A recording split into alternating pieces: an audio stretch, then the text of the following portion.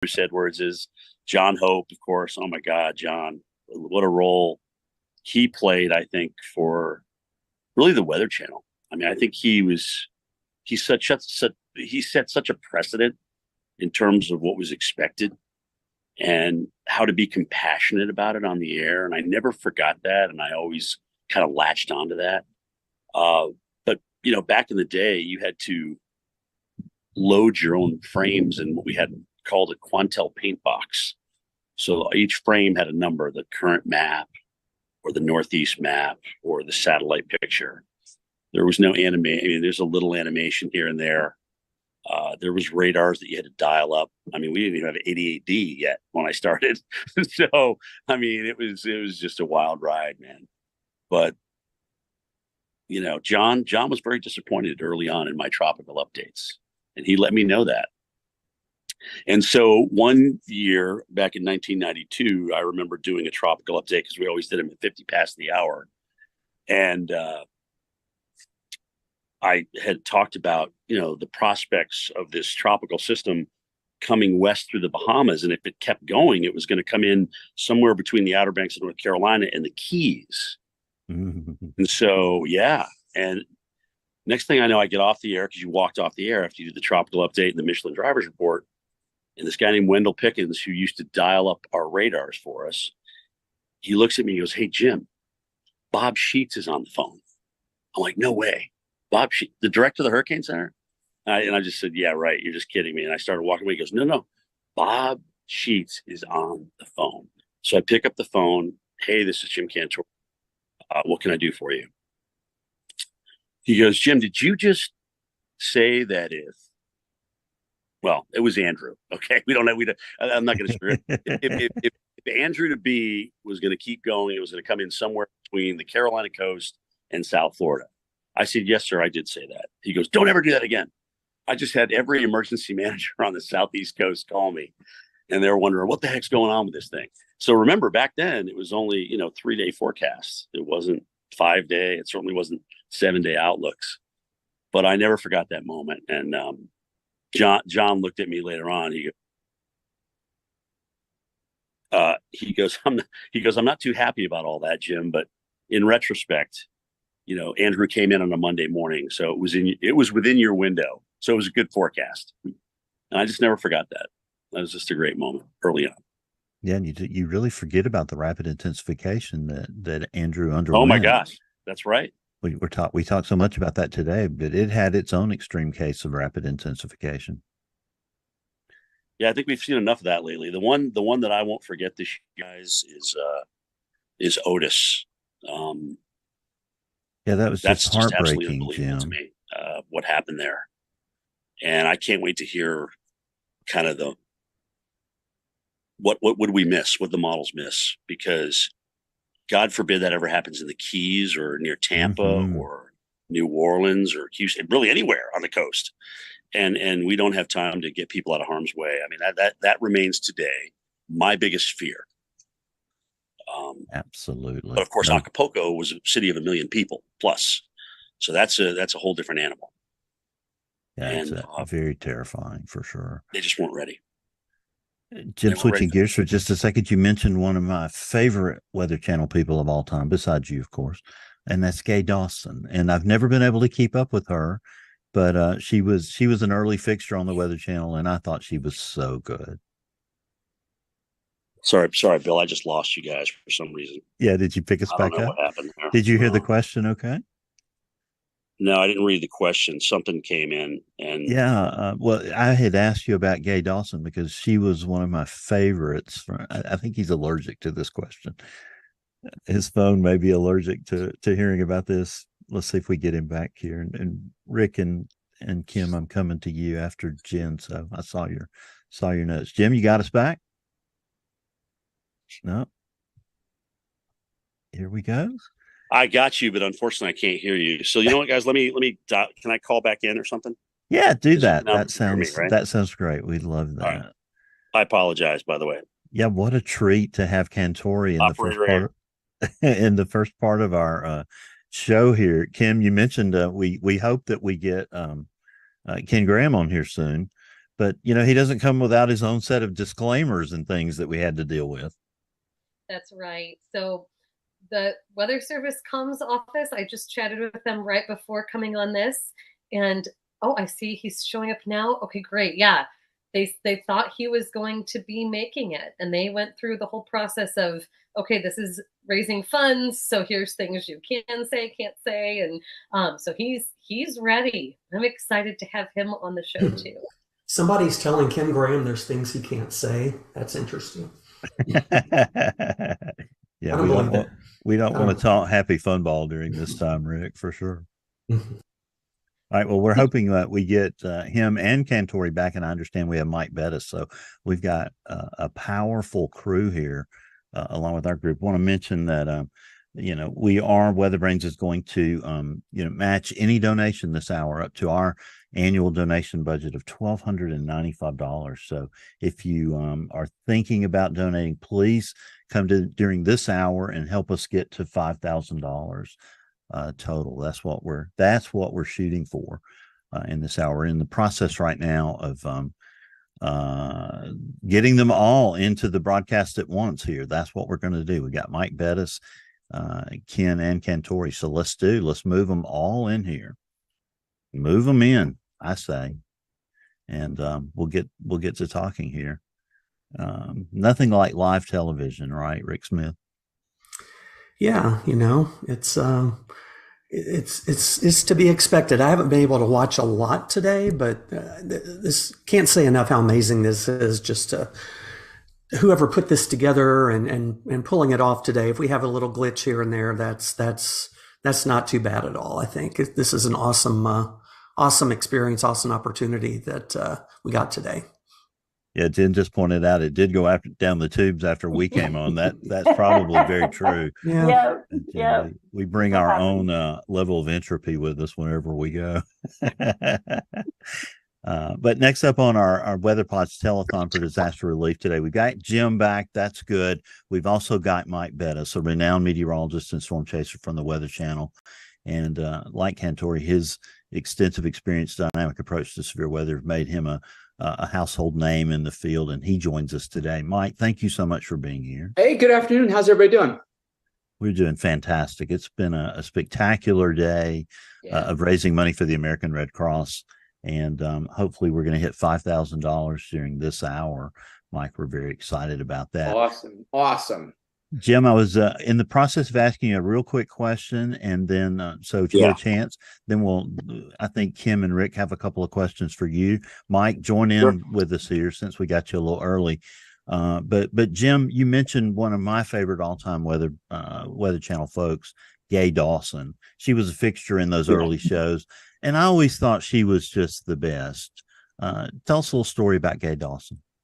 I mean, when I first met Gay, she's just sweet, Southern, humble, always very professional and classy, and that's how she came across on the air too. So it was one of those what you see, what you get, and I think that's one of the cool things about really all of our staff, and Mike can probably attest to this too. Is like everybody is who they are. There's really no difference from the person who you see on the air than really the person behind the scenes.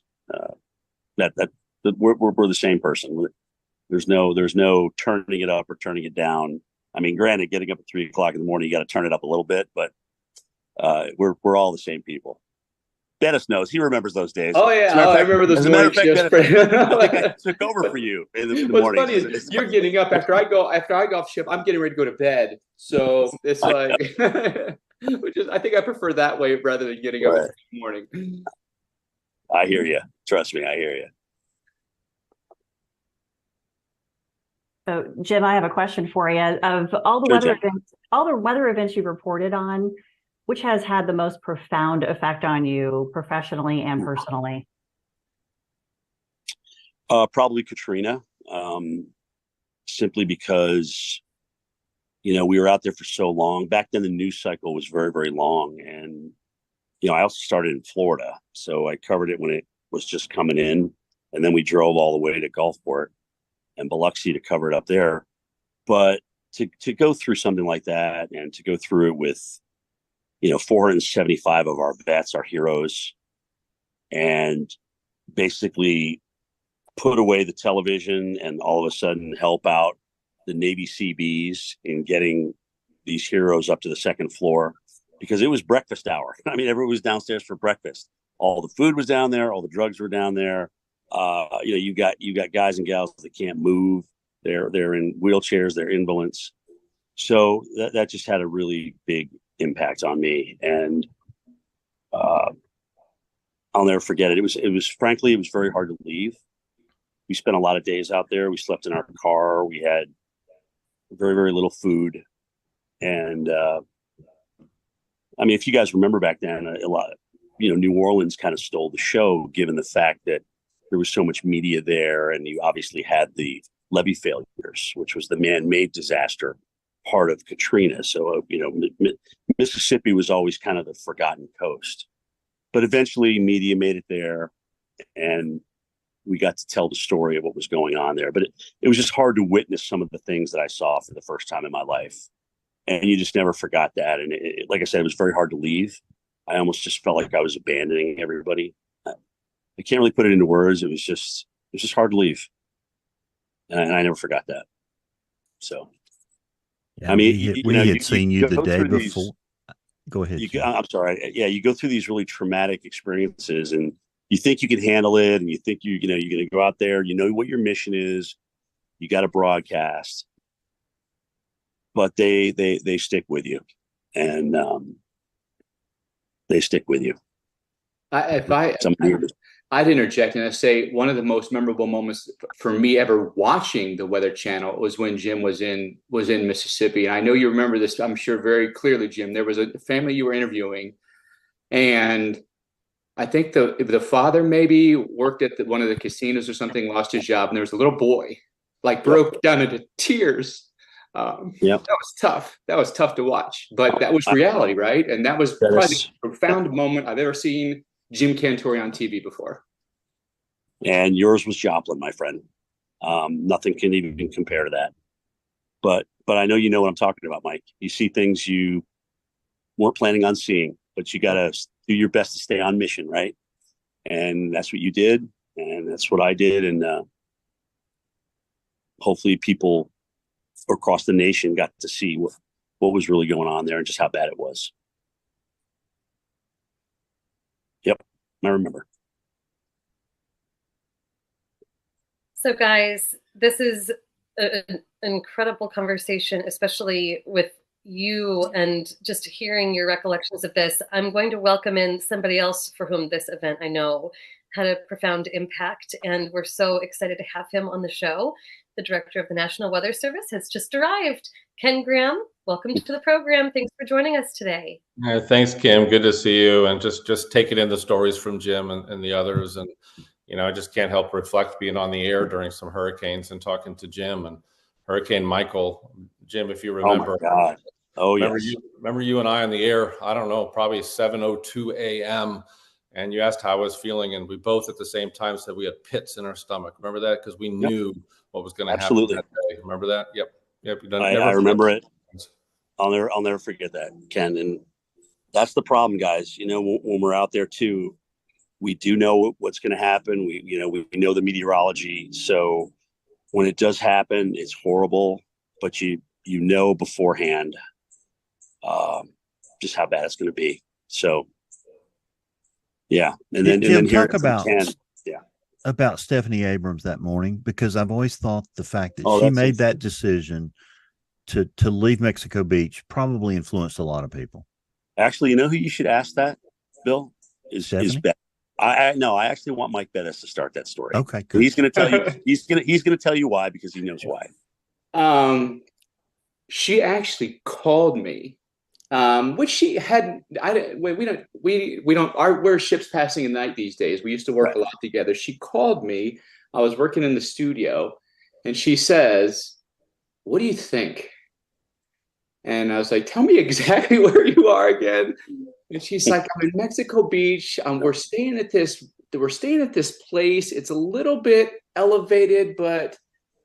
And I was like, "Oh, Steph, that gives me a really uneasy feeling. Like, I know you've been doing this for a long time, and I know that if you're questioning it, like you're calling and asking what I think, then it probably tells you everything you need to know. And I remember saying, I don't think it's worth it. I think you have to leave. And I don't think I've ever said that to anybody before. I think Jim and I talked a little bit briefly via text when he was in Cedar Key, earlier this summer. I was making sure he had a place to stay. He reassured me he was staying someplace safe. But when it was Steph, and I was like, I don't know if you'll ever get out of there. Like, if you get stuck, like, no one's coming for you.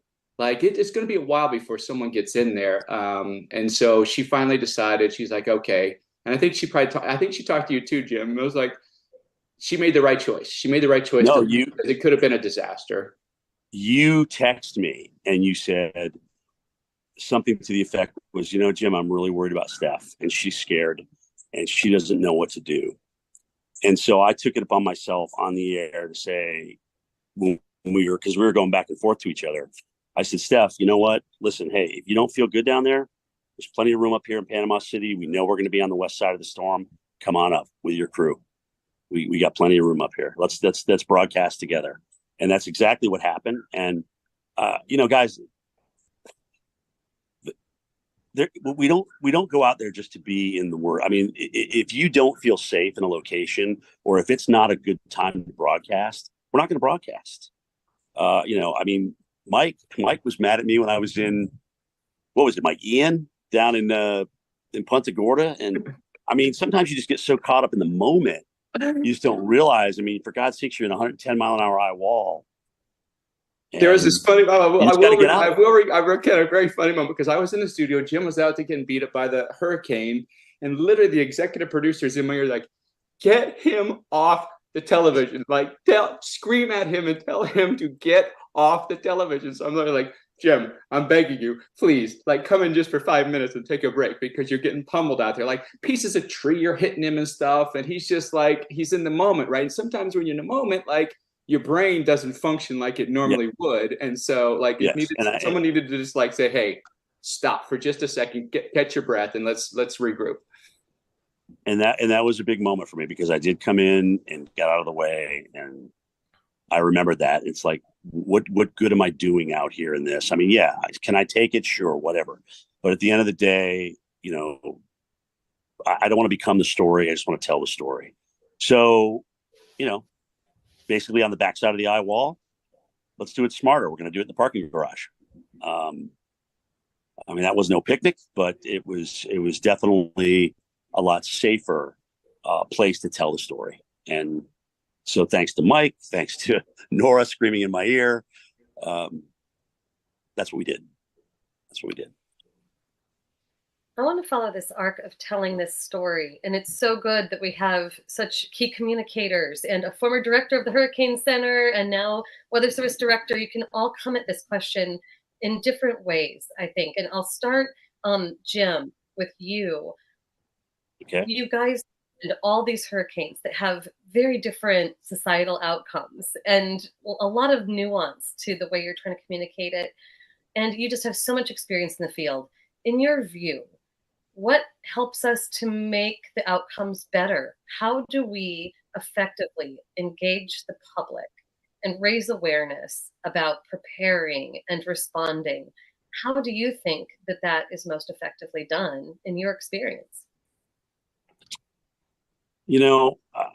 I think one of the best things that we've ever done from a network standpoint is the first one I saw of it, and several of the OCMs have done on the Weather Channel, is show the storm surge animation in IMR, where Greg Postel was the guy I'm referencing, and he's standing, talking about how the water comes up, and all of a sudden, it's a single story home, and it's at the top of the roof line. And as a matter of fact, Ken, you remember that, because you even said to me, Cantore, that was the best thing to do for storm surge that I've ever seen. So, and I agree. I mean, that kind of image. Here's what your house will look like if you stay. Here's what it may look like. Think about that. Think about where are you going to go? You're going to sit on your roof. You're going to be in your attic. You got an axe. You got a chainsaw. Whatever it is, those kind of images, I think, And that kind of technology that we have at our hands today, Kim, is really great for what we are trying to do and get people out of harm's way. It's not going to get everybody out, okay, but it's going to definitely help. And I think that really helped. Absolutely. And Mike and Ken, would love your thoughts on this too. What do you think being really effective for helping to inspire action? I would say, you know, the storm surge thing is, I think, is really important. And the thing that we've done, at least broadcast wise, in the last couple of years, is we've put these unmanned cameras on telephone poles, power poles, whatever it may be, and it literally in real time will show you the storm coming in. And that was very effective, I think, during Hurricane Ian. Did it during Hurricane Adair, you know, this summer as well. But Hurricane Ian in Fort Myers Beach, and you could just see the storm surge coming up and up and up, and literally going through buildings. Stuff is flowing down the street. And I think when people see that, they're like, oh man, like literally the ocean is in Fort Myers Beach right now, and stuff is being churned up, you know, like a snowblower. And I think those kind of very poignant images that are happening in real time, I think anymore, because YouTube, whatever, we've been inundated over the last 10 or 15 years by a million tornado videos or extreme weather, right? Like it really takes something to get people's attention, right? I think these live storm surge cameras really do a good job at pointing out the dangers of storm surge in particular. So I think that's one thing that's been very effective for us broadcast wise to show, to get people's awareness up and the understanding of what storm surge is. Yeah, Kim, can you hear me okay?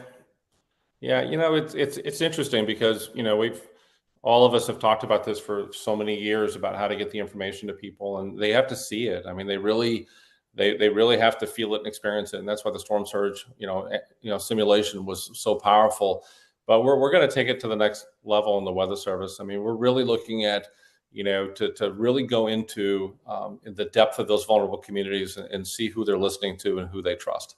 So we're experimenting with a few things, like up in Alaska with the University of Alaska Fairbanks, where we're going to be training local people to be meteorologists and hydrologists and scientists, and actually give them the equipment they need. And they're going to be in those communities that already trust them. We're going to try it in several different tribal locations as well, and get members of those communities trained and in those communities where they're trusted.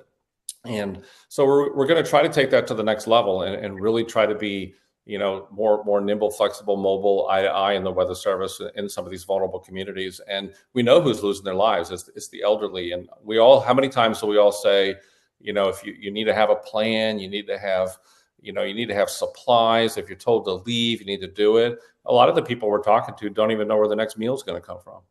So we have to really start thinking about who's actually losing their lives in these storms, and thinking about how to really reach them more than ever in the communities. We're talking about revamping our whole ambassador program, the No Ambassador program with the Weather Service. You know, you have Storm Ready. How do we really activate ambassadors in those communities? How do we activate churches? There's incredible amount of people that only will listen to their priest or their pastor or whatever it may be, and how do we get them trained as a big amplifier of the message? So we're working really hard to really revamp our outreach program to really start getting into these vulnerable communities. That's great information, Ken. Appreciate that. Jim, I know you can't, I wish you could stay here with us all afternoon, but I think you've got to go here. I did want to catch you though. I mean, this is a telethon for the American Red Cross, and we've crossed paths. I've crossed paths with Mike out in the field after disasters, and we see the Red Cross out there. I mean, talk about how important the role of the Red Cross is. Organizations like the Red Cross, Salvation Army, others, how important are they in the disaster response from what you've seen out in the field? It's like, okay, somebody's here to help us. You know, you guys know, you go through the disaster. There's the shock of it the day after. There starts to be cleanup, you know, roads are starting to get cleared out by day 2. And then day 3, here comes the humanitarian effort. And the Red Cross, the Salvation Army, church groups, even people from outside that are watching this happening and go down, you know, a lot of them on our air are coming in, which we try not to have people do, because there's got to be some kind of organization to it. But you see that humanitarian effort come in, especially by day 3, and knowing where the Red Cross is, where they're setting up shop, where the Salvation Army is, where they're setting up shop. All these groups, it's just absolutely huge. So they're an integral part of what we do, and we are happy to be side by side with them, going through the storm and going through the mission. So, we're always on air with them to lend a hand. We're always talking to them. Jim, we're just so thrilled that you joined us today. You've really added to our hour. We thank you. We thank Phil Johnson for getting you on here. Anything else you want to add before you go and attend to your guests? Yeah. What did you say? You said you would match any donation during the hour? That's right. Weatherbrains is going to match any donation during the hour up to our total annual budget of $1,295. Well, put me down for 500, Bill. How's that? My goodness. That's great, right, Jim. Thank you so much. My pleasure. Make sure that congratulations to you on your fabulous career, and thank you for being an integral part of almost every American's household. Always. Wouldn't change a thing. Come back, see us sometime soon. Seriously, it really is an honor to do what I do. Yeah, I'm very proud to wake up every day. So that's awesome. Well, thank you, Jim. Stick around if you can, but we'd love to. But go take care of your guests if you need to. Thanks, buddy. I do. So thanks, everybody. Bye. All right. Good luck. Ken Graham, you've been in your role now for 18 months. A lot of people were really excited when you came into this role. Share some insights on the challenges and achievements that you think you've experienced so far in this role, and how do you see those experiences shaping the future of the National Weather Service? We've talked about it before on the show, and it's just really, we've got to change. We have to transform our agency, and we just had an incredible week with all our leadership that came into town here in Silver Spring, Maryland, where we talked about how to be able to do that. You think about, I already mentioned, how we're going to get in these vulnerable communities. We need to do things differently. We've been so plugged into the wall, so to speak, at our offices, which limits where we can go. So we've got some big decisions we're really looking at going forward in the Weather Service, and they're coming. And I think we actually have some of the earliest look at what our next operations model could be. And the first peak of it is looking at really being eye to eye in some of these emergency operations centers. They need our help more than ever. I mean, they're getting bombarded with so much information left and right. They don't know which way's up, and it makes it really tough to make some of these decisions. So if you're an elected official or emergency manager, you really need us eye to eye there to help with those decisions. If we could give another 6 hours on a timeline, 12 hours. I had a conversation with the state of California just a couple of weeks ago with the International Association of Emergency Managers, and they said 12 hours on a timeline, even 6 is an eternity for them. So we have to be able to be there in those emergency operations centers, helping with these decisions, and we're doing it. I mean, we've got the early look at an operations model, which is absolutely amazing. We're really trying to look at some. And Rick, there's a lot of culture in our agency that we're really holding on to the way we've done things in the past. And Bill, we have a 40-year-old operations model in the National Weather Service, and we're looking at how to do it differently, how to be more mobile, being able to deploy into emergency operations centers. And think of this for a second; it's amazing. We've already hired the first meteorologist to be in the White House. We don't need misinformation there. We really need the real scoop getting to the president. We're hiring California, Texas, New York City, and the state of Virginia, getting our folks into those operations centers to be able to get the information right to the decision makers. We've got to do that because it speeds things up. That's how you save lives and you go forward. I did want to say, Kim, this. We've got to build a better business case for the National Weather Service. It's interesting. We're the biggest bargain in government. I don't know if you knew that, Bill. We're $4 per American per year. That's what it takes to run the National Weather Service. And we bring back trillions into the GNP of this country. So we are absolutely looking at trying to make a business case for when, not just us every day and the forecasts and the warnings and space weather, tsunamis, tornadoes, hurricanes. We've talked here, flooding, you name it, fires. I mean, all of that is increasing in frequency and increasing in strength. So we've got to be able to to really rethink how we do business. So it's challenging. It's not just equipment, it's not just technology, but it's also culture change. So we're tackling it head on, Bill. We're going to transform this agency, and we're well underway. I've always said that it is definitely the best bargain in the federal budget for sure. Rick Smith, you've got a question for Mike. Yeah, just Mike, just kind of thinking, we're going to go back and forth here, but I mean, you've had a long career in meteorology and television, lots of experience storm chasing. Talk about what's been the most defining moment in that for you, whether you're out chasing, reporting in the field, or whatever. What's been the most defining moment, and how's that influenced or changed your approach to reporting on severe weather?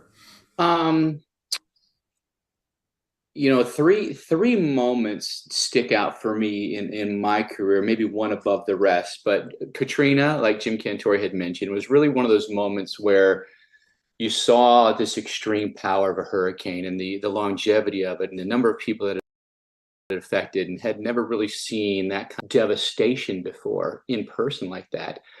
And that really struck me when it came to covering hurricanes. I categorize things, right? I think about severe season, and I think about tornadoes, I think about hurricanes, I think about winter weather. That's kind of how I categorize things in my mind.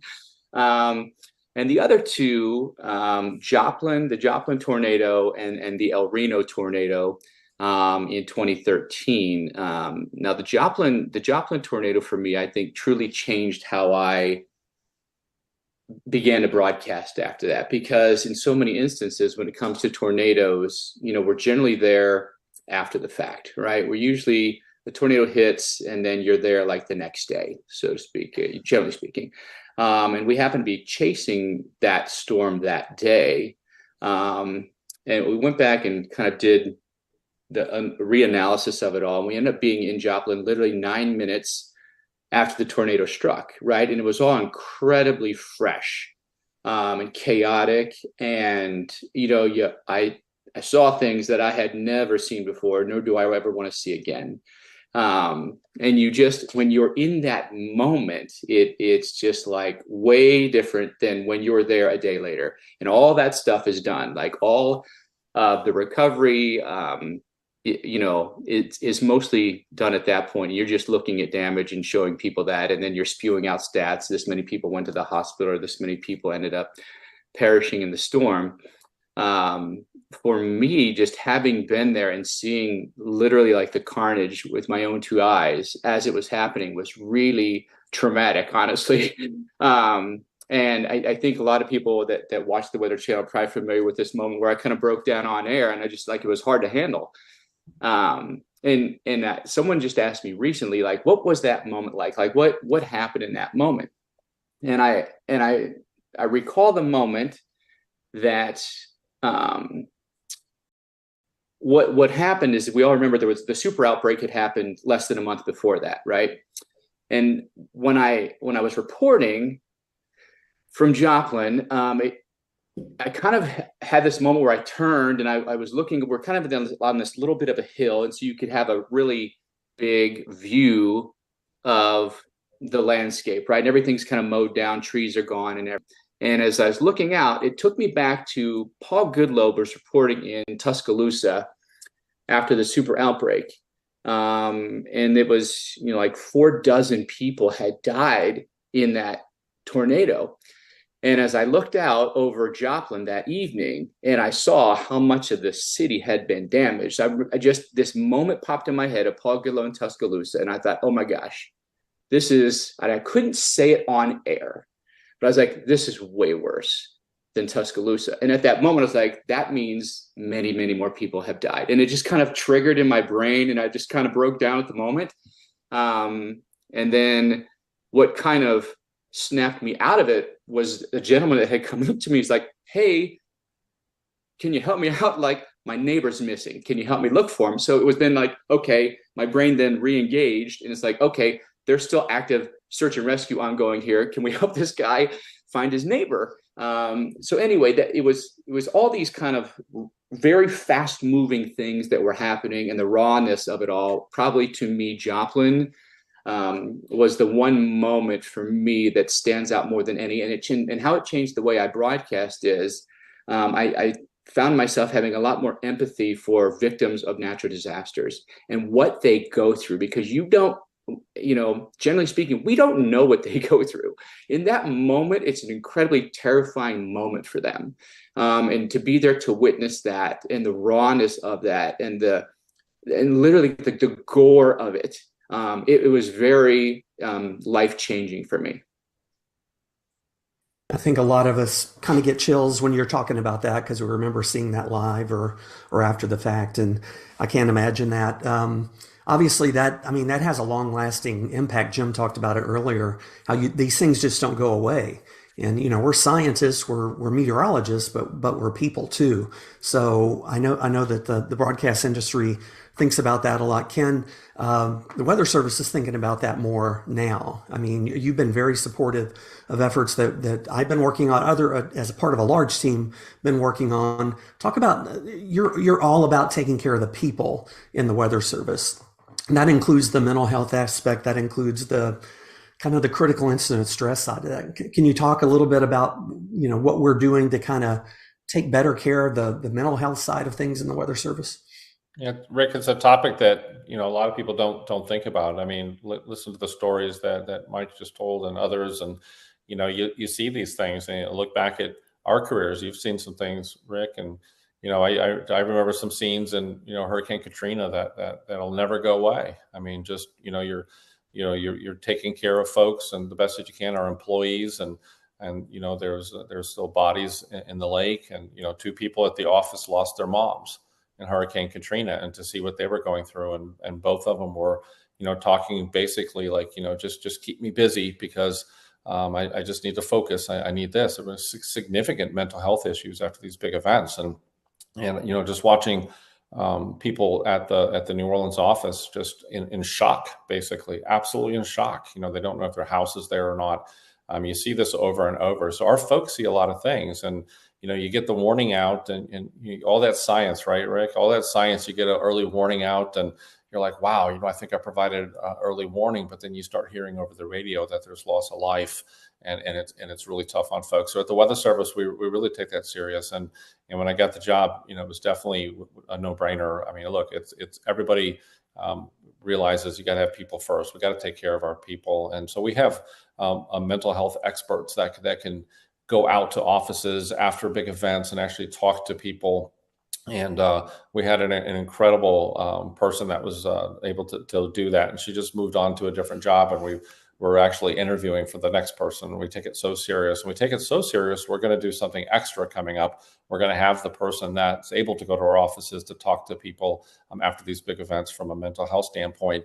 But we're actually going to do more than that. We're actually got a contract that we're doing to actually have a significant, almost like a strike team of mental health experts that can go out to offices after these big events, Rick, because people need it. It's tough on folks. They lose their loved ones. They can lose their property, and just the stunning nature of going through that is significant. So we take it serious, and it's something that we have to talk about, because people don't think of the actual meteorologists themselves, whether you're on television, whether you're private sector in the Weather Service. You go through some pretty traumatic events, and you're going to be the next one. So we need to take care of ourselves in those big events.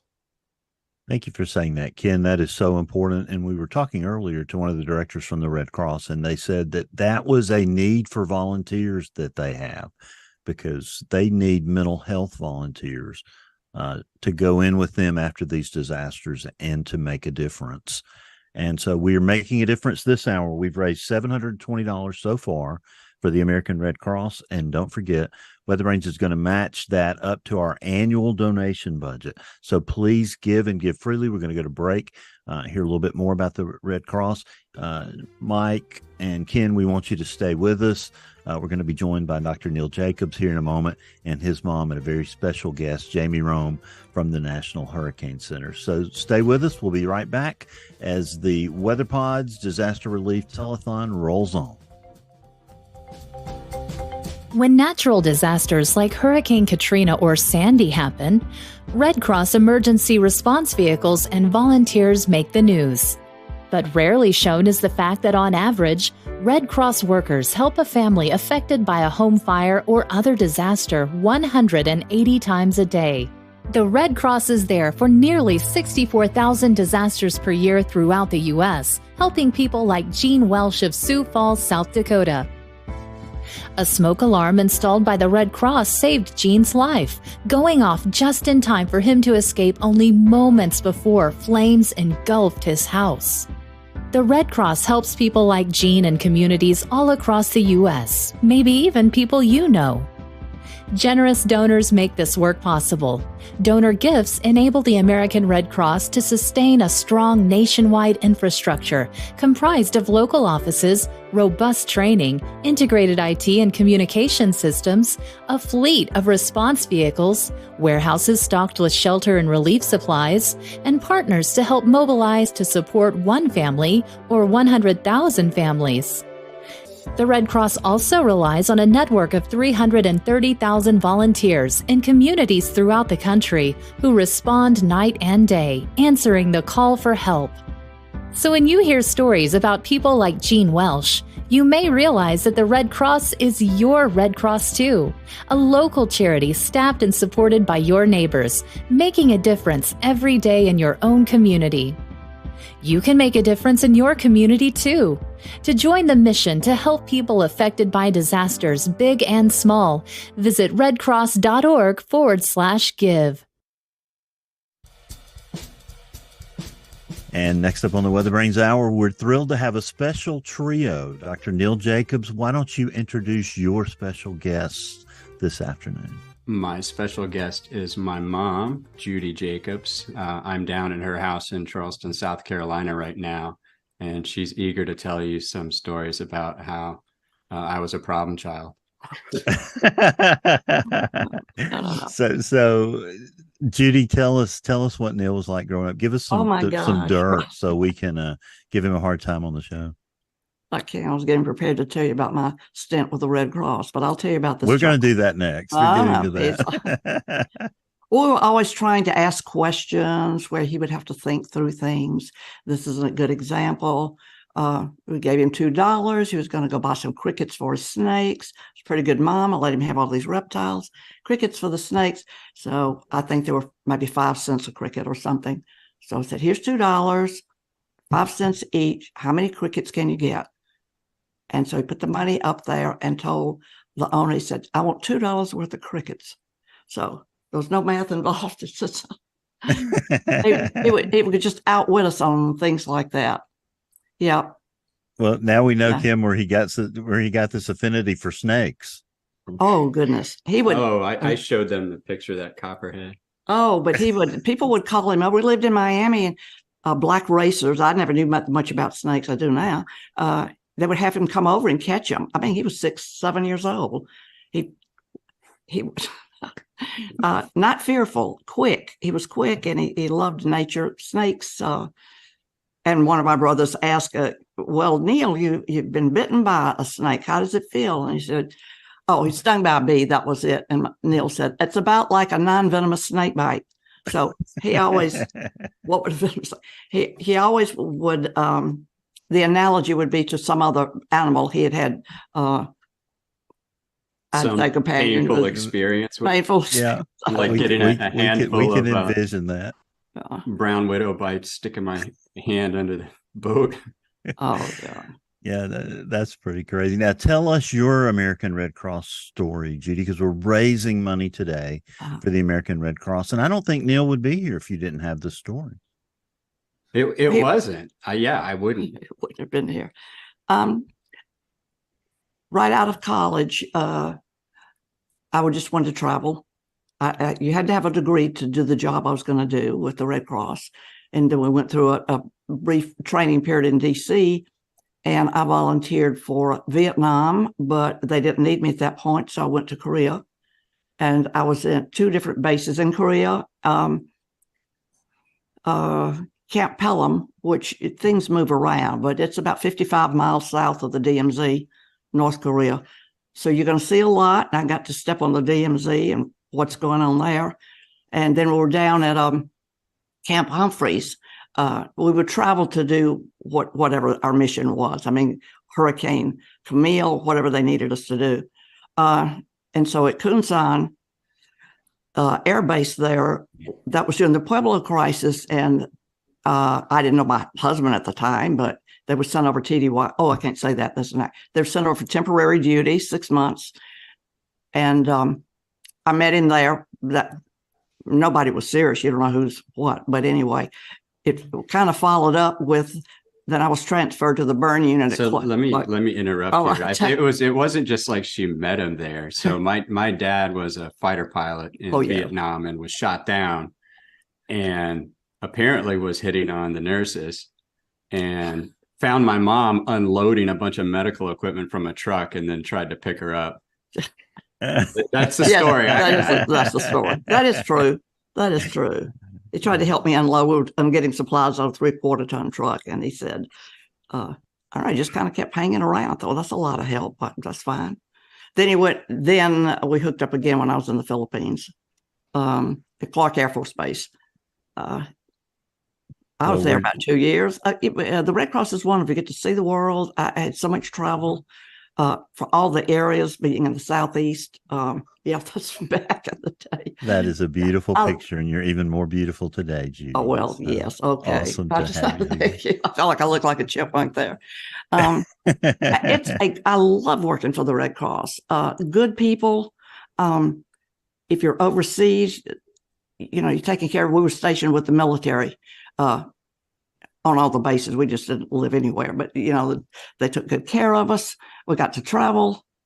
They need us at places, so to fly those C-130s. One time, the C-130 was getting shot at, and I remember that he was making circles because I had to hop to Vietnam. I was going to Cameron Bay, but out of those bases, I just saw most of Southeast Asia. It's just such an opportunity to do a good job, to meet good people, and to see the world. And I spent a lot of time with the local people too. It was just kind of an outreach program. I know in Korea, we had Koreans working for us, helping us do things, and they would want you to come to their home. We'd frequent the local stores and learn to speak Korean, and you just make lifelong friendships. It's just a wonderful job. And keep in mind, I was like 21, what an opportunity. Well, you look like that that wide-eyed idealist American of the 1960s in that picture. And we were just blown away when Dr. Jacobs shared it with us. Now, Dr. Jacobs, your experience isn't just limited to atmospheric sciences.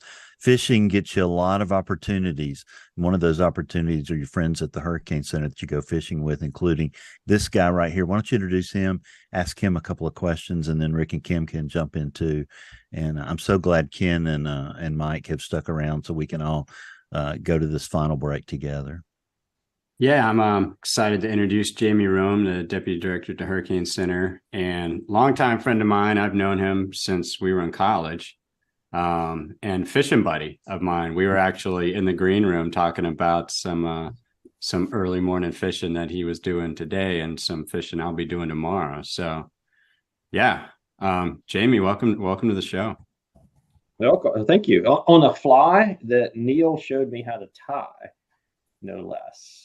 He showed me how to tie that fly for redfish. I don't think he expected me to use it for a peacock bass, but anyway, that's how it went down.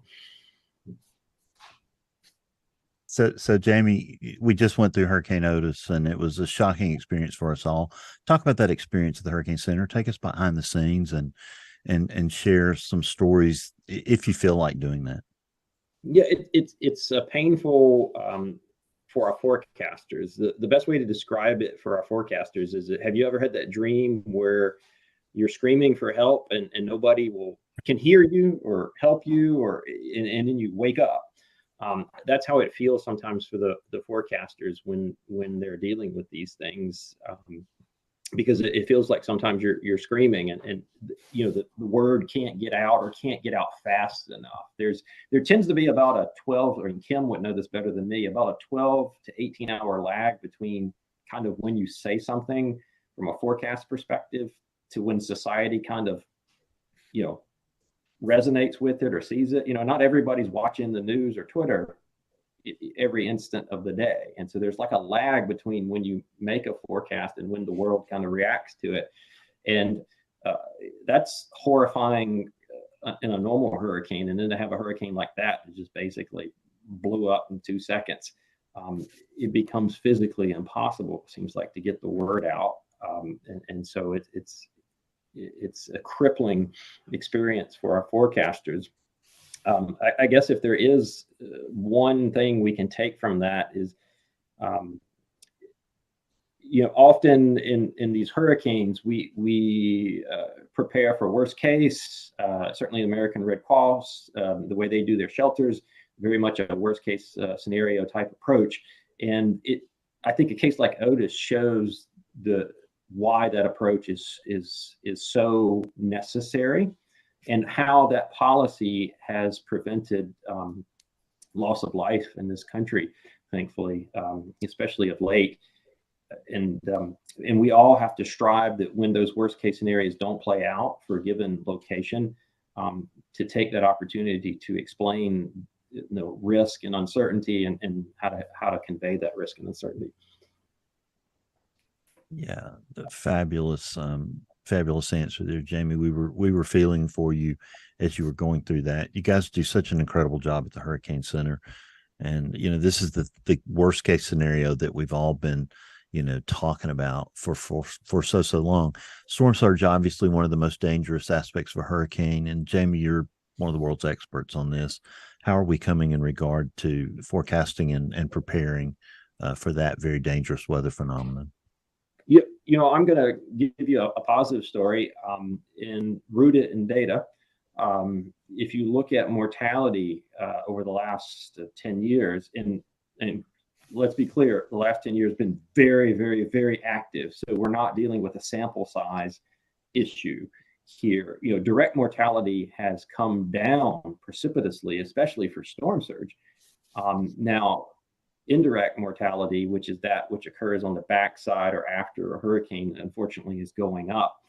But I think if we use mortality as our metric, we're doing a good job in storm surge. There's still room to do better. We need to get the lead times on some of our products and services out a little bit farther in time, or more lead time, especially to help these more densely populated areas like a Tampa or New Orleans or Houston, Galveston. They just need a bit more lead time in that regard. And we're endeavoring to do that. And then expansion of these products and services to old colonists. Now, historically, we've only had these storm surge services in the continental United States, Texas to Maine.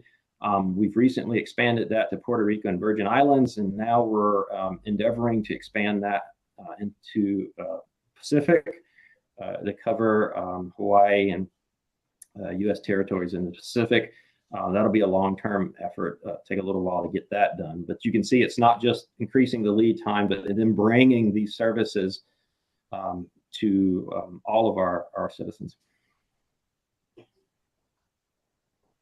I love this conversation about how we're trying to make the forecast really resonate in these events, and especially since we're talking about the Red Cross today. I think something that I'm wondering about is, in meteorology, do we play a role outside of just the forecast timeline? What can we be doing to help it with response, recovery, and maybe even helping, other phases of resilience where we're getting communities ready? I think, Ken, you mentioned this piece about having some partnerships installed. That's something Weather Service is thinking about. I think you can all have different views on this. And Judy, I would love to hear your thoughts on this. Having worked for the Red Cross, what role can meteorologists play in strengthening all of these pieces of the disaster life cycle? Do you all have connections with the Red Cross? Could they be in the loop on the more, a heads up on the weather? A little bit ahead of the Weather Channel kind of thing, so we know what's coming.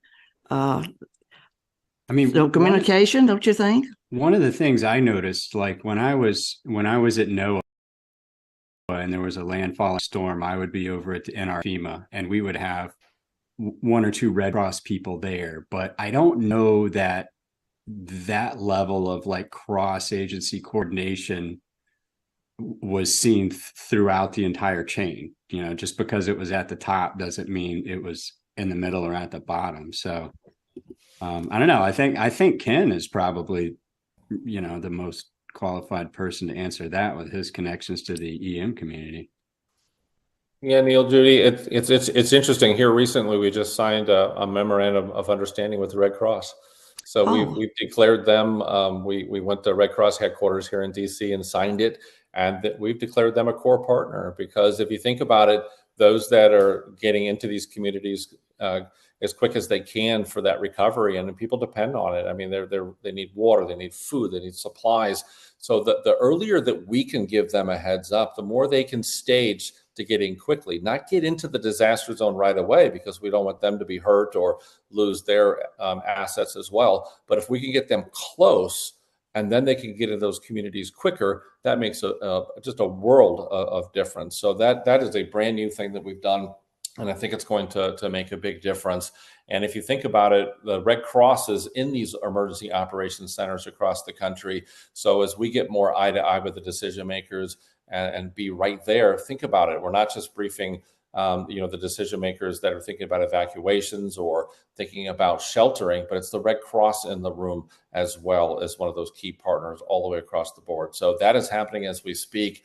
And we're just so proud of that relationship, because it is not just about during the storm. It's about getting ready for it ahead of time. It's getting people prepared for it during the storm, and that long recovery. Right when we're done with our thing, that's when folks are just beginning their recovery. And we have to be there for them, because it's not just one storm. During recovery, if you have repetitive storms, the next storm. And I remember after her, one of the things that I remember the most was how hot it was after that storm. And that takes a toll as well after these storms, the heat, as people have lost their homes. They're outside and they need so much. So we're proud of that relationship. So Ken, it's actually a really good question, because a lot of people don't know this about National Hurricane Center mission is we actually have statutory authority to do flood risk modeling. So not during a storm, like defining the risk ahead of time. And for those of you sort of that know these things, these are slosh moms and meows. The American Red Cross actually uses that risk modeling to determine which shelters to use and not use in an event. So it's sort of pre-baked, if you will, because to make these decisions in the heat of battle is really impossible. And to my knowledge, and hopefully somebody will fact check me if I'm wrong, I'm not aware of a staffed Red Cross shelter ever flooding with salt water during any of the events that I can remember. And why is that important? We're relying on volunteers. So imagine if we put volunteers in harm's way, that would obviously be not good. And then that shelter is not viable for the days after, like Ken was talking about. If we put our assets in a shelter that floods, then that shelter is not going to be a viable asset to take care of these heat-related issues on the back end after an event. Can I add? I'll add one more thing, Kim, because I think a lot of us think about the Red Cross as a recovery agency, right? But they have such a focus on safety. They do so many other things than recovery, right? And I remember speaking at an event in DC and talking with Gail McGovern at that event, and we were talking about when our vehicle was hit by the tornado in El Reno, and so many other vehicles were struck, and it happens at rush hour. And she said, how can we do something about that? She goes, let us fund some research. The Red Cross can do that. So let's talk about how we can keep people safe in their vehicles on the roads. Let's do some research together. And I thought to myself, is this what the Red Cross does? And she's like, no, but we're about to. And so she was very forward about it, right? She's like, we'll make it happen. Let's just do it, right? And so I think that's the mindset that they can be in. We're not just after us. We're not just during or after. We can be before as well. And so I found that to be very poignant. Well, Mike, thank you for sharing that. And Saturdays are extremely valuable to everyone. And for you guys to take time out of your Saturday to spend with us today in this effort is so appreciated. We just thank you so much. And I have really good news because we've raised $3,859. That's $1,214 in this hour. We're going to match that dollar for dollar. And that's going to put us over 5,000, Yes. I think, won't it? Or it'll be really, really close. We'll have an update on that in just a minute. But Mike Bettis, thank you so much. Thank Jim for us. Jamie, thank you for joining us. The Jacobs, good to see you, Neil, and so neat to see your mom, especially after that incredible picture you shared with us. And Ken Graham, thank you for the incredible work you're doing at the Weather Service. We watch every move you make, and you amaze us. And I know Jen had a great question. She wanted to ask you if you want to stick around into the next hour for just a minute, Ken. Maybe she'll get a chance to do that. But otherwise, we're going to roll another PSA for the Red Cross and circle back around for our next great hour of the Weather Pod's Disaster Relief Telethon.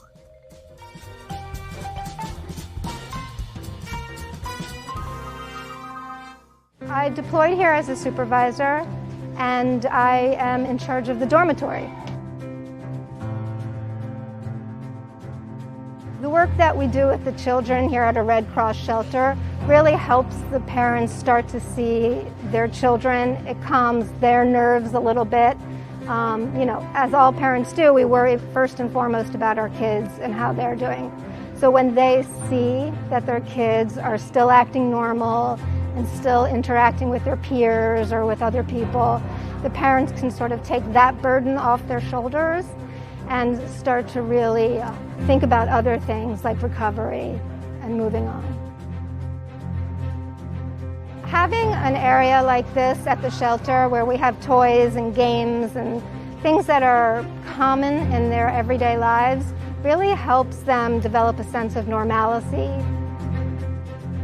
I volunteer for the Red Cross because, quite honestly, it feeds my soul to know that there are people who are suffering these traumatic events, these major natural disasters, whose lives have been upended, to know that I can come in and offer them some comfort, that I can bring my expertise in sheltering to them so that I can start their healing process, really drives me.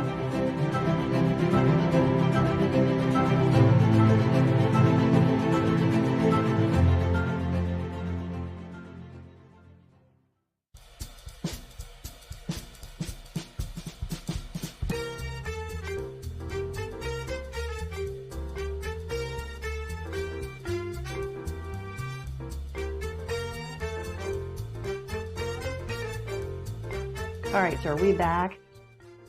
I guess I wanted to not let Ken go quite yet. I do have a question for you. I want to talk about your surprise visits. You've been known to stop by a National Weather Service office and you just show up unexpectedly. So talk a little bit about a couple of those visits and how the staff's responded.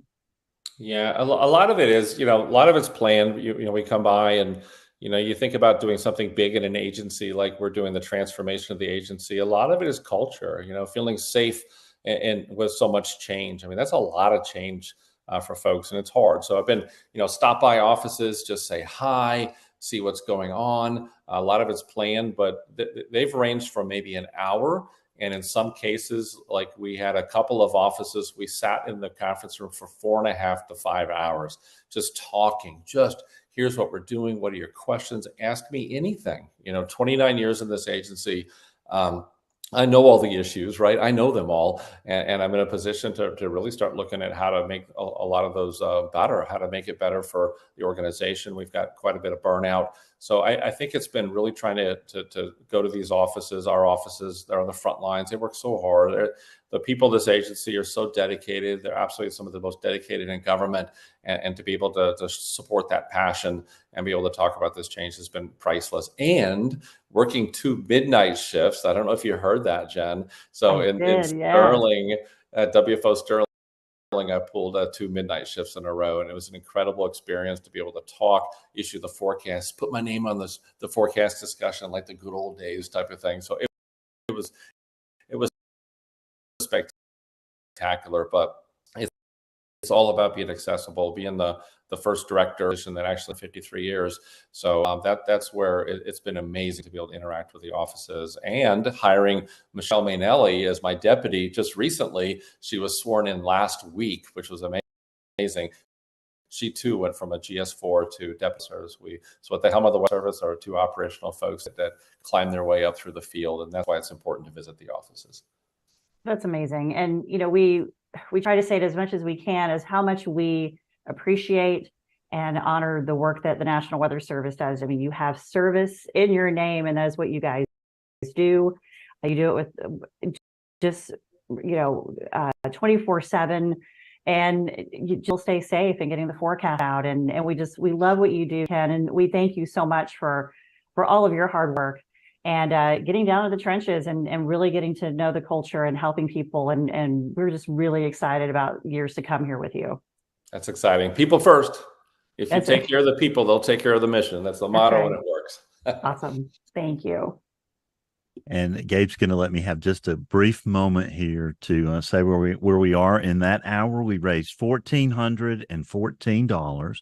WeatherBrains will match $1,295 of that for a total of $2,709. We're now at $5,154. Thank you so much, everyone who donated during that time and during the State of Day. Your gifts are making a difference. And now we will get out of the way, Gabe, and let you have your fabulous hour. But thanks to Ken Graham for sticking around with us. Jen, thank you for being here. And take it away, Gabe.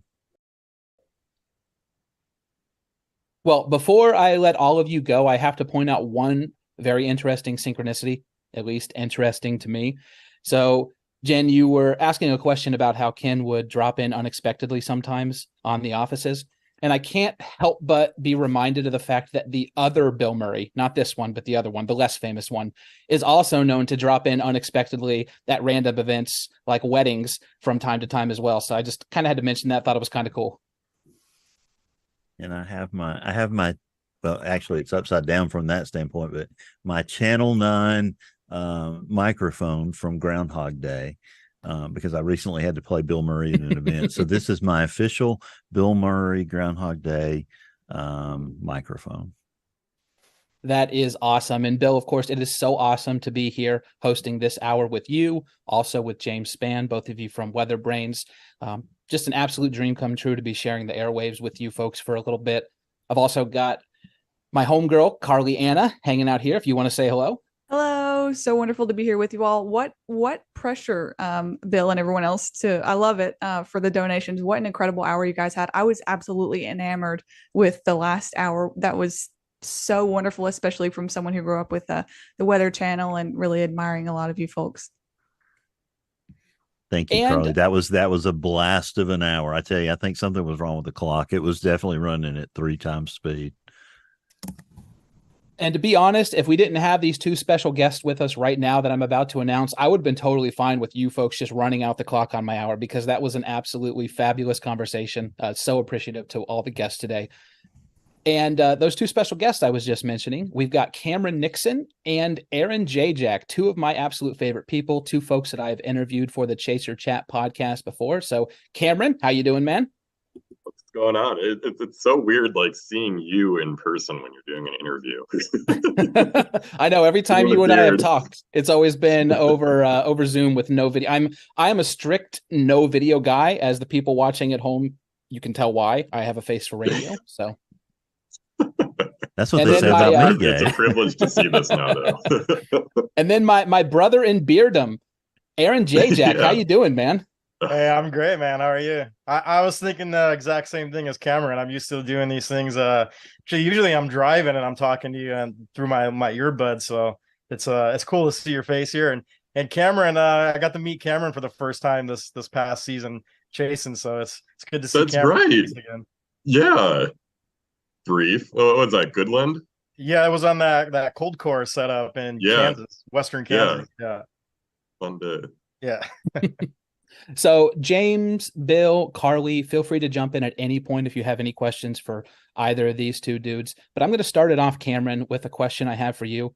Obviously, this is a disaster relief event that we are holding right now, but it is said that an ounce of prevention is worth a pound of cure. And I know that a lot of the work that you do in particular is actually helping people to plan for severe weather, whether it's your hail research. I think one of the things you brought up when I've talked to you before is about how hail is one of the costliest, if I remember correctly, the costliest type of natural disasters that occur that people really need to be able to plan for. And then also, of course, for storm chasers with your research into things like deviant tornado motion and the F word effect that I'm not even going to try to pronounce, Fujiwara, something like that. You've done a lot of great work. You've done a lot of great work educating storm chasers so that they can stay safe out in the field. So if you'd just like to talk about some of the work that you've been doing the last few years and how it motivates you to help people stay safe and also to protect their property. Sure. Yeah, I guess what I've been doing lately, it is a lot of hail. I've currently shifted to cell interactions, so that'll be fun. But I guess just on a more broad scale, I really love being kind of a messenger between both the research, the academic, the forecasting, and then the chaser kind of quadrilateral, I guess, if you will. And I just like being kind of a go-to person for new ideas between them. I think it's just really important. A lot of us in academia can kind of forget that, like, storm chasers are incredibly important for this field. And like the intuitions they get, the footage they document, all of these things are just really important for understanding what's going on. And I'm actually okay, yeah, no one was moving for a minute. Can you still hear me? You're good on my end. Are we good? Mm-hmm. Okay, that was everything glitched for a minute. I'm sorry about that. Yeah, but I really so I guess in the end, a lot of my work revolves around helping people from all of these different communities in meteorology, and I really want to see, you know, the behavior of these storms be better predicted and better anticipated by chasers who are out there, and be able to kind of avoid them. I think the deviant tornado one is a really good example of kind of, it's a really niche interest, and you know, it's not going to happen every day. As a forecaster, right, you may only see that once in your career. As a chaser, maybe once or twice, and it's a rare but really impactful kind of event that I really want people to understand. Aaron, I want to talk to you a little bit about your chase season for 2023 because it was extremely active, and you, of course, were there to document the Didsbury tornado, which I believe is one of the most significant tornadoes to actually occur in, if not Canada, then definitely Alberta in the last 20, 30 years. What was that like for you? Yeah, so it was it was the strongest tornado in Alberta since 1987, the F4 tornado that destroyed some buildings and killed some people in Edmonton area. And then I believe the last EF4 in Canada was around 2013, 2014 timeframe. So yeah, it was a significant tornado north of the 49th parallel. You know, we were very active down in the States, and you know, I chased down in the States this past spring as well. But I kind of I took a break and didn't chase for pretty much mid-May until the next time I was in the States chasing was August. I decided I was going to focus on Canada. There's plenty of boots on the ground in the States right now, plenty of chasers out there. So I was trying to spread myself out a little bit. And so, yeah, I targeted Alberta on July 1st. It was Canada Day here in Canada. You know, I'd seen days in advance that there was some severe weather coming to the Canadian Prairie, starting out west. You know, it's like the high plains out there. So it's like chasing Colorado, chasing Wyoming. And, you know, I knew that there was a chance for tornadoes, but I didn't know I was going to see it as a significant tornado as I did. But I headed out there the day before on the Friday. That was the day before Canada Day.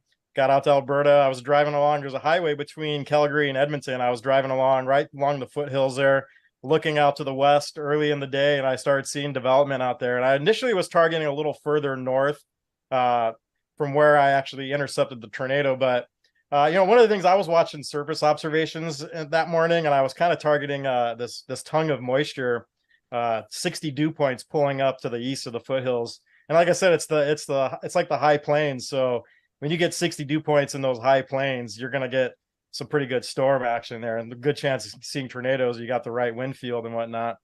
We had strong northeasterlies at the surface, feeding into a storm. I saw it start developing, and out of nowhere, it just blew up. and I was tracking it for a while, and it was actually, it had the look of. I even tweeted out that when the storm hadn't, wasn't producing a tornado yet or anything, but I tweeted out, like, I could just tell, looking at the storm, that this was going to be a strong storm. It was going to probably potentially produce a tornado. But it looked like it was struggling. It didn't have enough moisture. But I was texting my wife, Michelle. I was like, she follows along the chases with me, and I'm texting her kind of a play-by-play what's going on. I'm like, man, these 60 dew points are just to my east. As soon as this thing hits those 60 dews, I think it's going to go bonkers. And that's exactly what happened. It hit those 60 dews. Thing went nuts. Tornado on the ground for 30 minutes. And I tracked it the whole time I was there before it even was tornado warned. It was down the ground before it was tornado warned. I was tweeting it out. That's one of the things I'm out there trying to do, right, is be those eyes on the ground, being able to see what's happening at the surface, which radar can't necessarily see, and getting those warnings out early. And I followed that thing the entire lifespan, and I was waiting for the right moment to punch in right up close to the tornado. So one of the things I'm doing is I've got 360 cameras on my vehicle. I'm trying to capture 360 footage, and to get really good 360 footage, I mean, you got to get right up into the teeth of these things, right? But I wanted to wait until the right moment, because it's just intuition told me it was the right moment, and that's when actually, unfortunately, it destroyed 2 homes right as I got right up next to it. I was like 100 feet from the tornado. I even had to back up because it was starting to do deviant motion, and it was starting to turn to the left a little bit. As it at the same time, it was widening out and strengthening, and that's when I hit those 2 homes and started coming my way a little bit.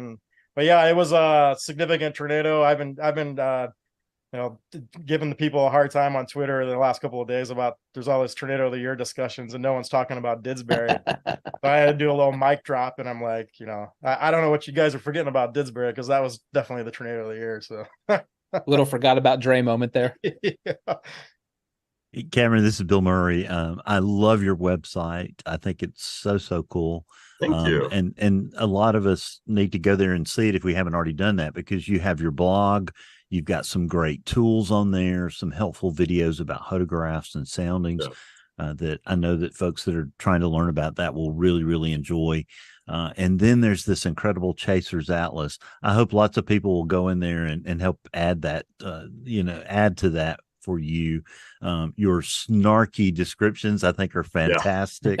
But I think that is just one of the coolest things on the internet. Appreciate it. Yeah, no, man, that's been 5-6 years since I made that. I do want to make something that's like open source. Like, I don't, that was such a work of art for me that, like, I don't want to share that because, people can just like start deleting it. But like, I want to make like an open source version where like people can like add like their favorite places or like, etc. Like, I think cool. I think that's outstanding, and I just wanted to compliment you on that. So that was my question, Gabe. It really was more of a comment. Going back to Aaron for just a moment, I know you chase hurricanes as well. If you could maybe share a little bit of the differences between what you see with disaster relief with hurricanes versus tornadoes. Yeah, with hurricanes, you seem to that disaster relief happens quicker, and it's a little bit more organized, and I think a better response than tornadoes. Hurricanes are in the news more. I think there's more people following hurricanes, even if they're not, in the hurricane. They either know someone that's there, or maybe they vacation there. But by far, hurricanes get a lot more media coverage than severe weather outbreaks do. But and this, I just chased Idalia in Florida in September or late August, I guess it was. And immediately following the hurricane, with the hurricanes, you got days in advance, it's coming, right? Generally, you got, and rare occasions like Otis, there wasn't much notice there, but for majority of hurricanes, there's a lot of lead time before the hurricane actually makes landfall. I know even the government agencies are preparing for disaster relief. But I actually met the mayor of I think it was Homestead, Florida. Him and the whole team, they were right there the next day with a big truck full of supplies and all kinds of help. So by far, hurricanes are a faster response. And I think it's largely because they're in the eye of the public and the media, and they affect more people, right? Tornadoes, they affect a small area compared to a hurricane. Most tornadoes don't hit anything. Hurricanes, on the other hand, lots of people are living along the coast. There's always an impact from hurricanes, and therefore it warrants that bigger, faster, better response. So, going back to Cameron here for a moment, you just became Dr. Hodo Daddy. At least I have that on good authority. And you just started working for the NWS over the summer, if I'm not mistaken, right? Yeah, the Storm Prediction Center, actually. The sun is really doing weird things with my face. You look lovely. No, you look lovely. there we go. No, So, but yeah, so I was just wondering, what kind of work could we expect from you in the future? Obviously, things like deviant tornado motion, how to predict large hail. That's the sort of stuff that we are all very interested in reading about. And, seems like the sky's the limit now that you've got all the credentials you need and you're at a place that's presumably going to give you the full weight of their resources for you to conduct research. Yeah, absolutely. It's so what I'm doing right now, I'm working for the Storm Prediction Center's Science Support Branch. I'm being funded by CIRO, which is a OU research group. So what my first real, I guess, project that I want to do there is help create a better sounding analog system. You know how if you look at a sounding you pluck on like the wrap or something on the bottom, you'll see like that May 3rd 99 analog show up. And a bunch of other like SIGTOR analogs. I want to make that better because we could use a lot of different model data, right? We could use like hourly model data. We could better match these analogs with like machine learning or more robust kind of techniques.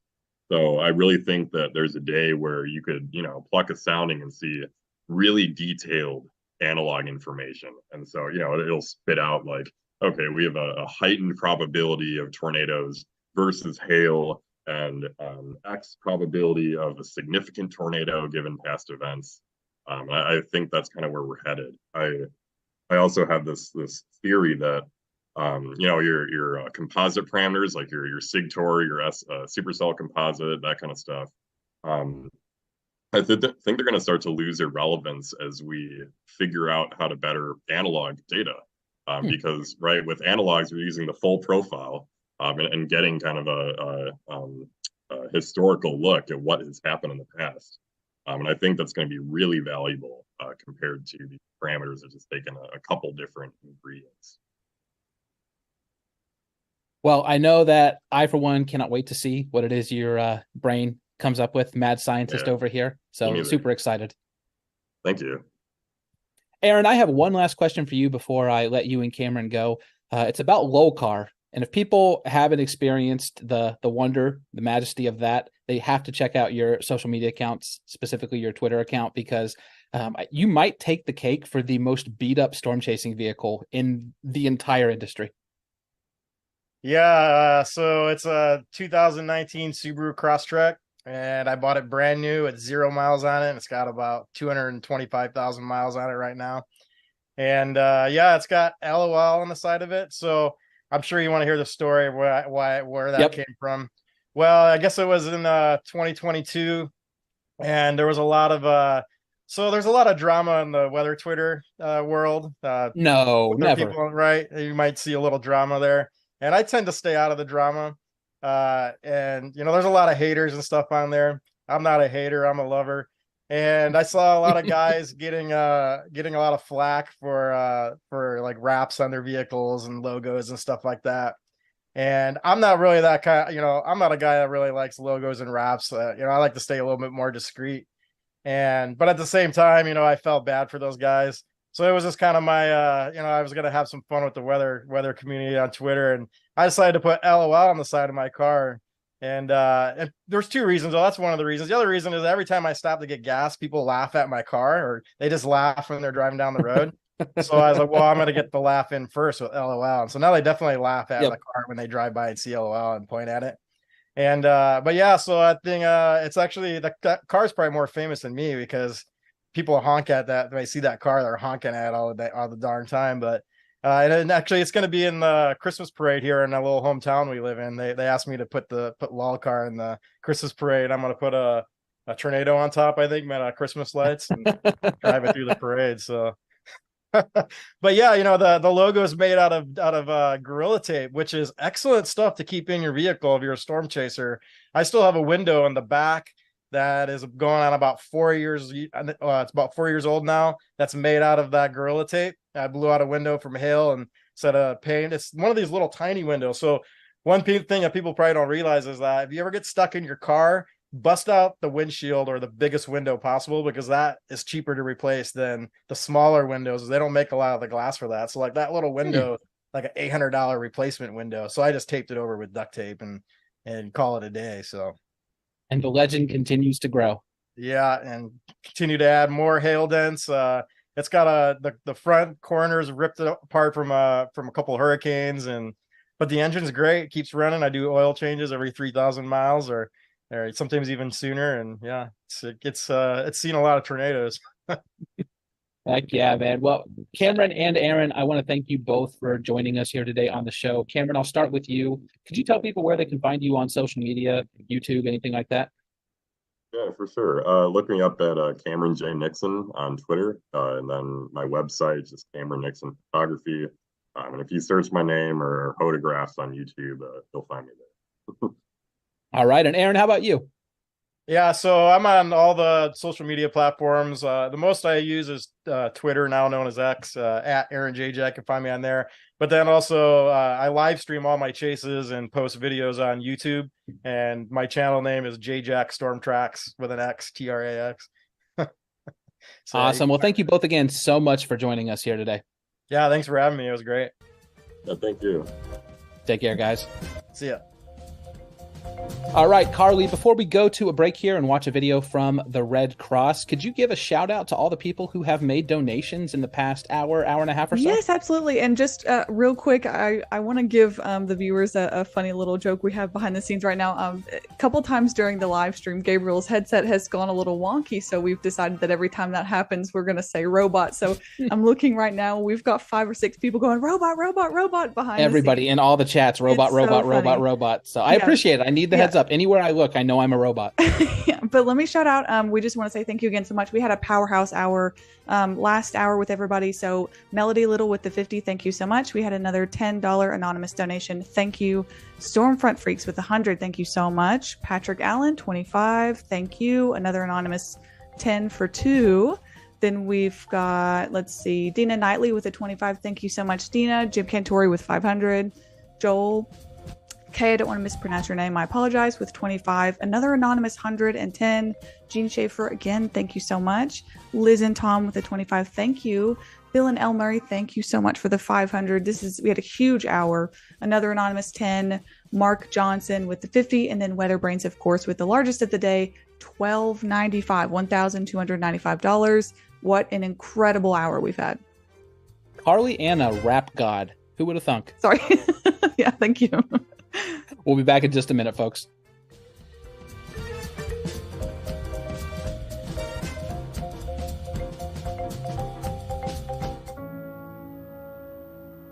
The tornado experience, I never want to go through it again. I live in Dawson Springs, Kentucky. I'm 6 months pregnant. Her name's gonna be Not Creelan. She's been through a tornado already and she doesn't even know it. A lot of people didn't know it was coming. There was a whole lot of wind. Everything started to shake really, really bad. Stuff was falling. My ears popped and it felt like I got hit in the chest. Like I couldn't breathe. It sounded like a train was outside the window. I went and hid in the closet. It was terrifying. I just heard a lot of screaming from the neighbors and I stepped outside and everything was everywhere. It just made me really sad. Just to see what used to be and now what it is. Yeah. People here need all the help and support they can get. We had to evacuate where we were staying, and the Red Cross has helped us tremendously. And they go out their way to make sure that a person's comfortable and have what they need. They're very sweet people. They feed us really good, so I'm very thankful. They make us feel home. I know it's not home, but that's how good they make me feel.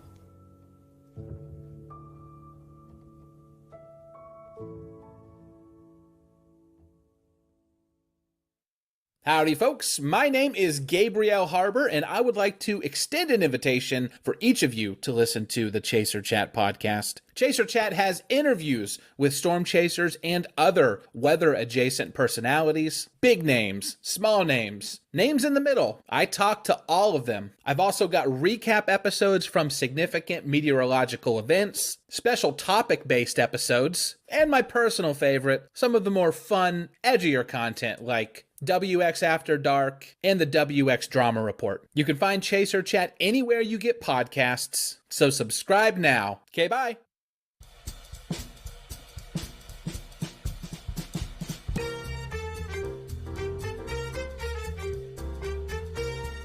We are back living the dream here with the WX Pods Telethon. I'm hanging out with Carly Anna and Bill Murray from Weather Brains.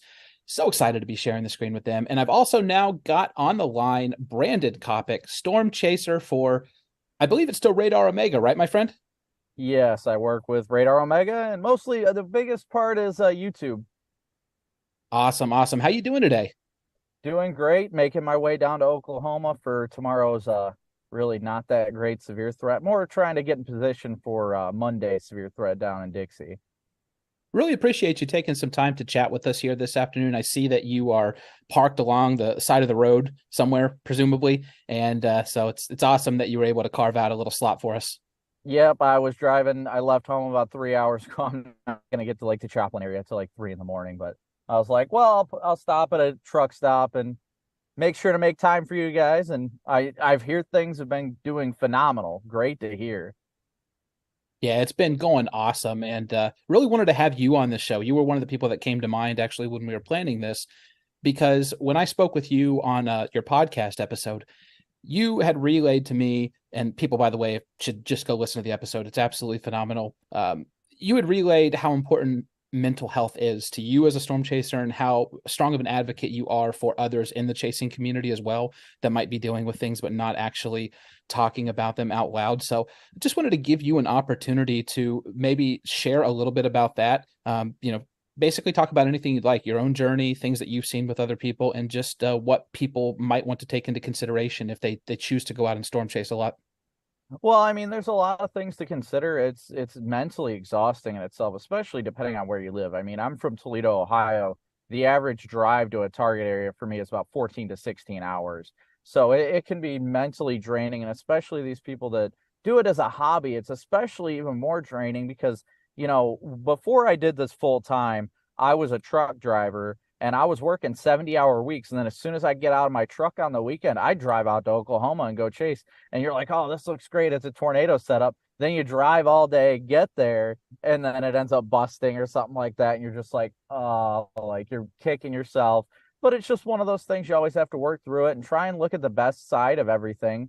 Just because an event doesn't pan out as well or anything like that as you forecast, it doesn't mean you can't have fun. A lot of things, not even just involving storm chasing, just in life is, if you really have a positive outlook and a happier perspective, just be grateful you have the opportunity to do it. Some people don't. And, that's a big thing for me. I've gone through a lot of mental health battles lately in the last 5 years, especially. I lost my dad. He took his life, and that caused a lot of PTSD. And I've seen some pretty traumatic things out in the field. But, you have to realize that you do this because you love it. And a lot of us out here do this because we love to help people. And that's a big thing. I have had instances where, you see people that don't make it, but I go out there every time. I will never claim I'm out here to save lives. I'm out here because I'm passionate about it. I want to help and I want to save lives and keep people informed, but I'm out there to do my best and have fun with it. And I also do it for my family because everybody's got their my fiance Valerie. I've got a 3-week-old now, Cameron, and my 4-year-old Cooper. And the way I see it is if, a tornado or flood or something impacts somebody's home, that's somebody else's Valerie, Cooper, or Cameron. And I'd want to be there for them like I'd want to be there for my family if that happened to me.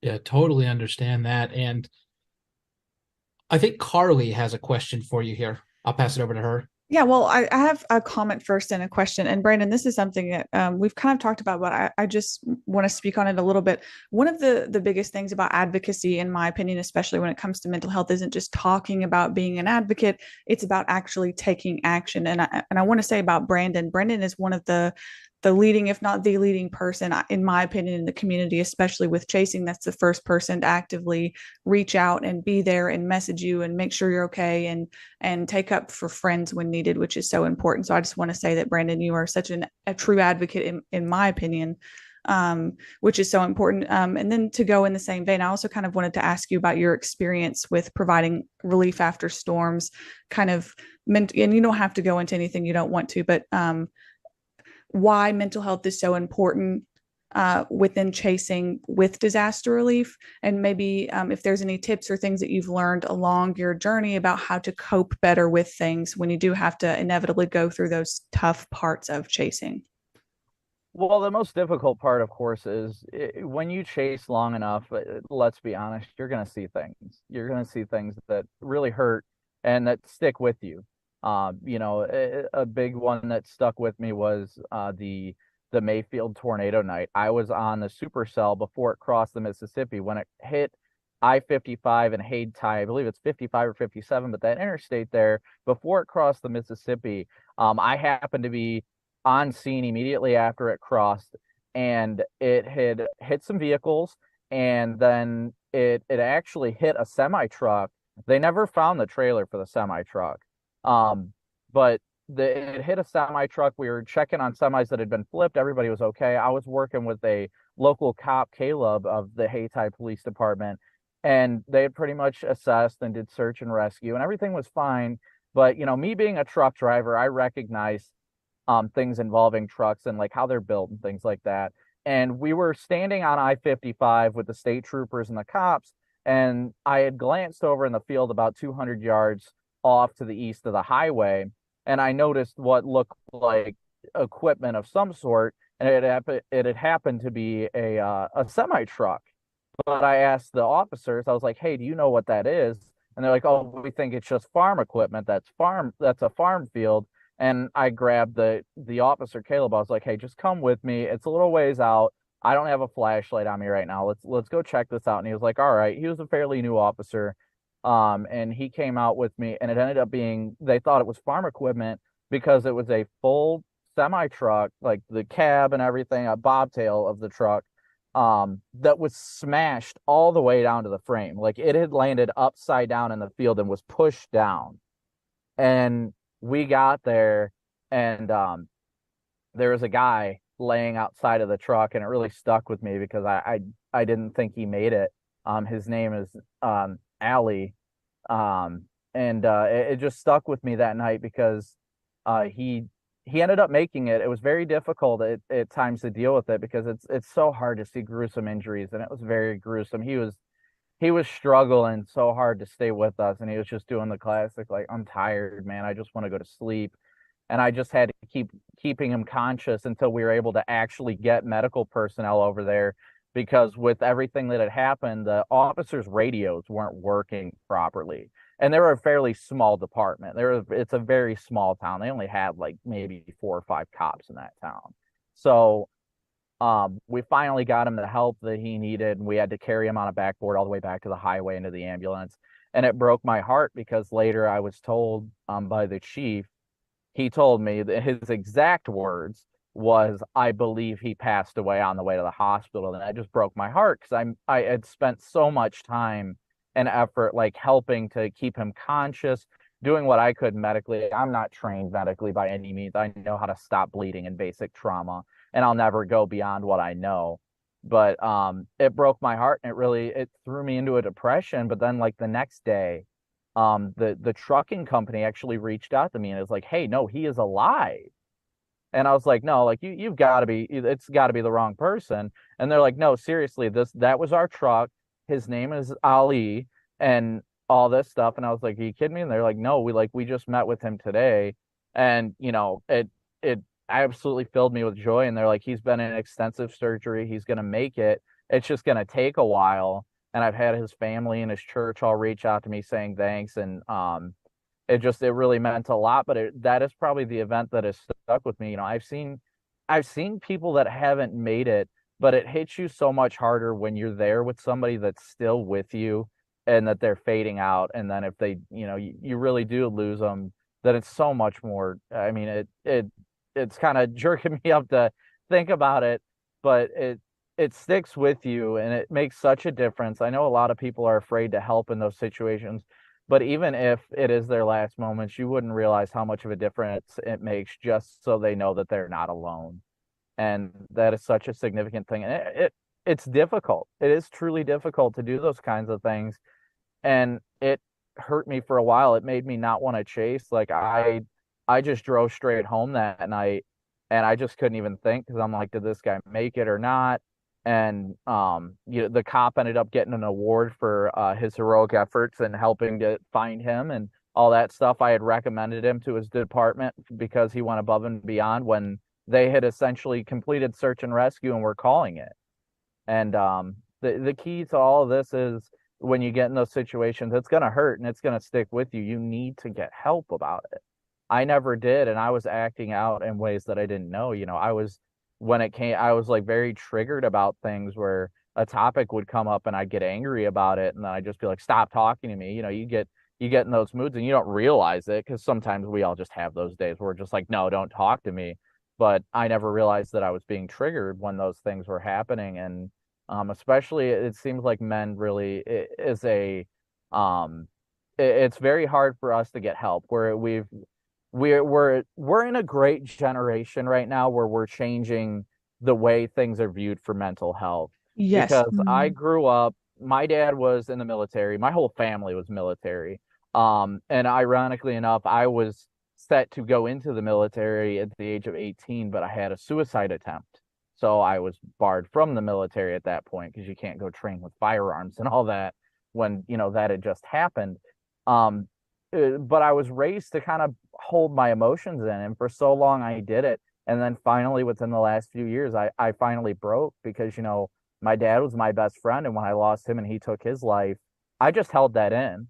I didn't cry. I didn't. And it was so hard because I felt like I needed to be the rock for my family, for everybody to lean on. And it just hurt me in the long run. And it destroyed my relationship. And I had turned into this like horrible person because I was like emotionally racked that I was just treating everybody else with disrespect. I would never obviously do anything physically violent, but I would just be rude to people. And finally I got the help that I needed and talked to a therapist, and that's why I'm such a big advocate for it now, because you can heal. Like, you're never the same. That hole in your heart will always be there when you have these kind of events, but you can use your life and your experiences for the greater good. And that's what I try to do, is I explain to people like, look, I've been dragged through the mud. I'm just grateful that I'm still here, and I want to use my experiences to help others. And it's easy for everybody to get short on social media and treat people the way they shouldn't be treated, but it really is about just extending grace to one another. Grace and kindness is so important. Just, somebody could say something you don't agree with or something like that. There's no need to make things personal. Like, we can all have constructive conversations and help one another. It doesn't always have to be, my opinion on this forecast is this, and then somebody's like, oh, well, you're dumb for that. And then you never know what somebody's going through. You want to use it as a moment to educate. If you are saying like, okay, this person is hyping this forecast, like saying like tomorrow could be an El Reno day when we know tomorrow's like a Haler day. But you don't have to be like, hey, you're an idiot. Like, why? Just be like, hey, you really shouldn't do that, because you don't know how your words could impact people that are traumatized by that type of event too. So I think it's important, especially for everybody, to extend a little bit of grace. And that's the biggest thing for me, is always being graceful, kind, and helping everyone as best as you can, because you truly, like what happened with Dakota just in the past week or so, you do not know what people are going through. And that's like what happened with me. It was about a year ago, just a couple weeks ago, that I almost took my life. And it went, Reed was posting about it and everything like that. And everybody came to my to my aid then was blowing up my phone when I was, prepared for it. And it, a lot of people don't realize their impact on others in positive and negative ways. And it's just important for us to make sure that we prioritize that. Like, we can have disagreements and respectful conversations, but a lot of the time, for some odd reason, it gets personal. Some people will be like, oh, well, you're ugly. Or like, for me, example, my teeth are all messed up and everyone's like, oh, you've got a horrible smile, or nobody will love you, or something like that, something ridiculous like that. And everybody makes it personal when these things happen. And it's like, why can't we just extend a little bit more grace and love? And that's a huge thing, that a lot of people jump to conclusions, and we really shouldn't do that, because you never know what people are going through. And I'll be honest, and it's something I don't talk about much because I don't like to engage it, but I was in a car accident last January while chasing. I was deemed not at fault, but everybody crucified me, because live streaming is something you do that you are in the public eye all the time. That is a part of my job. So people saw the live stream and they believed that I was distracted or on my laptop and didn't react fast enough, said it was my fault. And the guy had lied to the police and said that he was driving. Thankfully, my live stream was on and my dash camera was on. And the trooper was like, yeah, that guy was stopped in traffic with no lights. It was clear that you swerved to avoid him at the last second. Like, don't get me wrong. I'm sure if I would have swerved like a millisecond earlier, but if I'm going to be brutally honest about this, I had a Yeti cup that was in my side console by my leg. It's one of those little cup holders, and I grabbed it. And when I grabbed it, I dropped it. So I was reaching back down for it when it happened. And obviously that likely slowed my reaction time, but I was deemed not at fault because this guy was stopped in traffic in the fast lane without any lights, any warning. And then he told the cops. Vince Welty was with me when that happened. And I got trapped in my car. I had to kick out my car. Kick out my door. I grabbed my medical bag to go check on him. And Vince had told me, and I had smelled it too, but I wasn't thinking about it. He smelled alcohol on the guy's breath. He was 18 years old, or 17 or 18. He was a kid. And I got crucified for that. And that really put me in a dark place where I just wanted to give up, when in reality, the police report's public. Even the video from my dash cam's public. People can go get that.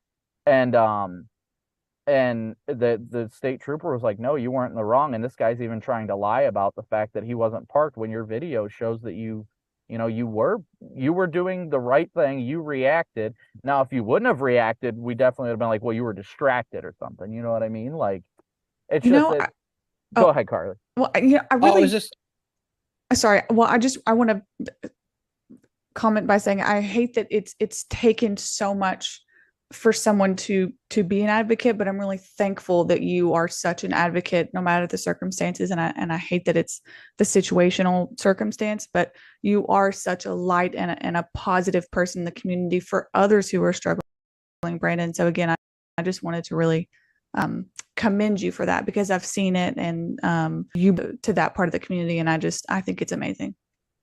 And Brandon, I really appreciate everything you've shared. I wish I could keep you on for the rest of the evening, but we actually just had Simon Brewer jump on the show. So the next guest is up. But before I let you go, I would love for you to share where people can find you on social media, because I know that you're interested and open to having these types of conversations with people if they want to reach out and share their experiences with you. Yeah, so you can follow me on Twitter at Brandon Kopic WX. You can find me on YouTube. That's my largest platform. You can type in Chaser, like Storm Chaser, WX.net, and that will take you to my most recent live stream. I'm actually live streaming right now, and everybody's looking at a gas station sign. But they can go to that or look up my YouTube channel. Just look up Storm Chaser Brandon Kopic. I'm glad to be a part of this. You guys are doing great things, and I'm just proud to be a part of it with you guys. Keep up the great work. Simon, have fun. You got a great group here. Thank you so much, Thank Brandon. you, Brandon. And Simon Brewer, how you doing today, man? Good. How you doing? I am doing wonderful. Hoping that we could start off the conversation by talking a little bit about your 2023 chase season, because boy, did you have a doozy out there with your partner, Justin Drake. Yeah, it was pretty decent. Saw some spinny things. What were some of your favorite chases out there? Probably my favorite chase was on June 21st near Akron, Colorado. There's some other pretty good. There's just a lot of good ones. This was a good year, very active year. There was just stuff to chase the entire season. Really, I mean, starting in January, there was stuff to chase, going all the way into August. So it was a very busy year. What have your experiences with coming up on damage after you're done chasing been like? Well, most of the time I'm in front of the tornado, so I don't come up on damage very often. Usually when I come up on damage, it's after I've dropped the tornado and I'm like heading after another storm, then I come across the damage path. And by then, usually emergency responders have already gotten to the area and I stay out of their way. There's been a few times where I come across damage and check to see if people are okay. I've never had any kind of situations where I've come up and had to well, actually, that's not true. In hurricanes, I've had to take people to the hospital, but in tornadoes, usually I can't think of a single instance where I've had to take anybody to the hospital or perform CPR on anyone in a tornado situation after a tornado's gone through an area. If you could actually share about what it was like helping people after a hurricane, I'd love to hear that. Sure. I mean, quite a few hurricanes. So unlike tornadoes, you're not, I'm not trying to get hit by the tornado. Every once in a while you get in a bad situation. Just the circumstances end up getting to a point where you get hit. But in hurricanes, your goal is to get in ground zero. So you're just surrounded by the worst of it if you're a successful hurricane chaser. And depending on what the situation is, you're just going to come across a lot of people that need help in various ways. Some of the most simple things you can do is just see how they're doing, ask what their current shelter is, what their plans are, and if you can help them out with any of that. Some of the other things you can do is give people water. A lot of people are kind of in shock. Most people I've encountered in hurricanes, they didn't realize how bad the storm was going to be. In almost every situation, they just didn't realize how bad the storm was going to be, whether it was a Category 1 with a huge storm surge or even Category 5 Michael. Well, most people in Category 5 Michael, they thought the worst they were going to get was a Category 3, and they wake up and the storm, wow, lights just went out. Sort of fitting to be talking about disaster relief, and then you have the power go out on you. Yeah. I guess it's that clear air storm that took out the power. But I got plenty of power on the laptop, so I'm good here. So it sounds like just giving from people... hearing what you, I was going to say, if it sounds like from what I'm hearing from you, it's a lot of basic stuff that people might take for granted. They might think they need to have some fancy response plan or be really trained in search and rescue and that sort of thing. But just having water and being willing to be a friendly, smiling face to somebody who's just experienced something traumatic can make all the difference in the world. Oh, yes. Yeah. If you come across anybody in a hurricane situation, first thing you should be asking them is how they're doing, where their shelter is, and what they plan on doing over the next couple of hours or even the next couple of days. Because a lot of cases, they really don't know what they're doing. They really don't. Yeah. They're just kind of in shock. They're looking at their property, which is usually severely damaged or destroyed, and they're just kind of in shock and they don't really know what they're doing. Now, I know I sent out the invitation to your partner in crime, Justin Drake, as well. I was hoping he'd be able to make it here, but unfortunately he's not. I would like to know, how did you two get connected and start storm chasing together? Because you're kind of a legendary duo at this point. So I was on the 9-year plan at the University of Oklahoma to get my bachelor's degree. And Justin was on the 4 or 5-year plan, and he's a little younger than I am, so he kind of blended in to my classes, and that's how we met. I guess we kind of said hi several times over the last 2 years. We were at University of Oklahoma, and then on graduation day, I think we were actually on stage about to go up. There's get our actual, shake the hand of like professor and get our diploma, get our picture taken. I was now casting for my friend Jim Bishop. He was chasing a big tornado up in Pitcher, Oklahoma. And Justin just kind of like leaned over and was like, "Hey, you want to go chasing sometime?" I'm like, yeah, sure. We exchanged phone numbers, and then I think like maybe a week or two later, he was in the car with me, and he must have been hooked. And we've been chasing ever since. And this was in so our first chase was probably like in mid-May of 2008. Wow. So you guys have been at it for quite some time. Yeah. Well, Simon, thank you so much for joining me here on the show today. Before I let you go, could you tell people where they can find you on social media so they can check out some of that sweet footage that you're always putting out? Oh, sure. Yeah, you can find a lot of my footage or some of my footage on Stormgasm, a YouTube channel. So just type Stormgasm into YouTube. You'll find my footage.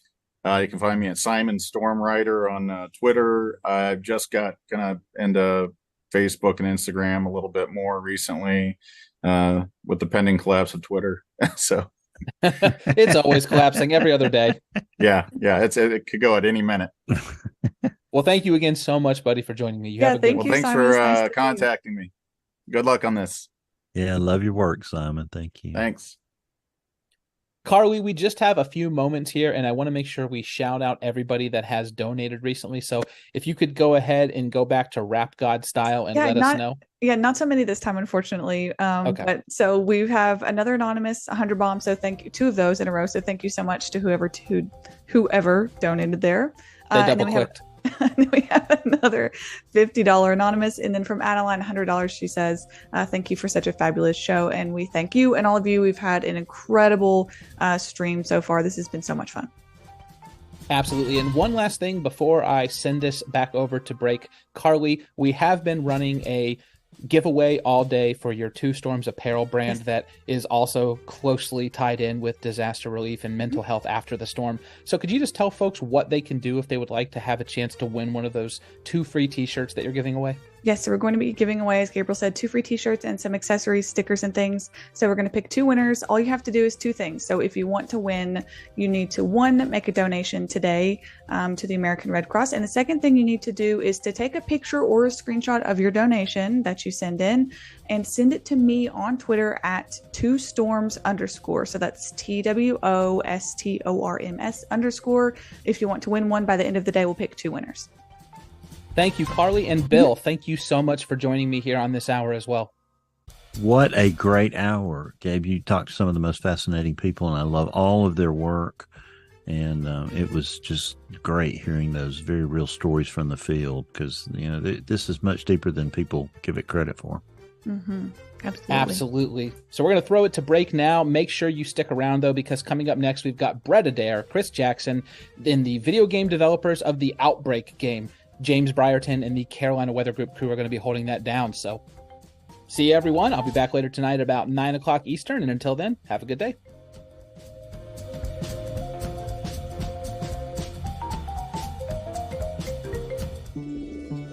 Everyone. Todos. الجميع مرحب بهم. 欢迎. مرحبا. At an American Red Cross shelter. Cuando se produce un desastre en su zona. The Red Cross may open. يفتح ملجأ.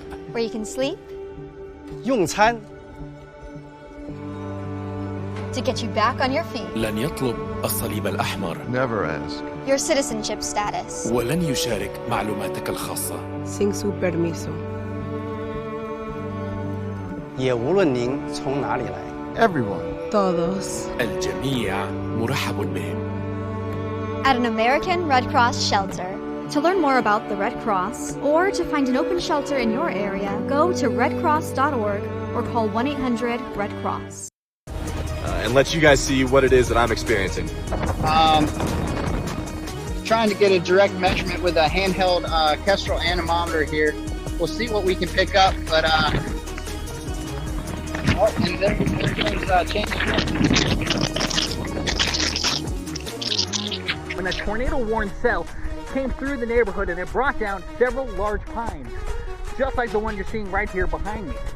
To give you a sense of what the aftermath of storm damage smells like, it smells very heavily of pine and also sounds like chainsaws. We have another tree down here. This one just barely missing this brick home. I mean, this is incredible. Let me turn the camera around. It gets back into kind of a dry view. And I get up here, and all of a sudden, the storm surge started. And all of a sudden, I ended up in about 4 feet of water. I'm Scotty Powell here reporting just outside of Sparta, North Carolina, where you've seen a lot of the earthquake damage. Again, a 5.1 magnitude earthquake rocked Sparta, North Carolina earlier this morning, just after 8 a.m. If you go look at the footing of that, you'll see where it was a twist. Very severe wind that caused these structures. From Gaston County to back here in Mecklenburg County, those were just 2 of the tornado warnings that were issued here for the greater Charlotte area. I'm not one for hyperbole, but it's countless at this point. There's trees on houses. There's a lot of roads that are blocked. We're just trying to get cleaned up so people can get through. Have you ever seen the Dan River like this before? No, not that I can recall. I mean, I've seen it fairly flooded before, but I've never seen it to where we're now kind of asking ourselves, okay, a couple more feet and it might get over those bridges.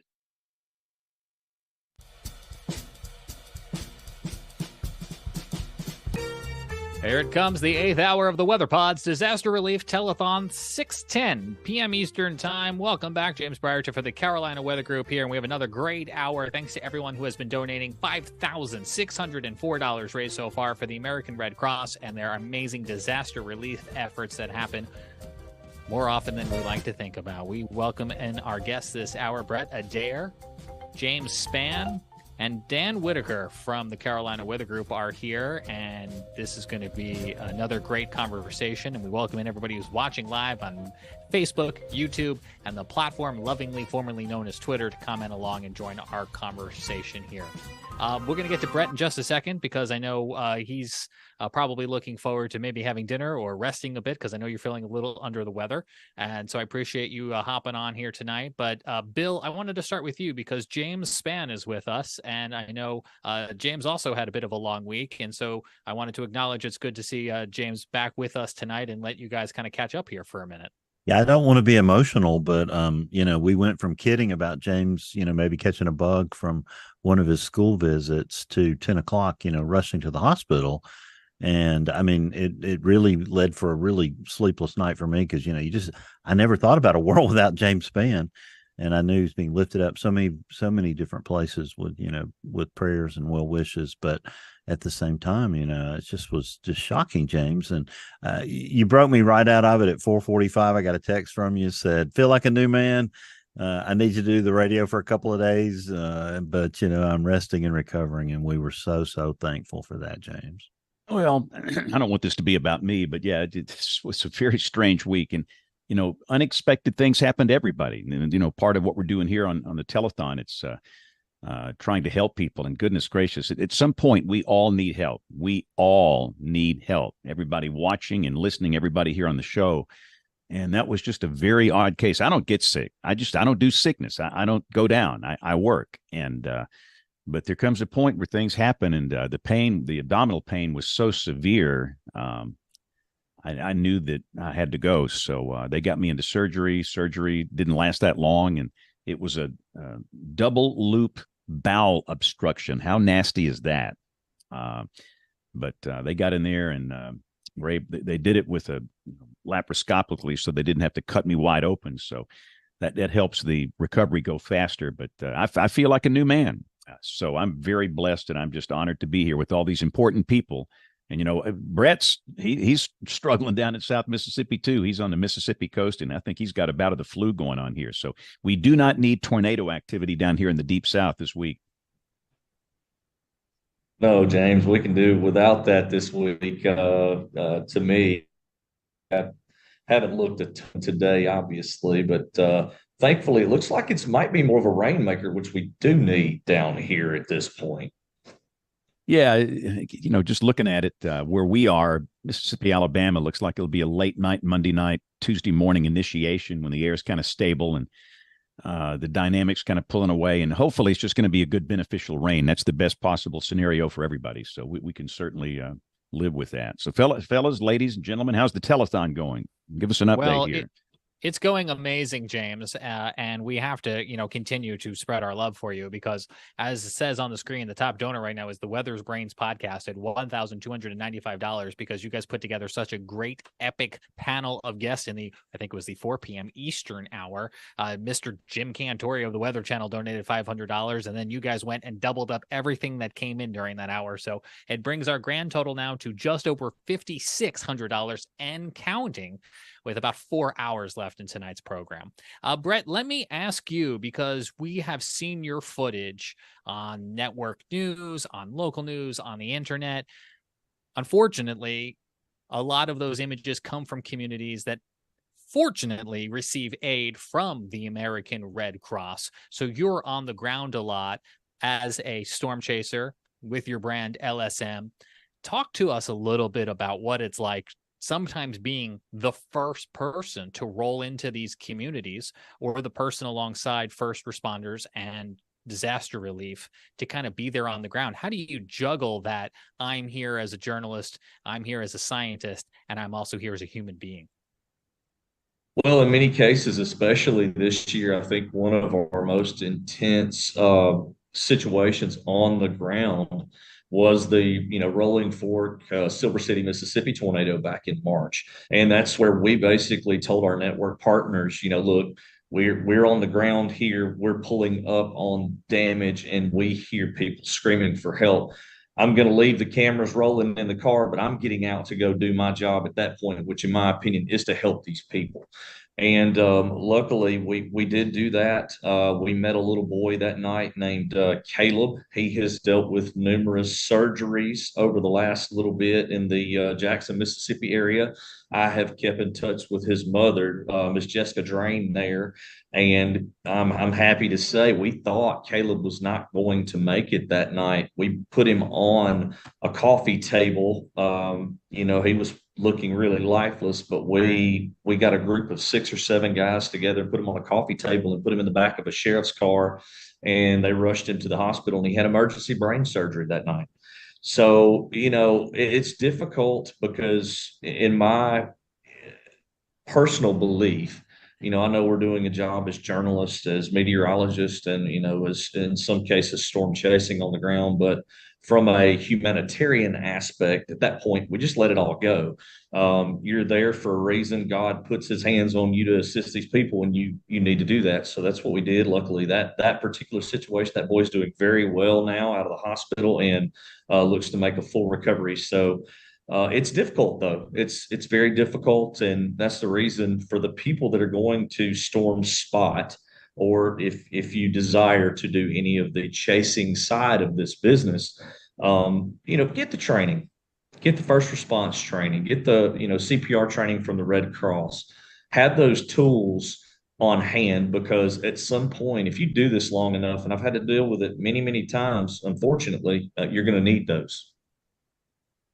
Brett, I have one more question, and then I'll see what the others dialed in tonight want to ask you. But have you ever needed, when you're out yourself, the assistance of the American Red Cross or an organization like it? And if not, what are you as a professional bringing with you in terms of gear and preparation that allows you to be in these places that suddenly find themselves maybe off the grid and cut off from the rest of the world? Well, James, we've got first aid kits first and foremost. I can do a limited amount because I'll be honest with you, I'm not a nurse. I have limited training, but I'm going to do what I can on the ground if I'm the first one there. And that night we ended up being one of the first 2 or 3 people that were on the scene. And, we bring equipment that assists us in getting in, whether it's chainsaws, chainsaws, chains, any of the heavier equipment. We try to keep, at least something to help us get some of the smaller debris out of the way so that we can get in. And, always we have direct connections with groups like the American Red Cross. Another great one is the Samaritan's Purse. They were on the ground doing great work across Mississippi during that particular event, but we see them at every event. Those are 2 of the organizations that we see at every event that we cover typically. And yes, we absolutely do communicate back and forth because we want to assist them in anything that they may need, and feed them information so that they can assist some of those people that are in direct need as well. I actually lied. I have one more question before I let Dan ask his. I want to bring James Spann back into the conversation because as a broadcast meteorologist, I know you rely a lot on storm chasers. So whether it's Brett's work or work of other storm chasers, I'm curious, James, what do those live pictures from the ground add to your toolkit as a broadcast meteorologist? Well, we've learned through social science studies that a lot of people don't react when they see radar. You can show the most incredible TDS, a tornado debris signature. You can show this incredible debris ball, velocity couplet, all of those of us that love weather, just immediately we know it's graphic violence. But most people on the street don't react to that. But if you can show them a live stream of a tornado, of damage that's occurred, it tends to make them go to a safe place. So in terms of the human behavior element of this, it's absolutely critical. I'd rather have cameras than an upgraded radar, live cameras and live feeds from the field. To me, that's more important than having, 10 gazillion radars around. And there's nothing wrong with any of that, but it's a critical part of what we do. And again, we're all here to mitigate loss of life and human suffering. And tornadoes are going to happen, but we've all got to be better. And let me just rephrase that. I've got to be better at what I do. And we've learned a lot, but we've got a lot of ways to go here. And from my perspective in the field, James brings the same importance in the studio, because if we can get those first images back, even though he's showing radar imagery live on air, then those upstream communities are going to take this more seriously as it's moving in that direction, because we saw several more communities off to the northeast that night be devastated. We've seen this time and time again over the last 4 or 5 years, especially across the deep south. And, I don't see any signs of that stopping. And again, just like medical science, we're seeing great advances in technology here that are allowing us to get more and more information out these days. And it's great that we're able to do that, because I feel like we're going to save more and more lives down the road.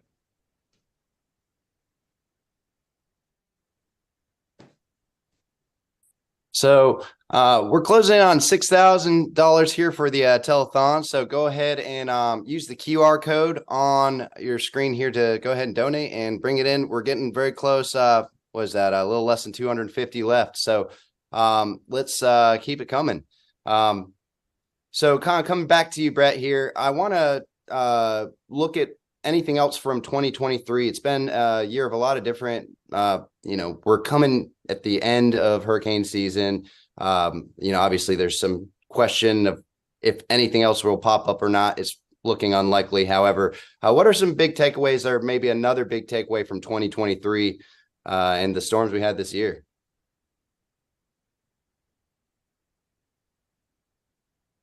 Well, we dealt with, Idalia down in the peninsula of Florida. That was pretty devastating for that particular area, one of the strongest hurricanes to ever strike that particular region of Florida. So, even in the El Nino year, we still dealt with a very serious impact. But I'm very thankful it's been relatively more quiet in terms of landfalls previously. In previous years than this one. I think that's one thing that we're all just glorified for. But in terms of severe weather, it seems like we've had a bit of a break, but we flipped from one big extreme to the other across portions of the South, particularly, and we went into a big drought. I mean, I don't know that I can ever in my memory recall having wildfires across coastal Louisiana. That's just something that's almost crazy to me to think about. And I know that you guys up toward the Appalachians have been dealing with some of that up in the Carolinas and Virginia over the last couple of days even. So it's just been one extreme to the next. And it's interesting how our environment and our science, we seem to see that quite a bit, at least in my time here over the last 10 or 15 years. It's one extreme to the next. I actually just got up from my chair within the last few minutes because I was smelling smoke. And I was trying to figure out where I was coming from, because we have a burn ban here in Charlotte, as do 30 some odd counties in North Carolina because of the drought, because of the fire danger. Somebody either has a backyard fire going or they're burning leaves, whatever it is, should not be happening right now. And that certainly caught my attention. And it's unfortunate that is happening right now. But Brett, let me follow along the fire angle. There's a lot that happens with Mother Nature that it's not always purely air quotes, weather. People think about tornadoes, they might think about hurricanes, but we've got earthquakes, we've got fires. There's a lot happening in the globe. How is that playing into your response, how your business evolved, and kind of that big picture of all of the things that you might find yourself at the footstep of? It's interesting. It's watching the evolution of what we've done in our side of this business over the last few years has been interesting. And especially, Dan can attest to this, the work of drones has been something that has taken this to a whole new level. You know, because one of our, Brian Emfinger, who does a lot of great work for us, we sent him to Iceland this week with the possibility of, you know, Iceland opening up, and there's been some fissures there that did open up. So one big thing is when we're not doing things across the lower 48, you know, as much, if it's not as busy, we're traveling abroad. We had a group that went for the big cyclone that hit Paris, you know, 2 weeks ago, and they had some hurricane force winds. So it's something we're having to evolve with Mother Nature. You know, the changing patterns and the changing of the seasons are occurring now, and we're really just having to move around with it. But it looks like we're starting to get more active across the deep south. So, you know, that's secondary, or really even our long severe weather season from November to, you know, the end of May here is really just beginning. So I think that we're going to start getting more active, and we're going to be more active on, you know, some severe weather and, you know, flash flooding. I think that we're going to go from drought. I think we're going to see some flooding elements come into play as well, as this jet, the subtropical jet, should begin to set up some over this winter. I'm anxiously awaiting some El Nino effects and maybe some more precipitation here in the Southeast, because we need like 6 inches to get back caught up by the end of the year. We've just hit $5,800, thanks in part to $46 from Sound by the Pound AV Services, whose work you've been hearing today because he's sitting right over there. So thank you to Tim for getting us over to $5,800. Do appreciate that. Dan, you have any questions for Brett before we let him get some rest? Because I know his weekend, he's feeling a little under the weather here. I guess every year there's new things that are being done for pinpointing kind of how to get the best hurricane footage at LSM. I know that you're always working on some sort of new project. I just kind of, with Adalia and kind of some of the hurricanes that came across this season, were you able to kind of work on any of those new projects? We were able to work on a couple of new pieces of equipment that we're, you know, wanting to deploy hopefully some point during the winter season. It's no secret, I had my close call during Hurricane Michael back in 2018, and if you've been in this long enough in the field, you're going to have close calls. So we've been working, and you've seen several of them, but we've been working on storm surge applications in particular with mobile remote camera systems. And we're actually working and nearing completion of a product that will have remote cameras on a location. We will have the ability to do some panning, tilting, and zoom with a high quality camera. We will have the ability to do storm surge measurements, calibrated storm surge measurements from a site that is housing one of those units, as well as, you know, having some live weather data come back with that. We're not trying to rush that particular piece, but we did some testing this year, and we're excited to see where that's going to go, you know, as we enter next year. And we've also started working on some new software. We've got a whole development team now that's building things, and we're building a broadcast and emergency management software to assist with some of the notifications that are going out there. And we're getting into the tower camera system game right now. Everybody wants cameras, as James said. Cameras are, you know, the eagle eye to the sky, and people pay attention to those. And you can literally go. I attended McDEMA this week, which was an emergency management conference here Tuesday through Thursday on the coast. And if you talk to any emergency manager, the one thing that they can never have enough of is cameras. I want to throw out there that I just got back from the Mid-Atlantic severe weather conference in Virginia. I guess it was a week and a half ago or so. And one of the social scientists from the National Weather Service was there presenting about how important that visual imagery was. And when you put the science up against it, people just need imagery. They need pictures. They need real time imagery in order to react. And especially with a vague concept such as storm surge, you can't imagine 10 feet of surge water. And so I think it is so important that we're going to hopefully use technology and a little bit of a, good effort to get that going.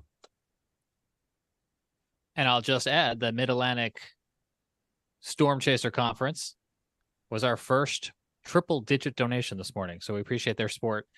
Their $100 helping us get to $5,800. Brett, you're welcome to stick around as long as you like, but in case you need to hop off here, how can people follow your work? Well, you guys can catch us. We've got Live Storms Media on Twitter and Facebook and YouTube as well. We're continuing to, pump those videos out. If we've got severe weather there in Alabama, I'll be working with James there at 3340. So make sure to catch us on ABC 3340 during any weather events. And we're very interactive. So reach out to us if you've got any questions. Brett at livestormsmedia.com, and I'll get back to you.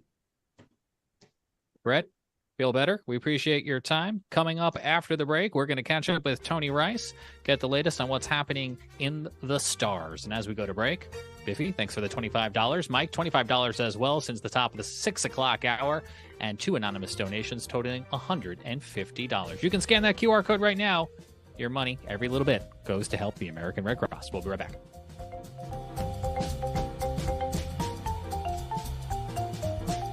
Hi, I'm Jay Bonifeed with the American Red Cross. I'm here in Campton, Kentucky. Behind me is Wolf High School, which has been a shelter for folks from eastern Kentucky evacuated after devastating flooding last week.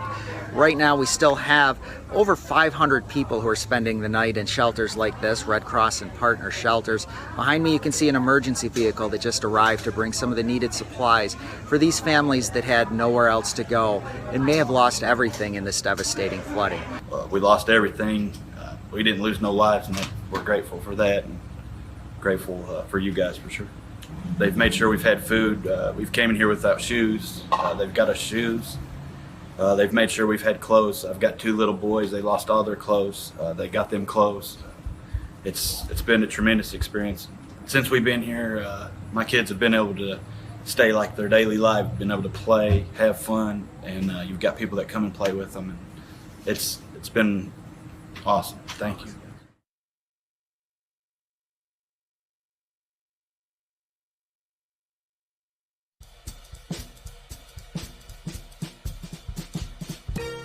Welcome back to the Weather Pod's Disaster Relief Telethon with his $632, $5,800 and counting. Scan that QR code.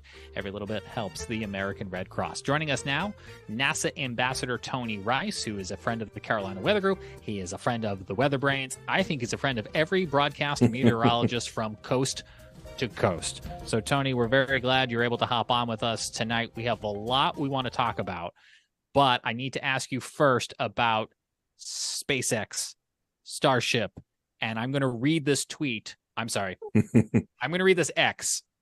I got to get it right if it's Elon we're talking about from this morning to make sure I understand exactly what happened. The booster experienced a rapid unscheduled disassembly shortly after stage separation, while Starship's engines fired for several minutes on its way to space. Is that the PR way of saying oopsies? That's the PR way of saying that it blowed up real good.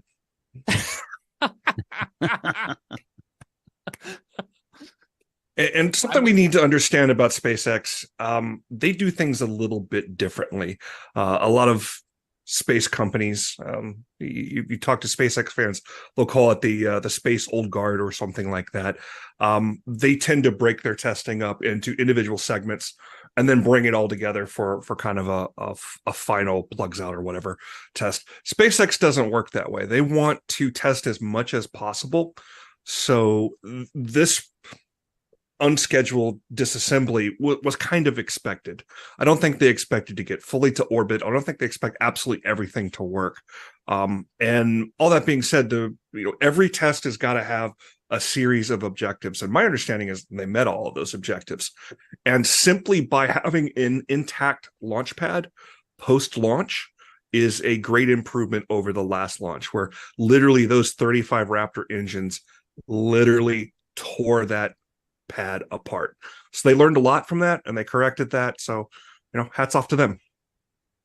It is quite literally rocket science, and I say that non-ironically because it is hard. Every space program in the history of human existence has had its own unscheduled disassembly of rocket parts. And so SpaceX is trying to do something new here. They obviously have done a whole lot with their crewed missions, their uncrewed missions to the International Space Station, and of course Starlink, which I got to tell you, at work I wrote one story that says, what are those dots in the sky? And then we explained it. Every time someone in the country somewhere sees dots moving across the sky, you can see that web article suddenly blip back up onto the board of clicks, because it is quite a star show. Continue to get questions about that from everyday folks to broadcast meteorologists with PhDs. So if it's not something that you're familiar with, it can look a little odd. It looks like, a bright dots, mother duck and her ducklings falling along behind it. But on the unscheduled disassembly, kind of to circle it back to weather, a really good follow on Twitter. I'm not calling it X. Sorry. I'm going to continue calling it Twitter. A really good follow on there is the NWS Spaceflight Twitter account. They tweeted this morning a really cool image from the GOES satellite showing that debris field in the atmosphere, and it's true pretty far, but you can actually see it from geosynchronous orbit from the weather satellites. And we often see that with launches, either the heat plume or actually rocket fuel when it's burned tends to create at least in part water. So a lot of the water vapor products will show the launch pretty clearly. Well, we'll talk next hour about the Carolina Weather Group, Kennedy Space Center, and Crew 7 launch and some of the behind-the-scenes content we got there. But you reminded me that we saw that launch from weather satellites as well, too. So it's amazing not only the role that weather plays in, obviously, the launch, but actually the way the tools and everything can pick it all up. Tony, let me ask you about this. We've got another show in the sky for folks who are maybe lucky enough to see it. We've got a meteor shower going on. Give us the truth. Who can see it and who can't? Yeah, so Dr. Span has his rant points, and I do too. So I appreciate you bringing this up because this is one of my rant points. And I believe there's a certain meteorologist there in Charlotte as well who gets on his soapbox about this. He's scheduled to get on that soapbox on this broadcast at 8:00 tonight. Wonderful. Bring it up with him and you'll wind him up just like you just wound me up. I hate when people get excited about something that's only going to lead to disappointment, because nothing good can come out of that. Yes, I love people to go outside and take a look at the night sky. Yes, I love, especially for parents, to take their kids outside. That's such a special time when you can show somebody that you care about, this something that up in the sky that you care about. And when we, as science communicators, and everybody on this broadcast here is that, go about it the wrong way and try to overhype for whatever reason we're doing it. Sometimes we're doing it for good reasons. We want people to get excited about this stuff. Sometimes we're doing it for clicks, and that's absolutely the wrong reason. But when we get people too excited about an event that is just going to lead to disappointment, that's not a great thing. So let's talk about those meteor showers. The Leonids are peaking tonight. Absolutely true. And if you go in and you look at the meteor shower calendars, and the American Meteor Society is a great place to go look at that. They've got it filtered out. They've got absolutely all of them there. There is literally a meteor shower going on at just every day of the calendar year. Not a lot of people realize that. There's some that are stronger and there's some that are weaker. This one's a little bit weaker, but if you go on that calendar and you go and try and figure out how many meteors per hour you might be able to see, you're going to see a number there. You're going to see a number like 15. If you go and Google Leonids at 15, you'll get a ton of news reports. A lot of them from the UK for some reason. A lot of this bad science comes from the tabloids in the UK. I haven't figured out why. Maybe I just answered my own question. Maybe it's clicks. But 15 is a very bad number here, because 15 is the ZHR number. That's the zenith hourly rate. Zenith stands for directly overhead. hourly rate you can figure out. But if anybody here has played golf seriously, and you have a handicap, you know what a handicap is for. A handicap is there to, kind of level the playing field between different people. The ZHR is a handicap. It's meant to compare actual reports of meteors actually seen from around the world. So the purpose of it is to kind of level the playing field. It mathematically removes clouds, light pollution, and also your location on the Earth. It assumes, the ZHR assumes that you're going to be at a position on Earth directly under the radiant point. And that's the point that the meteors appear to be coming from. It's always going to be named after the constellation that it's in. So you're going to be directly under that radiant point with not a cloud in the sky, in the middle of the desert or in the middle of the ocean where there is no light pollution. So in other words, the ZHR is absolutely impossible. We've got to stop reporting it in any way, shape, or form. And if you need a formula, a rough idea of how much you can actually report on, I wouldn't go any more than a quarter of what the ZHR is. So right now, ZHR of a 15 for the Leonids tonight, I wouldn't expect to see more than 1 or 2. Seriously. So I wish we could do a better job of that, because if we get people out there and we get them looking up for this, the next time that something really cool is going to come along, we got kind of a cry wolf problem going on there. Yeah, that makes a lot of sense. And kind of interesting how that all translates to the public. Maybe us having iPhones that can take better pictures at night will at least give somebody something to come away with, because it really takes that low light kind of photography or long exposures to really even see a lot of that stuff sometimes. Otherwise it's pretty far sometimes. You're absolutely right. And the same's true of aurora. We've been having a lot of auroral activity lately, and that's going to continue too, because we're heading towards solar maximum. We're heading to that point in the solar cycle where we're seeing the most activity on the sun's surface and the most coronal max ejections that are sending that energy out that's going to create those aurora. So we're going to see a lot more of that. But are you going to be able to see it as far south as Arizona, as some of the recent reports have said? Well, yeah, if you were an experienced photographer and you're out on top of a mountain in the middle of nowhere and you're taking images where your shutter is open for 2 or 3 minutes at a time, yeah, you're going to see aurora. But that person that you got excited to go outside and see the northern lights, are they going to be able to see it? Yeah, probably not. Even in Iowa, up into Montana and such, the pictures that you see people sharing around are gorgeous, but that's not what you're going to see with the naked eye. So there's my soapbox for the day. I just wish we could do a better job of that, because there's so much cool out there to see. There's no reason to hype it. Well, Tony, here's something that I know we're happy about. Happy 1-year anniversary since the launch of Artemis 1, and NASA's working their way towards Artemis 2. So for anybody who's missed the memo, we're trying to put humans back on the moon. Do you have any of the latest and greatest details with regards to that mission that you can share with us? Yeah, so that program is marching on. Things are a bit delayed, as you might have seen.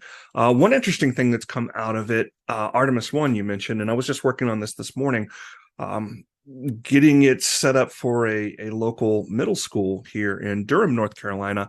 One of the things that was aboard Artemis 1 was a set of seeds. And it's a variety of different seeds that were specifically picked so that they could thrive throughout the country. They were sent up there in honor of Stuart Russell, who was an astronaut back in the Apollo era, but he was also a smoke jumper. So he would go in and fight forest fires before, he joined on with the astronaut corps. So long story short, they sent a lot of seeds aboard Artemis 1, and it went around the moon. It is actually the spacecraft, the man capable or crew capable spacecraft that has gone the farthest from Earth. So it has traveled out there beyond the moon. Artemis 2 is going to take actual humans on that trip.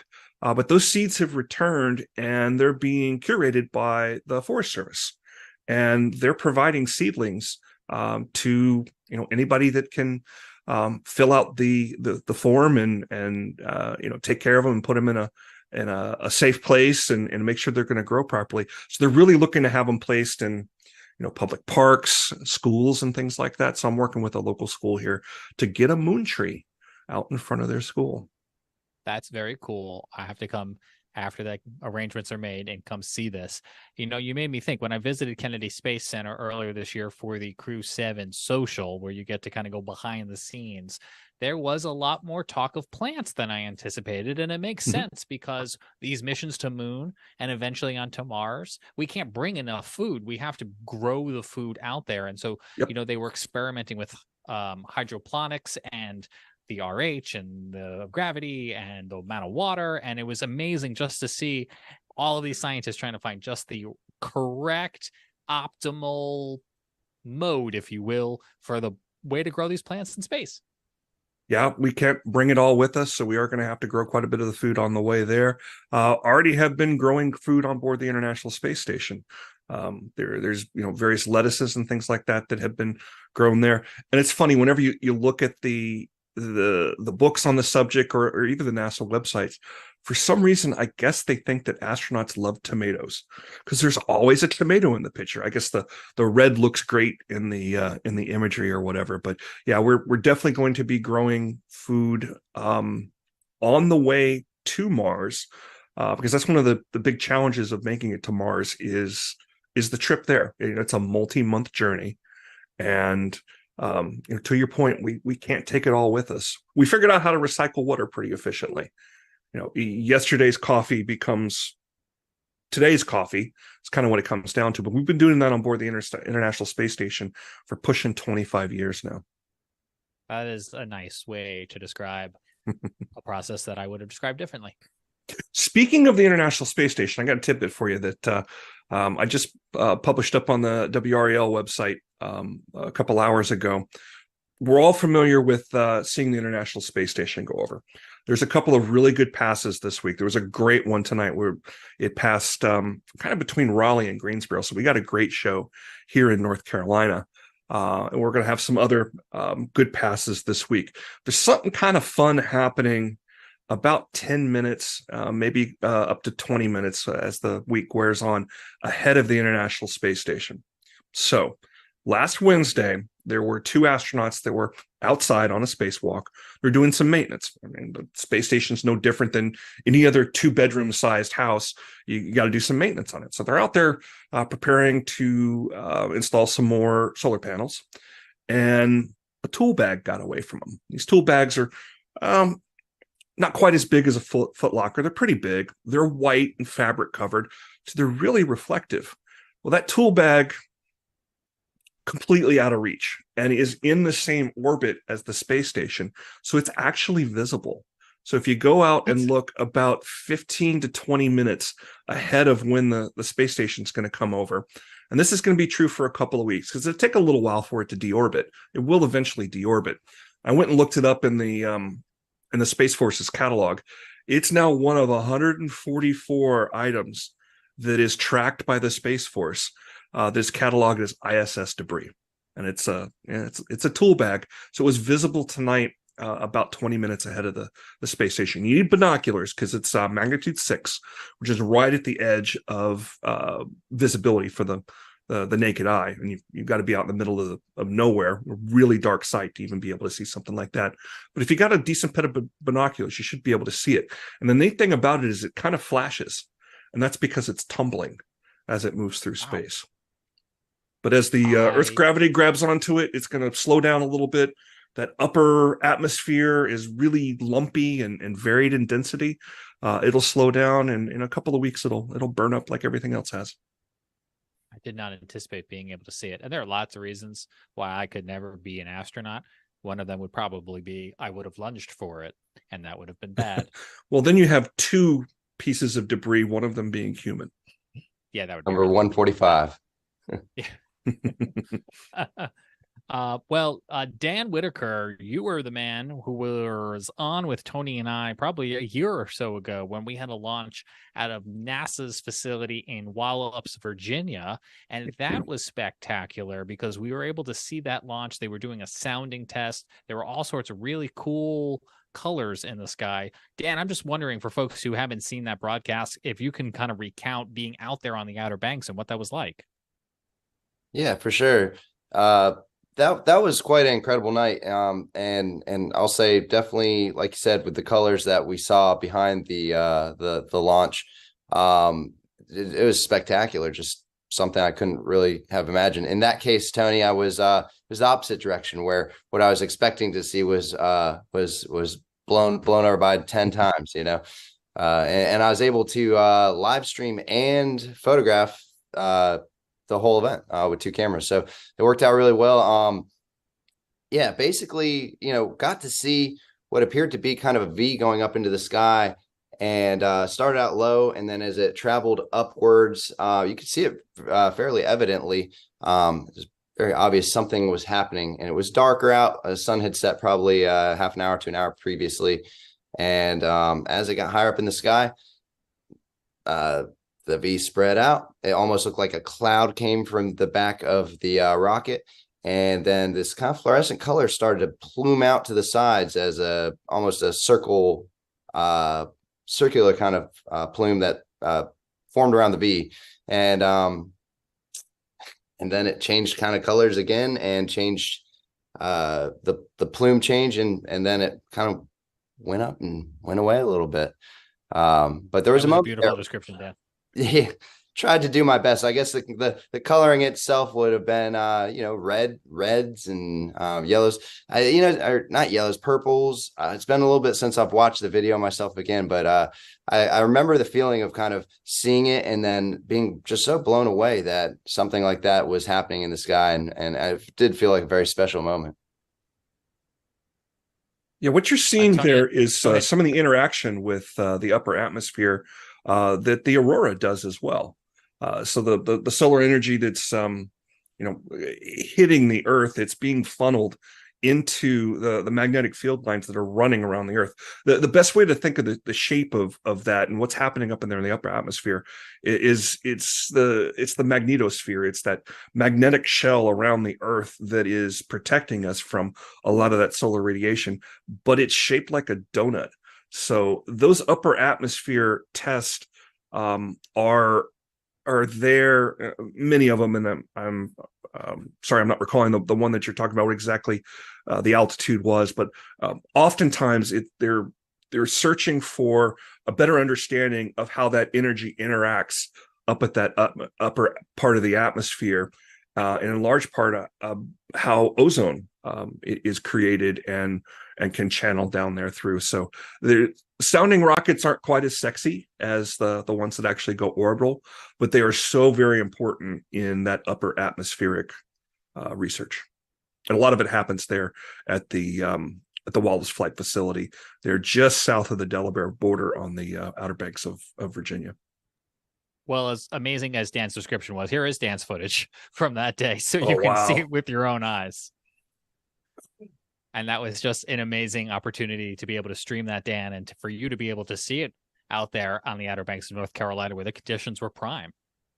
And we can sometimes see those launches as far east as Raleigh and Greensboro, and even sometimes in Charlotte.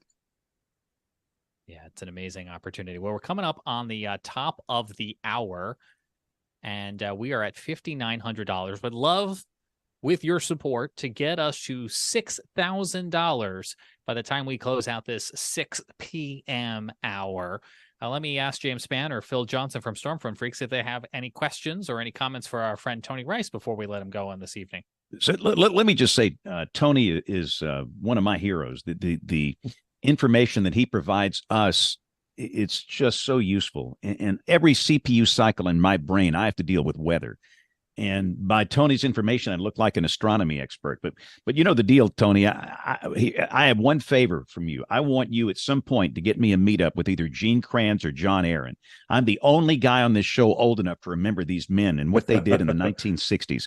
They got manned to the moon. These were young engineers that didn't know any better, using slide rules in the trench. And what they did was just astounding, Tony. And to this day, I love that documentary. Failure is not an option. I watch it over and over.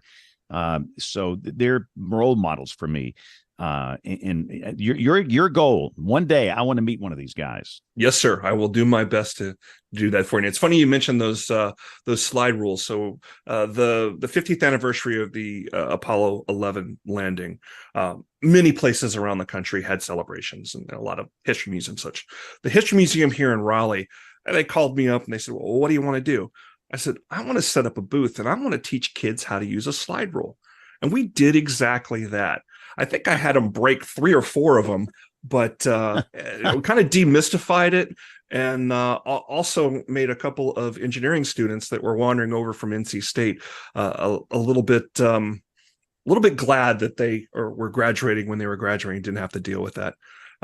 Also got across some information or some thoughts about precision.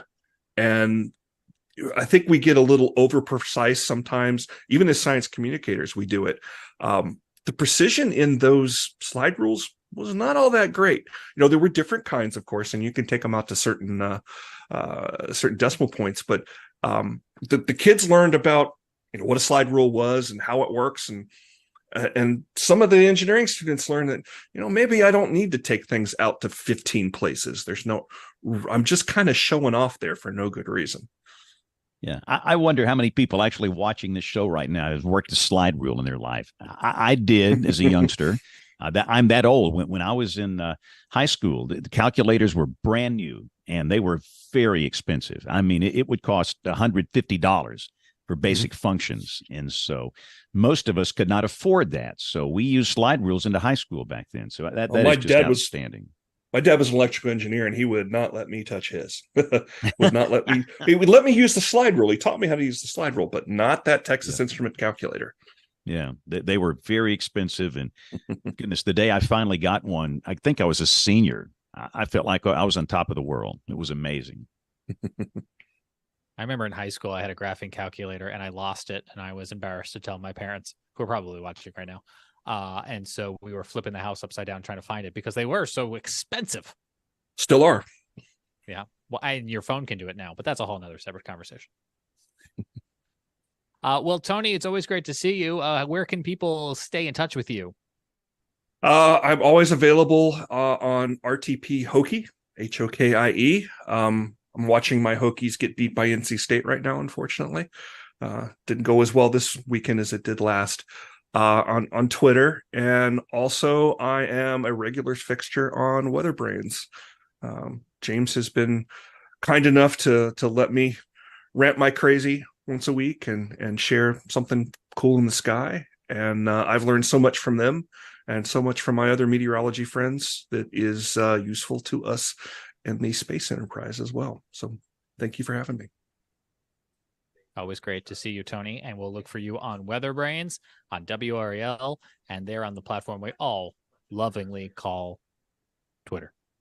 As we come up in the 7 o'clock hour, Phil, thanks to you and Jill for another $100. We're closing in on that $6,000 mark, and we're looking forward to hitting that. Hey, if you like space and you like what we're talking about, stay tuned. We're going to take you behind the scenes of Kennedy Space Center when our telethon returns right after this.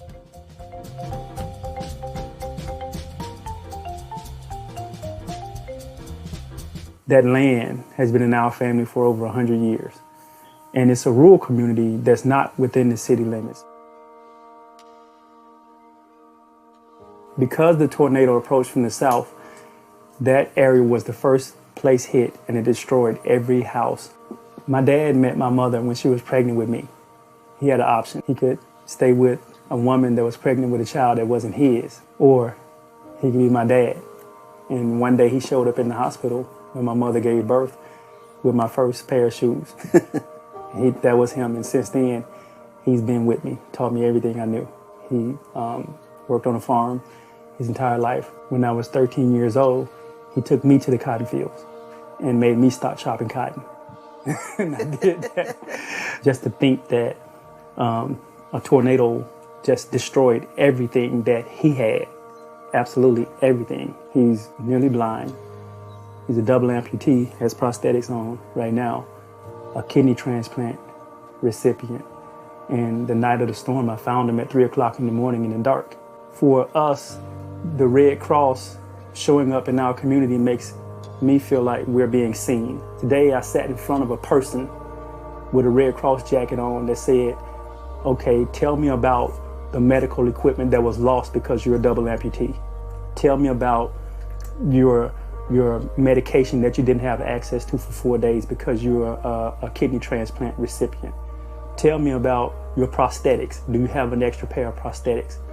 You know what? We're going to get you the resources you need. Someone with a Red Cross jacket on literally came to the area where my parents used to live and actually paid attention and felt that pain and stood in that moment with my parents.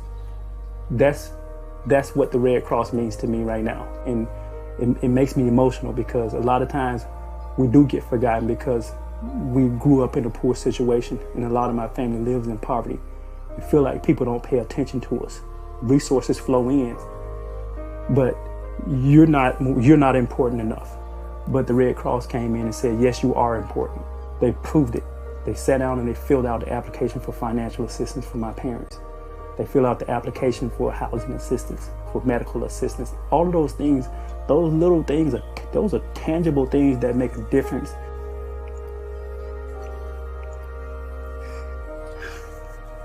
Because you don't know what you got until it's gone.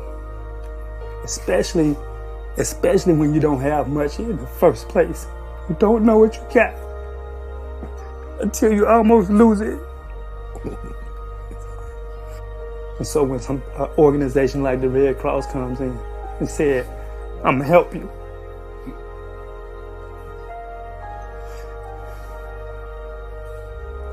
It means something.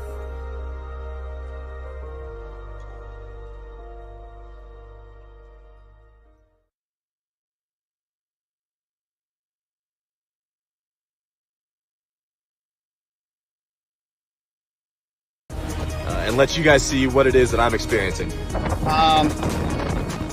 Trying to get a direct measurement with a handheld Kestrel anemometer here. We'll see what we can pick up, but and then things change. When a tornado-warned cell came through the neighborhood and it brought down several large pines, just like the one you're seeing right here behind me. To give you a sense of what the aftermath of storm damage smells like, it smells very heavily of pine and also sounds like chainsaws. We have another tree down here. This one just barely missing this brick home. I mean, this is incredible. Let me turn the camera around. Get us back into kind of a dry view. And I get up here, and all of a sudden, storm surge started. And all of a sudden, I ended up in about 4 feet of water.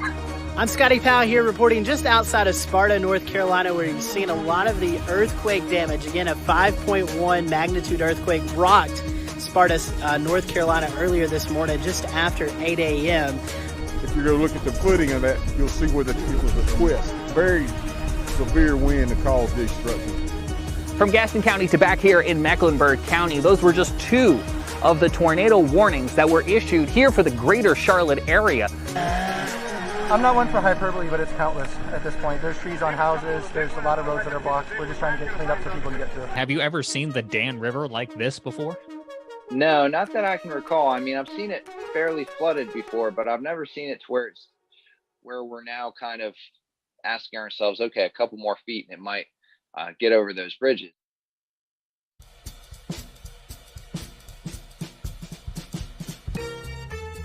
It's 7 o'clock Eastern Time.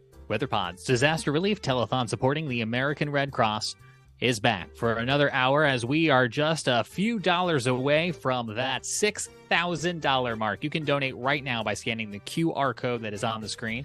And if you're not able to give, we understand. We just hope that maybe you'll share the link to a friend or family member who might be interested in watching. We're going to continue our space theme going here as we roll into the next hour of our weather podcast. I'm James Brierton from the Carolina Weather Group in Charlotte. Our show had the opportunity to visit Kennedy Space Center earlier this year. We were invited down for what's called a NASA Social, where they invite content creators behind the scenes of some of the really cool things that NASA is doing. In this case, it was the Crew 6 launch to the International Space Station as 4 humans were heading up to that orbiting space laboratory to continue all of the great efforts that are going on there right now for active science, current experiments, and things that will, as you just heard, help us get back to the moon and eventually onto Mars. So here's a little bit of the behind the scenes that our viewers in the Carolina Weather Group got to see when we went down to Kennedy Space Center earlier this year. Hope you enjoy. They told us we have about 12 minutes that we can walk around here at the press site, and we can use this time to create content, which is what we are all here to do. And I think this is the first time of many times during this trip where I'm going to have a small window of time to get my words right, to figure out what to say, and I just can't get over the view. I don't know what to say. What are you supposed to say? But I guess what I can manage to say is we are in the presence of some historic places, structures, roads, lands. This building behind me is the Vehicle Assembly Building. It is a enormous building, and it is where many generations of space vehicles have been, like its name suggests, assembled vertically and then make their trek out to one of many historic launch pads here at Kennedy Space Center. We're getting ready now to go across the street into the Vehicle Assembly Building. This is going to be one of the coolest parts of the entire weekend, going inside this building where most visitors to the complex don't get to go. But before we do, a routine security check. So how tall is the Vehicle Assembly Building? About 530 feet tall. Wow. So this is the building where we stacked the Artemis 1 moon rocket and where we'll stack the coming Artemis missions. But this is also the building where all the Saturn V's for the Apollo program and all 135 space shuttles were stacked in here. So some people refer to this building as the Space Cathedral because there's a lot of history in here. As we're making our way down the building, I'll try to point out some of the original components that were used for Apollo. This is kind of their testing and checkout cells, right? So before you stack all the pieces on top of each other, you want to make sure that they're all going to fit together and they're all ready for launch. You can kind of think of the rockets we bring in here as a kind of highly explosive set of Lego, right? We're kind of all roads lead to Kennedy Space Center, and here at the Vehicle Assembly Building, we get all the pieces and parts of the rockets. During the Artemis 1 launch, Yes. they rolled back for hurricanes. What are hurricanes like inside this building? Yes, so this is Florida, so it's an occurrence that, we're prepared for. So essentially, all the doors, I mean, they're mostly closed right now, but they kind of, close up the building nice and snug. And yeah, this building is prepared to take on hurricanes. So you want to survive an hurricane? yes, and the building next door, the Launch Control Center, that's the place you want to be. So when we have hurricanes here, there's a whole team that rides them out. And so they get to sleep and have a sleepover in the Launch Control Center, making sure that the center is all safe and sound. But what happens is the crawler transporter rolls under here at its top speed of about 1 mile per hour. The platform, you can kind of see it sitting on yellow jacks right now. So the crawler comes up under there, raises up, that gray platform sits on it, and then rolls to the launch pad. This day is insane. This is by far insane. Just to give you an idea of how tall. We just took the elevator up to the 16th floor. So here's 2 of our high bays. This one right across from us was used for space shuttle. So you can see the orange platforms in there and the gray. We can't see it, but in this gray box over here, that's where the access point into the shuttle was.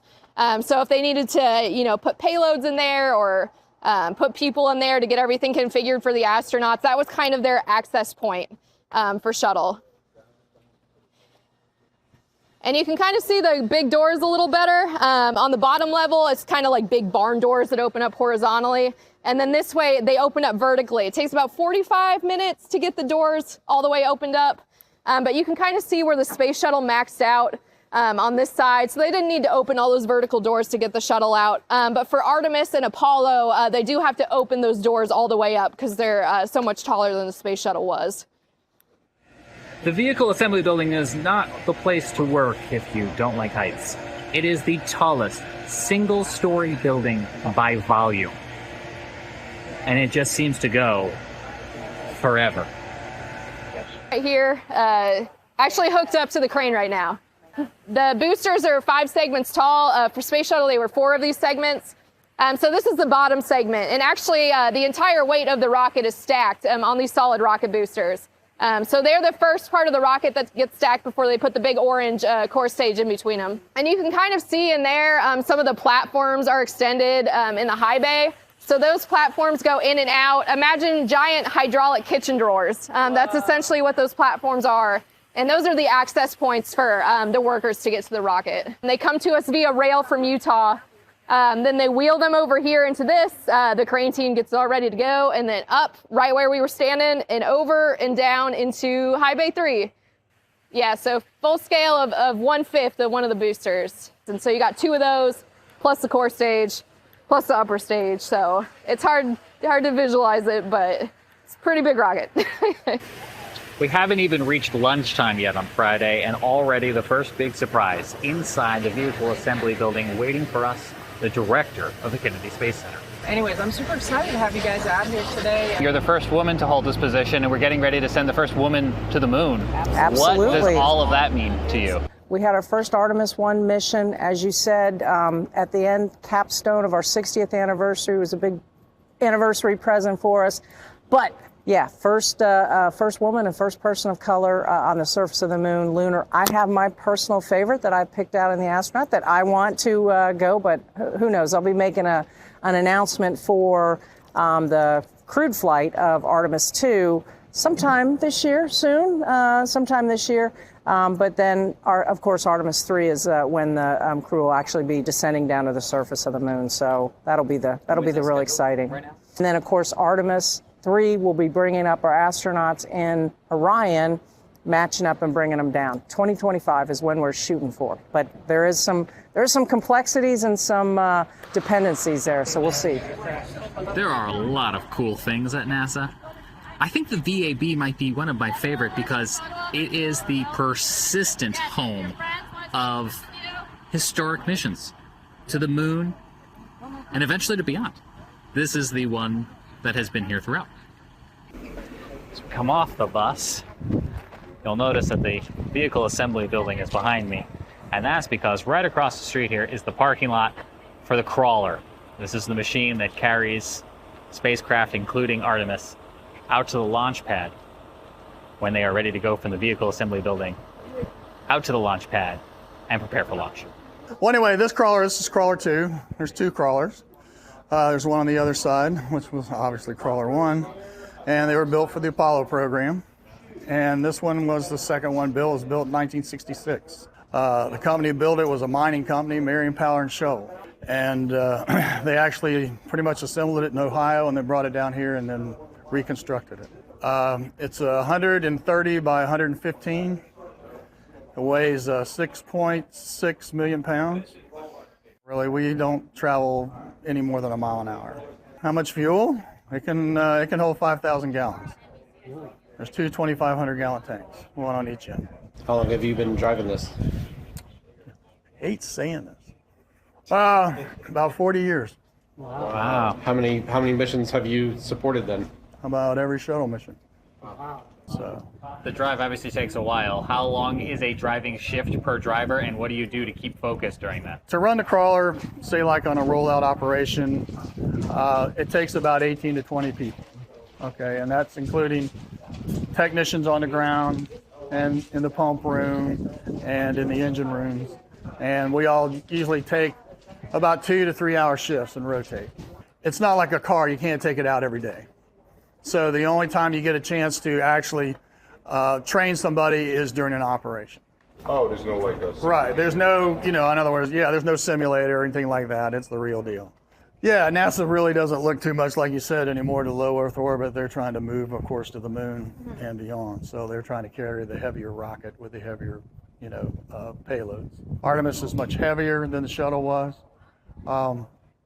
In shuttle, we were carrying about 12 million, and right now we're carrying about 16. So it's upgraded. We had to upgrade all the mechanics on the bottom. We redid all the rollers that the shoes run on, so it could carry a heavier load. We strengthened all the trucks. We added steel inside of each of the trucks, so it could handle a heavier load.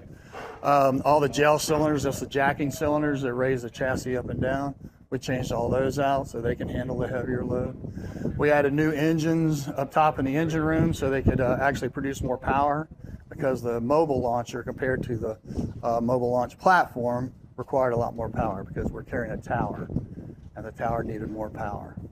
And we needed more of a purge on the vehicle. So we had to have a lot more power. If you had to try and build one of these, I'd hate to think how long it would take you to do it. When the crawlers originally built in the 60s, they ran about $10 million a piece. Wow. In the 60s. Wow. So you think about that now, if you go to today's dollars, yeah, we're looking hundreds of millions. Out of all of the things I imagine we could be doing today, going inside the crawler, I didn't even know that was within the realm of expectations. I guess you don't need a brake pedal, do you? That is a brake pedal. So I guess you don't need a gas pedal. That's exactly right. Yeah, we're learning. If you will reach right down there and lift that little lid and flip that switch. This? Yep. It's all connected to the PLC, programmable logic controller. So everything's computer driven.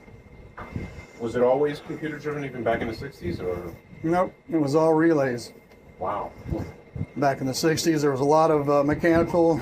The cab has changed quite a bit from Apollo to now.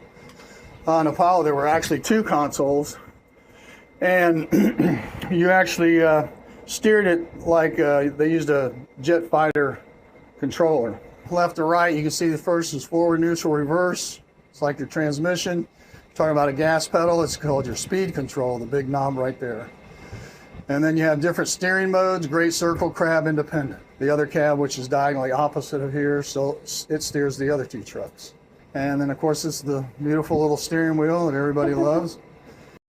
It's small, but it's effective. And you can see it's plus or minus 6 degrees. 6 degrees obviously doesn't sound like a lot, but over the entire length of the transporter, a 6-degree turn equals to a 5-foot radius. And that's tightest the crawler can turn, 500 feet. That's the sharpest turn it can make.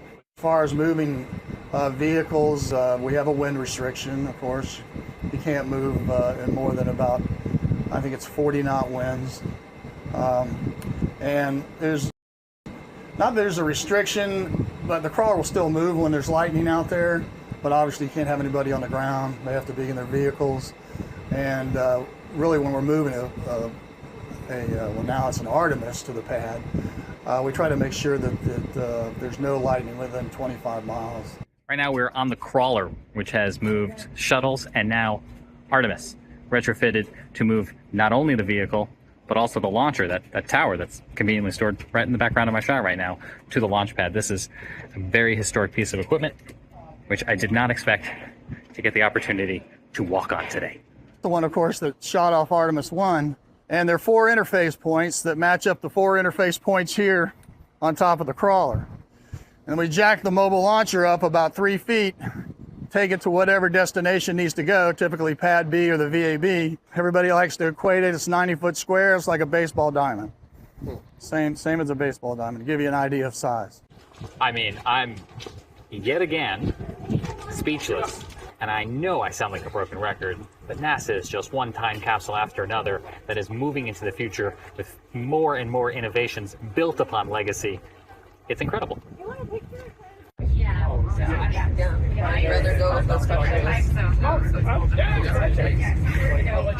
Okay, Complex 26 was originally built by the Army Ballistic Missile Agency to test Redstone and Jupiter intermediate range ballistic missiles. The building itself is reinforced concrete. The walls are about 2 foot thick, and the ceiling varies from 5 foot thick at the edge to 8 foot thick in the center. If you follow me in, we'll go into the firing room.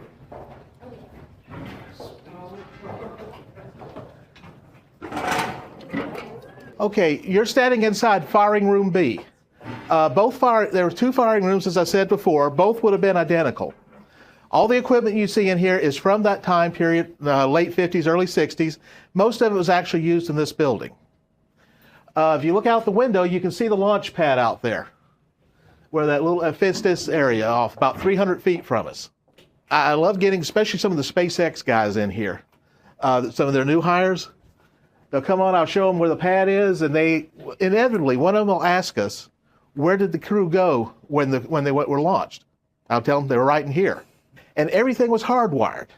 You had a cable, a copper cable, running from each of these consoles out to the rocket. Problem is, after about 400 feet, the voltage drops off to a point you lose that signal. So that's why it was this close. And when you get down to the last part of the count, they shut all the blast doors and turned off the AC system. Because if something goes wrong, you don't want to suck all those toxic gases in here. And so, like I say, you had 25, 30 guys. It is hot. It's summer in Florida. The temperature is 212 degrees, humidity 4,000%. Just a typical Florida summer day. Everybody smoked. In fact, it was so prevalent, there were ashtrays built into the consoles. But everything revolved around this console here in the center of the room. This is where the launch director or the test director sat. And basically, in this room, when they were doing a launch, he was basically God. Now, everything came down to these 2 switches. They were flipped at the same time. One would start the turbo pumps, feeding the fuel and oxidizer to the engine. The second one would light the igniter. Somebody like to give it a try. You know, you're tired, you're irritable. Let's get an irritable look on you. No, that's not disgusted. Irritable. You know, like you're going to kill this guy. If he doesn't get this camera out of your face, you're going to kill him. All right, ready? 3, 2, 1, launch. And from what we understand, that what you're hearing and the vibration level is pretty accurate to a launch here at that time. The noise level, wow. Okay, over in this room, in here today, we have a Burroughs Mod 1 guidance computer. Now in here,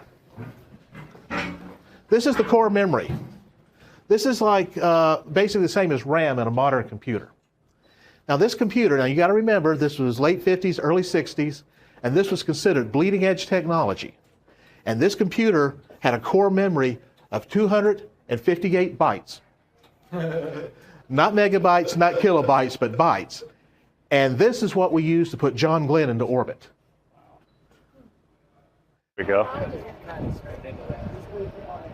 Well, my name is Jamie Draper. It's nice to meet all of you. I serve as the museum director for the Cape Canaveral Space Force Museum. We used to be the Air Force Space and Missile Museum. We just changed our name a few months ago.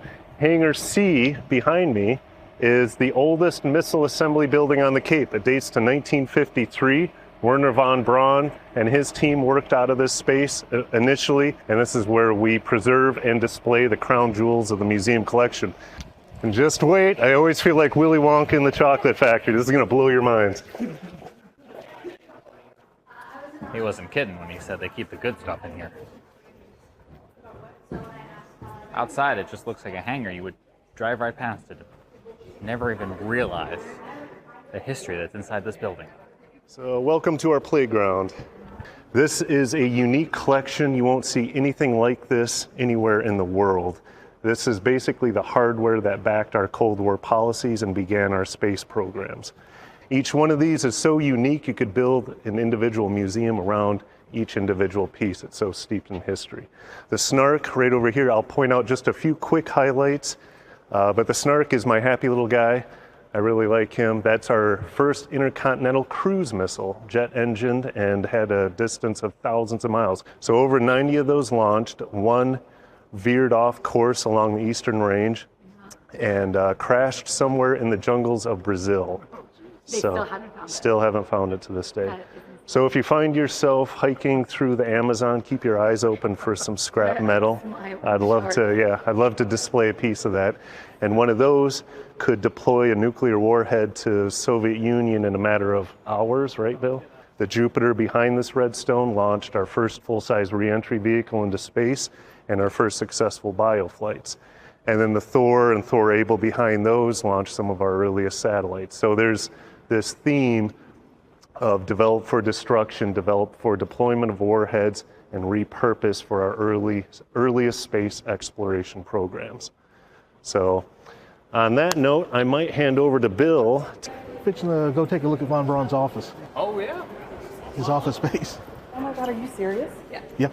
Oh my God, I think I'm gonna have a heart attack. Yeah, he said it's not that big of a deal, and I said I don't care. Oh, well, no, I mean, I don't mean that big a deal. It doesn't look like much right now. Yeah, okay, I don't care. Because they've just done a bunch of asbestos removal in there. So it's stripped down to the walls. We're gonna go see Von Braun's office. Sweet? Yeah. No, yeah, that's pretty much a suite. It was a whole thing, he said. We had, here, these two rooms. We're, like I say, 99.99% sure, because one of the things in our research, in one of the biographies, they would talk about how whenever they were doing Redstone, the early Redstone launches, he would go up into the top of the lighthouse there to watch from. Well, at that time, we knew they were launching off Pad 4, which is just down the road. And this is the closest office to the lighthouse. Plus, the floor in here is completely different from the rest of the building. All this tile, it's not found anywhere else. So we're pretty sure this was the office and this was the conference room. This is where all the planning took place for Explorer 1, for the Redstone program. It was all done in these two rooms. Our plans, our long-range plans is we're looking for photos of him here, and we want to restore it back to the way it looked then. And how long ago did you guys find this? Well, it actually has been fairly recent, because for a number of years, no one was allowed up into this space because of asbestos problems. And so we just recently, about a year ago, did the removal, which was complete, so we started roaming around up here trying to find. One of the things we're looking at doing, we've got parts of the museum scattered in storage all around the base. What we want to do is consolidate everything into this building.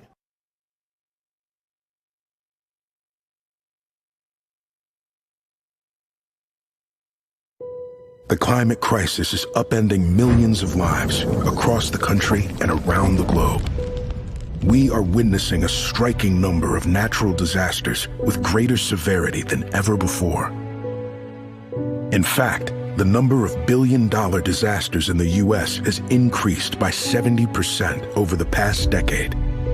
The number of families affected will continue to rise in both volume and suffering. However, these disasters leave their most profound mark on low-income communities, as well as those who are older or living with disabilities. The people most impacted by climate disasters are already the most vulnerable.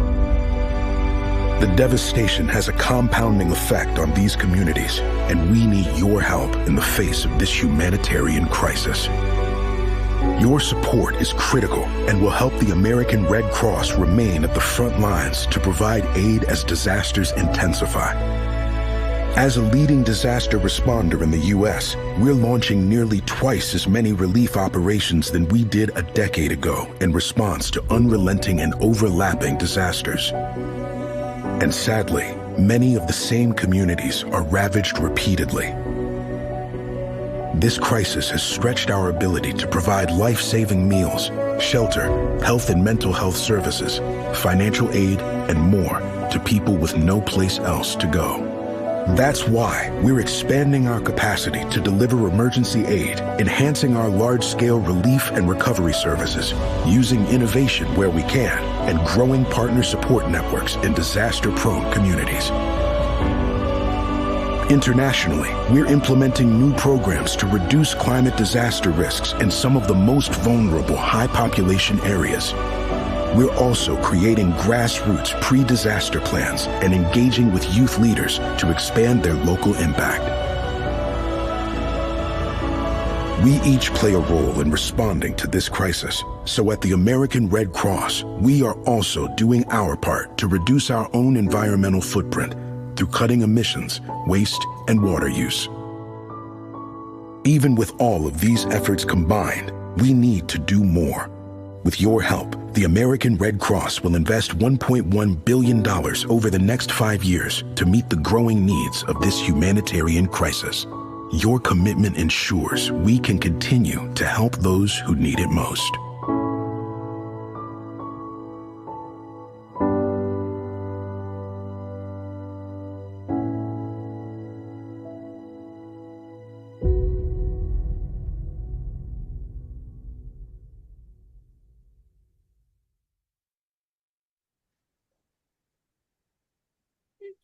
It is the WeatherPod's Disaster Relief Telethon, and it's amazing. It took me until 7:30 to clear my voice on air. It's a long haul, but that's why they call it a telethon. Maybe they should call it a marathon. Welcome back in. James Brierton with you from Charlotte, North Carolina. We got Scotty Powell in Myrtle Beach, South Carolina. Phil Johnson from Stormfront Freaks riding along with us here as we come up at the bottom of the hour. $6,300 in total raised so far for the American Red Cross. Special thanks to Mark Olson, $100 donation here in the last few minutes. We also had a $250 donation from the Carolina Weather Group and ESG just in the last half an hour. So we have officially crossed that $6,000 mark, Phil. And, we keep getting asked, and I'll be transparent. People keep asking us, what's the goal? How much money were you guys looking to raise?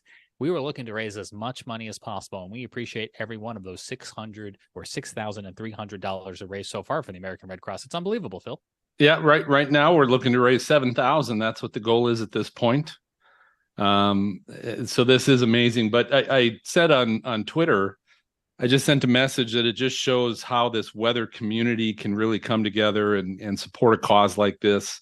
Not only all these great guests, James coming in, but because they're all given their time, right, on a Saturday to come here and chat with us and do all this. But for these, our weather community, basically, right, to be able to donate and give and doing what they're doing already. But we got to sprint to the end. We still got a few hours here to go, and we've got some great people coming in. Well, Mr. James Spann himself just dropped $250, bringing our grand total now to $6,550. And I got to say, that $250 from Spann is in addition to the nearly $1,300 that his Weather Brains podcast donated earlier. And so, Phil, to complement your point, not only are people donating their time as hosts, as production staff, and as the many guests that are coming through, but we're seeing so many of them donate financially on top of the time. And I think that warms my heart the most. And I'll keep repeating this as well, right? We've had some great people donating top tier hundreds of dollars, but I just want everybody to know I've grown up always knowing that the onesies and the twosies make a difference. Meaning you've got $5 if you can find a way to make a $5 donation, that's going to make a difference, people. Every little bit of that money counts. So please don't be intimidated maybe by someone who donated couple $100. That's where they're at, and they're in a position to be able to do that, which is great. And someday you might be as well, but you're in a position to do what you can now. And I want everybody to know that makes a difference. Absolutely. And we appreciate everyone who's been with us, watching, sharing, and donating. Let me bring in my Carolina Weather Group co-host, Scotty Powell. He's actually, I think, the last member of our staff who is a part of the founding crew of this podcast. Scotty, we're coming up on the end of the year. So we think about all of the weather conversations we've had, all the weather we observed, although there was a piece of something. We need to go back over to Scotty Powell for a moment. Our viewers are going to see it on the screen. Joining us back here. You'll remember this day, Scotty. Oh, yeah. I do remember that day. What a day that was. This is the Chinese spy balloon day. Yeah, so funny story. I'm sure Phil probably is used to Slack.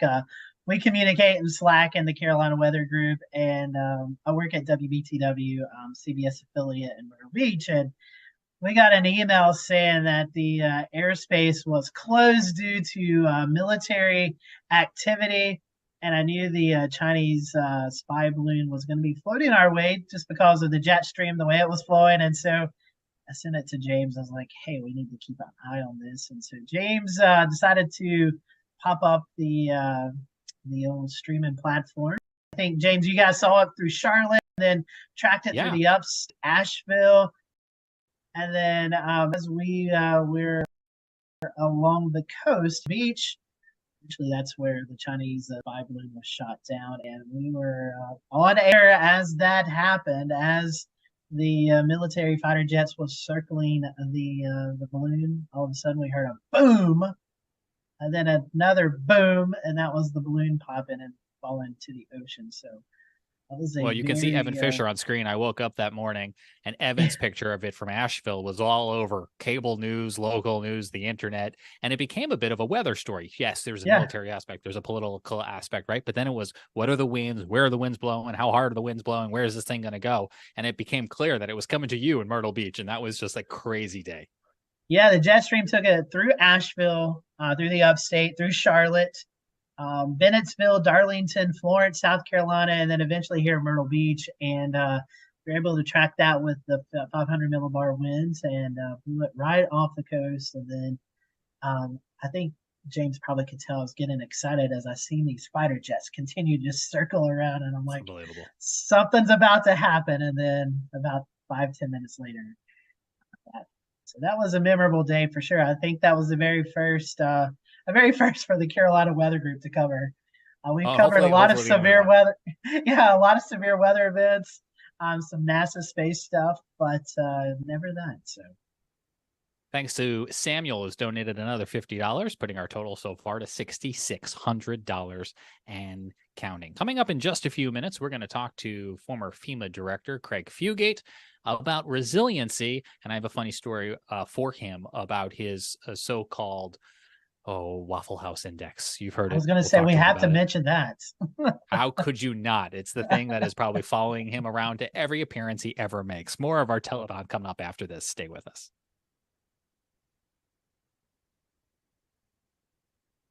I deployed here as a supervisor, and I am in charge of the dormitory.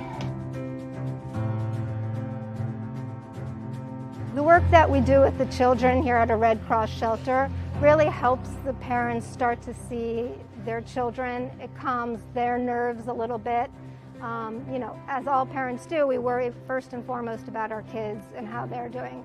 So when they see that their kids are still acting normal and still interacting with their peers or with other people, the parents can sort of take that burden off their shoulders and start to really think about other things like recovery and moving on.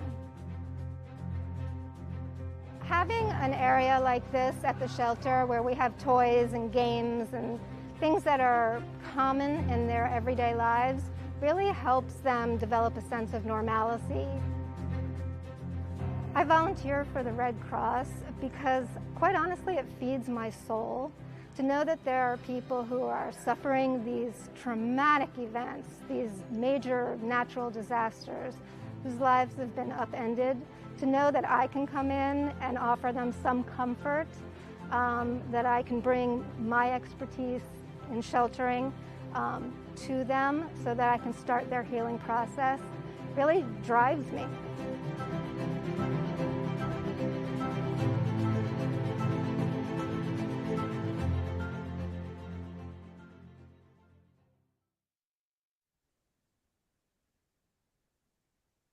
Welcome back to the Weather Pod's Disaster Relief Telethon. Rolling on here, $6,600 raised so far for the American Red Cross. Thanks to your generosity. We have another 3.5 hours to go. Appreciate everyone staying with us. Welcoming in now Craig Fugate, former FEMA director, former state emergency management director for the state of Florida. And Craig, I have questions for you, but I want to tell you that I was recently in a meeting and somebody was trying to explain something to me and like, oh, well, there's these levels and there's these triage. And so you should really try to triage things and prioritize them and, kind of do it like the Waffle House Index. Do you know about the Waffle House Index? And I said, do I know about the Waffle House Index? I talked to the man who coined it. Does that just follow you everywhere?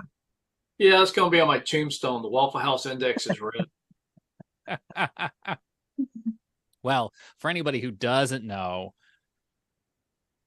you had this great quote when you were on the Carolina Weather Group show, and I don't know if you remember saying it or not, but it was something like, one day we were putting together the Waffle House Index, as it's so-called been phrased, where you guys would show on a map to officials which Waffle Houses were fully open, partially open and closed to help kind of convey, for folks who are unfamiliar with, the severity of an incident on the ground, whether it be weather or something else. And I just remember you said, oh yeah, there was this one day we were running late and I had to say, Mr. President, don't worry, they're still making bacon. That was my favorite quote of any guest on the Carolina Weather Group. Well, I'm glad you're here tonight as we're doing our telethon, because I had originally reached out to you a couple weeks ago when we were looking at resilience zones that were being rolled out by the current FEMA administration, which you are since retired from. But I wanted to pick your brain because we keep seeing record-breaking billion-dollar disaster events year after year. And so I know you are a big champion of resilience. Can you talk to our audience a little bit about what resilience is and how, as communities, we can try to prepare ourselves for this upward trend of disaster events? Yeah, I think, when you talk about being resilient, people go, what does it mean? And it's like, it doesn't mean we don't have storms, and it doesn't mean we don't have damages. But if you think about it, a lot of this goes back to where and how we build. And we know that the way we build and where we have built stuff has a great determination about how severe the disasters are. So the idea of building resilience is, let's start with our building codes and make sure we're using appropriate building codes for the risk, making sure we're building in areas that are survivable, and that as we're looking at both the buildings but also our infrastructure, we're taking into account that the past is not preparing us for the future. These extreme weather events are record-setting.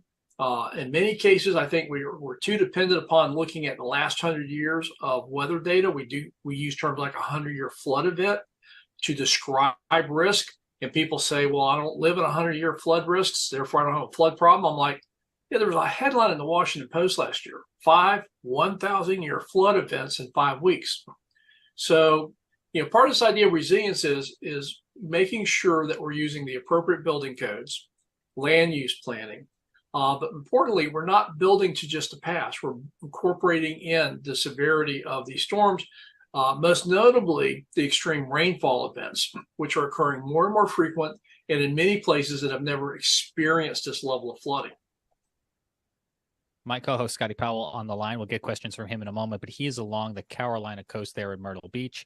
I think about resilience. I think about the Outer Banks, places where we've seen homes just tumbling into the ocean as the oceans are rising. But let me ask you this, Craig. While those pictures are obviously breathtaking and have been burned into my brain, is this just a coastal community problem, or is this a broader problem for everyone? It's everywhere in the U.S. It's actually global. If you look across the globe, extreme rainfall events, extreme flooding, you're seeing that taking place almost daily. Look what's happening right now. I believe it's in the Dominican Republic, where they've gotten almost a foot of rain with these tropical systems. So again, the infrastructure we built was built for the past. What we're seeing is these extreme rainfall events are exceeding our design parameters. Not only is it the homes that are being damaged, but just look at roads, bridges, culverts, drainage systems that are being overwhelmed and destroyed in these events. And this goes back to we need to really understand what our risk is going forward and make selective decisions about how we're going to make improvements, because we can't do everything. So we're going to have to be selective and look at that. And I think that's one of the things the administration did with the resilience zones is to really focus in on lower income communities, which historically have not gotten the funding to build resilience and are actually more vulnerable to these events. Craig, to piggyback off of that, like James said, I live here along the Grand Strand, Myrtle Beach, Horry County, Brunswick County, North Carolina, kind of this area along the northeast South Carolina, southeast North Carolina coast, for the third year in a row is the highest growing metropolitan area. We're seeing a lot of issues here in the Grand Strand. The infrastructure. There's so many people moving in, and there's only one way out of the Grand Strand via 501, because if you go Highway 17 north or south, you're cut off by Wilmington or Charleston with potential storm surge and flooding. So the only way in is on 501, which also floods in the city of Conway from a main stem river flooding after a hurricane hits. We also are building all of these apartment complexes and townhome complexes on swamp land. And we continue to see this, and we continue to see storm after storm. These homes just continue to get flooded out, and eventually, how can we prevent people from building into these areas that are known to flood? I mean, I know there's been a lot of talks, but it doesn't seem like it's getting anywhere. Well, it's a constant struggle between the desire to develop and build in areas that people want to live in, and pushing back and saying, okay, if we're going to build there, we're going to have to build to higher standards. We're going to have to elevate. We're going to have to go to higher wind codes. That increases the cost. What I'm seeing driving this, however, is lack of available insurance. Increasingly across the Gulf Coast and now across the Southeast, we're seeing the price of insurance go higher and higher for wind coverage. And as you also are dealing with higher interest rates right now, to a certain degree, that puts a little bit of a damper. But the reality is, anywhere that's desirable along the coast, both before a disaster and then after a storm hits and there's wiped out, we see this rapid gentrification where we keep building in these high-risk areas. As long as what we're building, we understand that risk, or secondary homes, vacation homes, short-term rentals, that may not be a bad investment. It's when it's the permanent workforce that, the people that live there full time, that lose their homes and then get displaced, that it becomes, I think, more of a challenge to look at, well, how do people that live here afford to work and live in these areas, or are they forced out? And to a certain degree, nobody wants to make that desirable, but the reality is we're really using market forces to push people out of high-risk areas and only really making affordable for the wealthy and those that are treating this as not a primary residence. Where you at, Scotty? You've seen that transition. I mean, you used to go down to Myrtle Beach, and most of the people that lived there off season, that was their permanent home. Now, the majority of the housing there are short-term rentals, vacation homes, provides pretty good tax base to the community. But these are people that have options to leave during bad weather, have options to leave during hurricanes, and it's the permanent population that's getting priced out of these communities and pushed further inland. That may be better for their risk factor, but it's certainly impacting the workforce availability in a lot of these coastal areas. I have one more follow-up with that. I know James has a question. One thing that I know you're familiar with, and a lot of weather-savvy folks are familiar with, are these major hurricanes. Hurricane Camille back in the 60s. You had Hurricane Hugo in the late 80s. It's about every 30 to 35 years that the Grand Strand into Southeast North Carolina timetable to see these major hurricanes that could affect the area. And with so many people moving in and only one way out, as an emergency manager, as you was for the state of Florida and then working with FEMA in Washington, what is a concern for you knowing that a place may be overdue for a hurricane and there's very minimum ways to get out? My real concern is going to be rapid intensification. If you look at these storms and you look at the length of time it takes to evacuate and the reluctance many times of local officials to pull the trigger early, if they're only dealing with a tropical hurricane or tropical storm or maybe a Category 1 hurricane, they're using their past reference to that going, well, we've dealt with those before, we're good. But it's moving over to Gulf Stream. And all of a sudden, as we've seen more and more frequently, is these rapid intensifiers that at the point you needed to make a decision to give people time to get out, it didn't seem to be a very significant storm. And now all of a sudden you have a Category 5 on your doorsteps. We saw this with Hurricane Michael and the Florida Panhandle in 2018. We saw this with Hurricane Ian, where we had more people drown in coastal communities in Florida than we had since any hurricane before before the 35 hurricane, which to me is kind of staggering. So it's not only the amount of time it takes to evacuate, it's that these hurricanes aren't going to give you days to get ready. You guys are going to be dealing a lot of times with a storm coming out of the south, parallel the coast. That becomes a very challenging forecast. A few degrees left or right could mean landfall or a near miss. But if you think about it, the one storm that scares me is the storms that are basically a Cat 1, maybe a strong tropical storm, 2 to 3 days out. When people need to be making decisions, they're making their decisions based upon that. And then we get a rapid intensification like we just saw down in Mexico, where in 24 hours, you're going from a Category 1 hurricane to a Cat 5 hurricane, and people don't have time to evacuate. I want to give a shout out to Richard Cook, who just donated $10 to help with the American Red Cross. Appreciate that support. Craig, let me follow up on that thread of rapid intensification. You are no longer in those FEMA briefing rooms or in the state briefing rooms, but I'm curious, based on your knowledge and your professionalism when you're looking at these satellite images, is there anything that comes to mind that you would say, if I was still there, this is the thing that I would do differently than the way you may have done it when you were there? How does rapid intensification change that workflow for disaster relief? Well, I think it's something we have to expect. I mean, for a long time, our rule of thumb was for every storm we're dealing with, we always bumped it up a category in strength when we were doing our evacuation planning.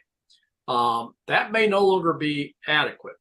The other thing we have to really pay attention to is when I was doing this, there was pretty much one official source of information, and you got it through very limited formats. The National Hurricane Center, you got it across major broadcast networks. Now with social media, there are so many different pieces of information and people able to go out there and find so many different varieties of forecast products, some of which are based upon the National Hurricane Center products. Some are not based on anything that we would recognize. Yet that's the information people have. And when we used to try to make sure we spoke with a consistent message across the consistent platforms, that's changing. And now you've got people that are social influencers that are also wading into these debates. So I think, from my standpoint is we have to factor in rapid intensification, especially if the Hurricane Center is issuing forecasts that suggest that's possible. The other thing is we got to understand that our ability to speak and be heard by the public as a single message has been diluted, and we're going to have to spend a lot more time understanding how people get their information, how they weigh that to make decisions. We're having to move away from what I used to call the parent speaking to the child, where government authorities would just tell people to evacuate and wouldn't spend a lot of time with the why you need to evacuate. And I think that's the other thing I'm seeing change. We are moving away from just dealing with the strength of a storm category to really focusing on the forecasted impacts, which are not going to be uniform across an area. And we're going to have to do a better job of explaining to people why they need to move to higher ground, why they need to evacuate when there's uncertainty. And in many cases, it's a blue sky day when you're asking them to do that. I want to preface my next question for you by letting our audience know you have worked for bosses of both political parties, Republicans and Democrats. So this question is not loaded with politics behind it, but given your experience, we're in a situation right now where we keep coming up right on the 11th hour of a potential government shutdown. What would happen to disaster relief from the federal government, from agencies like FEMA, if a government shutdown were to happen? Yeah, it depends on where they're at in their budget. We went through a shutdown and actually had several disasters we were responding to. The important thing to remember is FEMA has funding source to respond and recover from disasters that's separate from the annual appropriation. So what we call the disaster relief fund, and this is really archaic inside baseball budgeting. But even if the government, what they call a lapse of funding, they did not pass an appropriations bill, the government shuts down. Money that is not tied to that appropriation is still good. So FEMA still has money to respond to disasters. What happens immediately to FEMA is they shut down all of their non-essential programs. They shut down all their training, shut down all their grant programs, but they can continue to do response utilizing that funding. That's why, if you remember earlier this year, the disaster relief fund was running low on money. And there was a lot of concern about what happens if they run out of money. Well, the response stops. So, and we've been through this, we've done it. If there's any agency that is well-versed in lapse of funding or continuing resolutions, it's FEMA, because all throughout my time there and every year since then, they've dealt with these types of budget uncertainties. Greg, one thing that we have been seeing a lot of recently, and not say that this isn't a new disaster. We've always dealt with wildfires, but it seems like we're getting more wildfires that are in urbanized areas. You look back at Pigeon Forge, Gatlinburg in 2016. You look back into California over the last several years, Colorado, and now even some Western North Carolina wildfires. It's one that I guess, looking at the grand scheme of things, you worry about hurricanes, you worry about flooding, tornadoes. The wildfires kind of takes that step back, but we're starting to see more and more of this. As former FEMA director, what would be your advice to folks who live in these urbanized mountainous areas to prepare for wildfires? Well, if you can see the trees, you're in what they call a WUI, a wildland urban interface, and it's tied to drought. And again, my experience in Florida was in 1998. I was bureau chief for response recovery. We had so many wildfires in the state of Florida during an extreme drought that of our 67 counties, over 50 of them were under fire management assistance grants. So I've dealt with this on the East Coast, particularly in the coastal plain states. People just don't understand the fire risk because normally we're not dealing with extreme drought and we go through fire seasons, but the fires are not as erratic and don't spread as fast. And this is, I think, almost a bias for the East Coast to say we don't have those kind of fires they have in California or on the West Coast. And that is generally true until you're in a drought. And we're seeing more frequent, what they call flash droughts now, a new term I didn't realize we were using, but this idea that you can go into a drought relatively quickly that increases the risk of wildfires. And to a certain degree, we experienced this in 1998. We went out of an El Nino, had massive flooding across the state. It was when we had one of our worst tornado outbreaks. We had 42 people killed in Central Florida from tornadoes in that winter. But by April, it just stopped raining. And now up until April, we've been flooding all over the state, and then it just stopped, and it didn't rain again until July. And in that time frame, we went from starting to see more active wildfires to at one point towards almost before the July 4th weekend, we evacuated Flagler County, the whole county, for wildfires. So I think, again, there's this tendency if you're on the East Coast to say, hey, we don't have a wildfire problem like they do out West. Actually, you have a much worse problem because during these droughts, you have much higher fuel loads than they do in the West Coast. And you also have very limited experience responding and dealing with the challenges of evacuating in these urban interface fires. One thing, Greg, I have time for. Go ahead, Scotty. I was going to say, just a little reference for you folks, what Craig was just talking about. The evacuations, if you're a NASCAR fan, they canceled the 4th of July Daytona race and held it in October due to the wildfires then. Yeah, 1998 was a rather significant year for wildfires in Florida. Had a lot of disruptions, but it pointed out that this idea that you can go into a drought very rapidly, and that persistent drought, very focused, and in less than 2 to 3 months, we went from a state that was flooded to a state that was burning. And that's going to be, I think, something that in coastal plain states all the way up into the Appalachians, that, we've seen that where we've had these droughts and then we get these wildfires that will start running and we'll lose a community, we'll lose homes. And if those droughts last longer, the fires will get worse. And it's something I think many communities haven't really thought about. You can go back and look at the experience of communities like Paradise, where they weren't able to evacuate in time. And loss of life. So I think, for the East Coast, there's this tendency, I think, that we're a little bit overconfident of our ability to manage and respond to wildfires because, quote unquote, it's not like out West. Greg, we've hit on a lot of really important topics here tonight that I hope people are taking to heart as they think about what threats they might have in their own community. And in the time we have left, I'm going to try to leave us on an uplifting, maybe interesting note here and make a hard pivot. I can't let you get off the Zoom tonight without asking you about the typewriter behind you. What is the story with the typewriter in your office? I get drugged to a lot of estate sales by my wife, and it's usually for me to haul the stuff she buys in my truck back home. So we were at an estate sale, and I was looking around, and I'm looking for stuff like ham radio equipment or old radios, things like that. And I saw these typewriters, and I'm like going, well, that's cool. And so I said, well, that would be a good background. The room raider gigs me all the time for hidden chords or other stuff. So I thought, well, maybe I'll put a typewriter back there. I mean, some people have the fake libraries behind them. I got my pictures. I thought, oh, the typewriter would be a nice addition.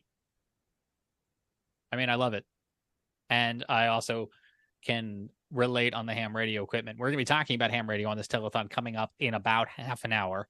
So, Craig, if you're free, you want to come back and talk with Jim Reed about how they connect students with the astronauts aboard the International Space Station using ham radio, you can come on back because we'll be here. All right. Well, I think I'm going to go watch the Florida game. You're probably not alone. I think there's a lot of people having two-screen experiences today. Go Gators. I'm watching it right now. 7-3. Gators winning. All right. Well, Craig, you guys, we appreciate your time and insight. Well, thanks, and keep doing the good work and raise money for one of our most primary relief agencies, the American Red Cross. Absolutely. Appreciate your time tonight and joining our telethon, which is now nearing $7,000, thanks in part to $50 just coming in from Dan Wallace. More of our telethon is coming up right after this. Stay with us.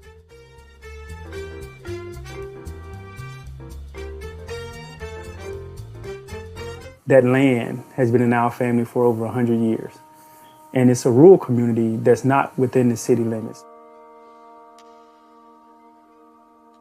Because the tornado approached from the south, that area was the first place hit, and it destroyed every house.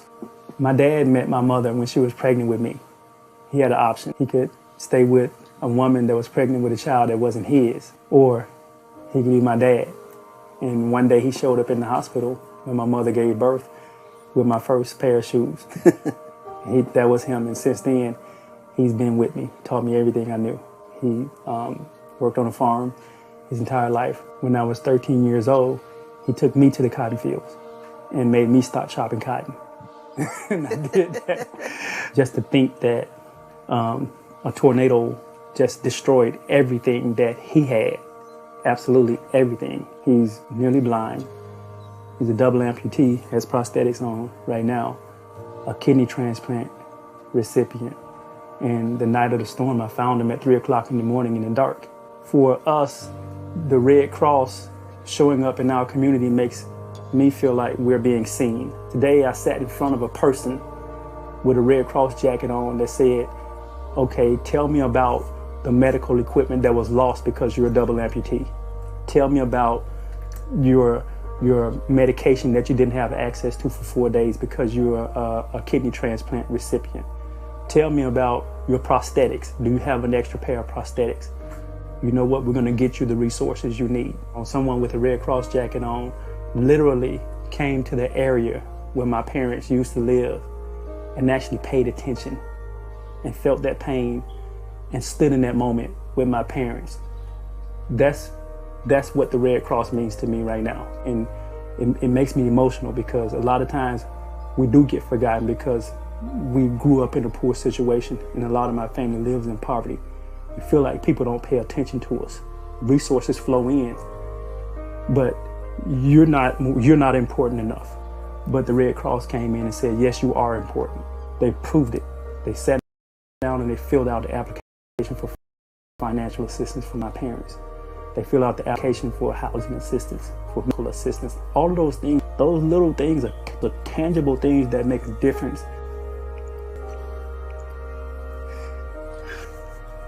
Because you don't know what you got until it's gone. Especially when you don't have much in the first place. You don't know what you got until you almost lose it. And so when some organization like the Red Cross comes in and said, I'm gonna help you.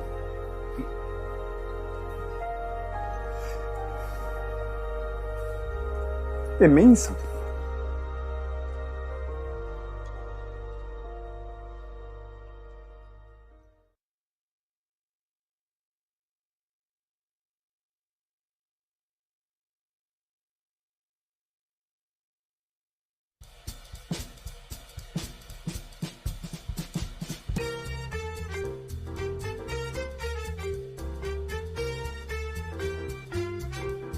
All right, and we're back. We're entering the 8 o'clock hour here as we try to raise funds for the Red Cross.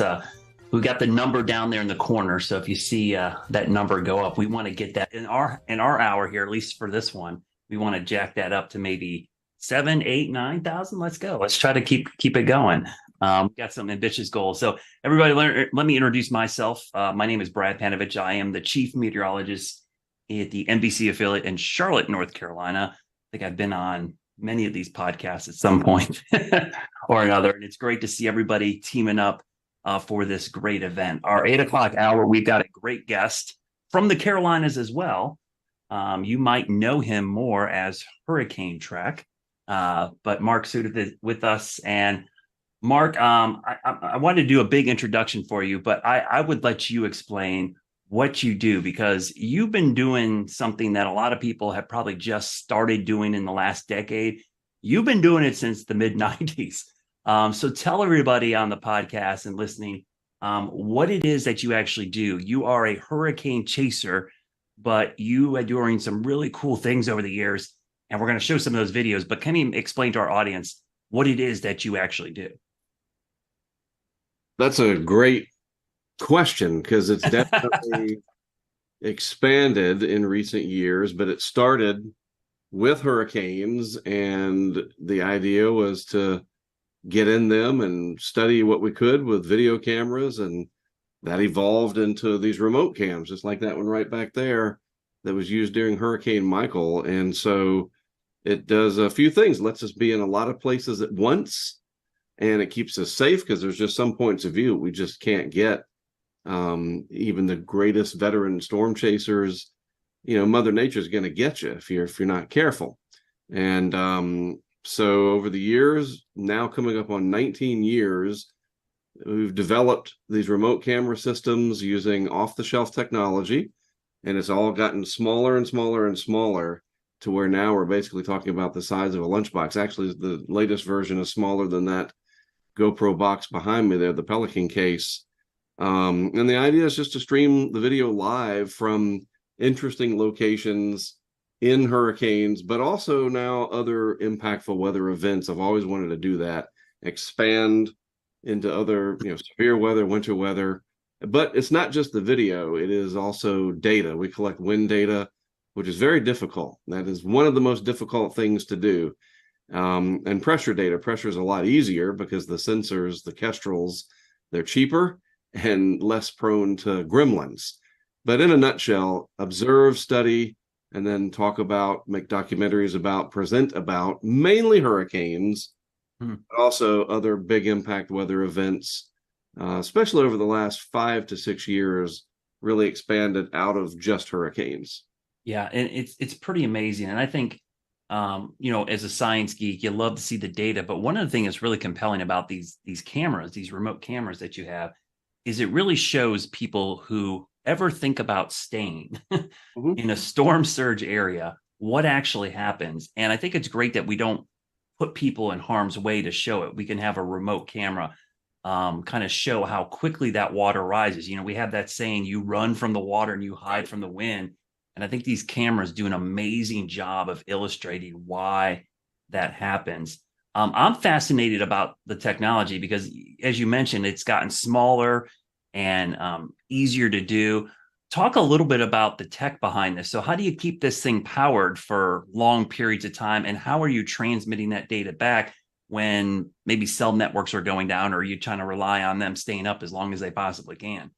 Yeah, we're still reliant on the cell networks, and we use Verizon. Verizon, not a sponsor. I'm a paid Verizon customer, proudly.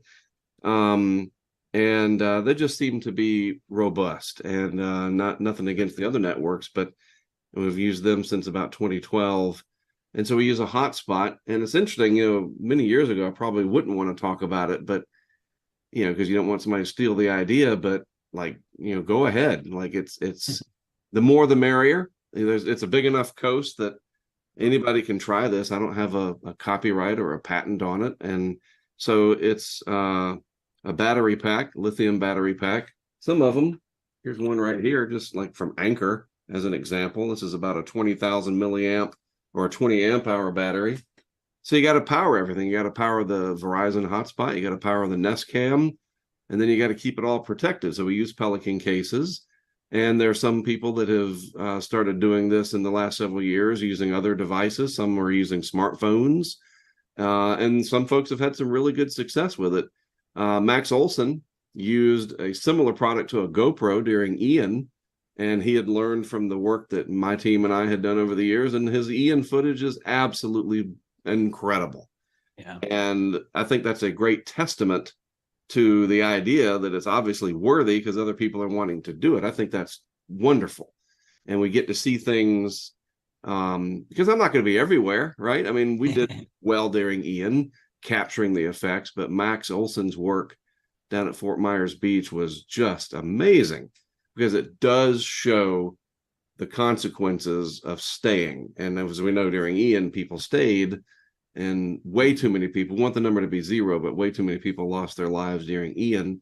So maybe Max's video will help motivate somebody down the road. And I'm glad that, I don't want to brag, but I mean, I started it in 2005, and to see where it's come, that's fantastic. And it's great to see other people sort of doing it as well. Honestly, it is. And we'll see where it goes. So I assume there's a lot of prep work for this, right? You got to find the location. Like what's that process like? Like, do you try to pick the most visually appealing area, or an area that's more surge prone, an area that has some kind of marker that will let you kind of discern in real time what's going on? How do you choose the locations for the cameras? So part of it comes from experience, been doing this long enough, and we've had enough hurricanes, unfortunately for the public, hitting land the last 19 years that there are not too many areas of coastline now that we're not familiar with. And Louisiana was the toughest, and we got into Louisiana a lot in 2020 and in 2021 with Ida. Luckily, Louisiana's been left alone ever since.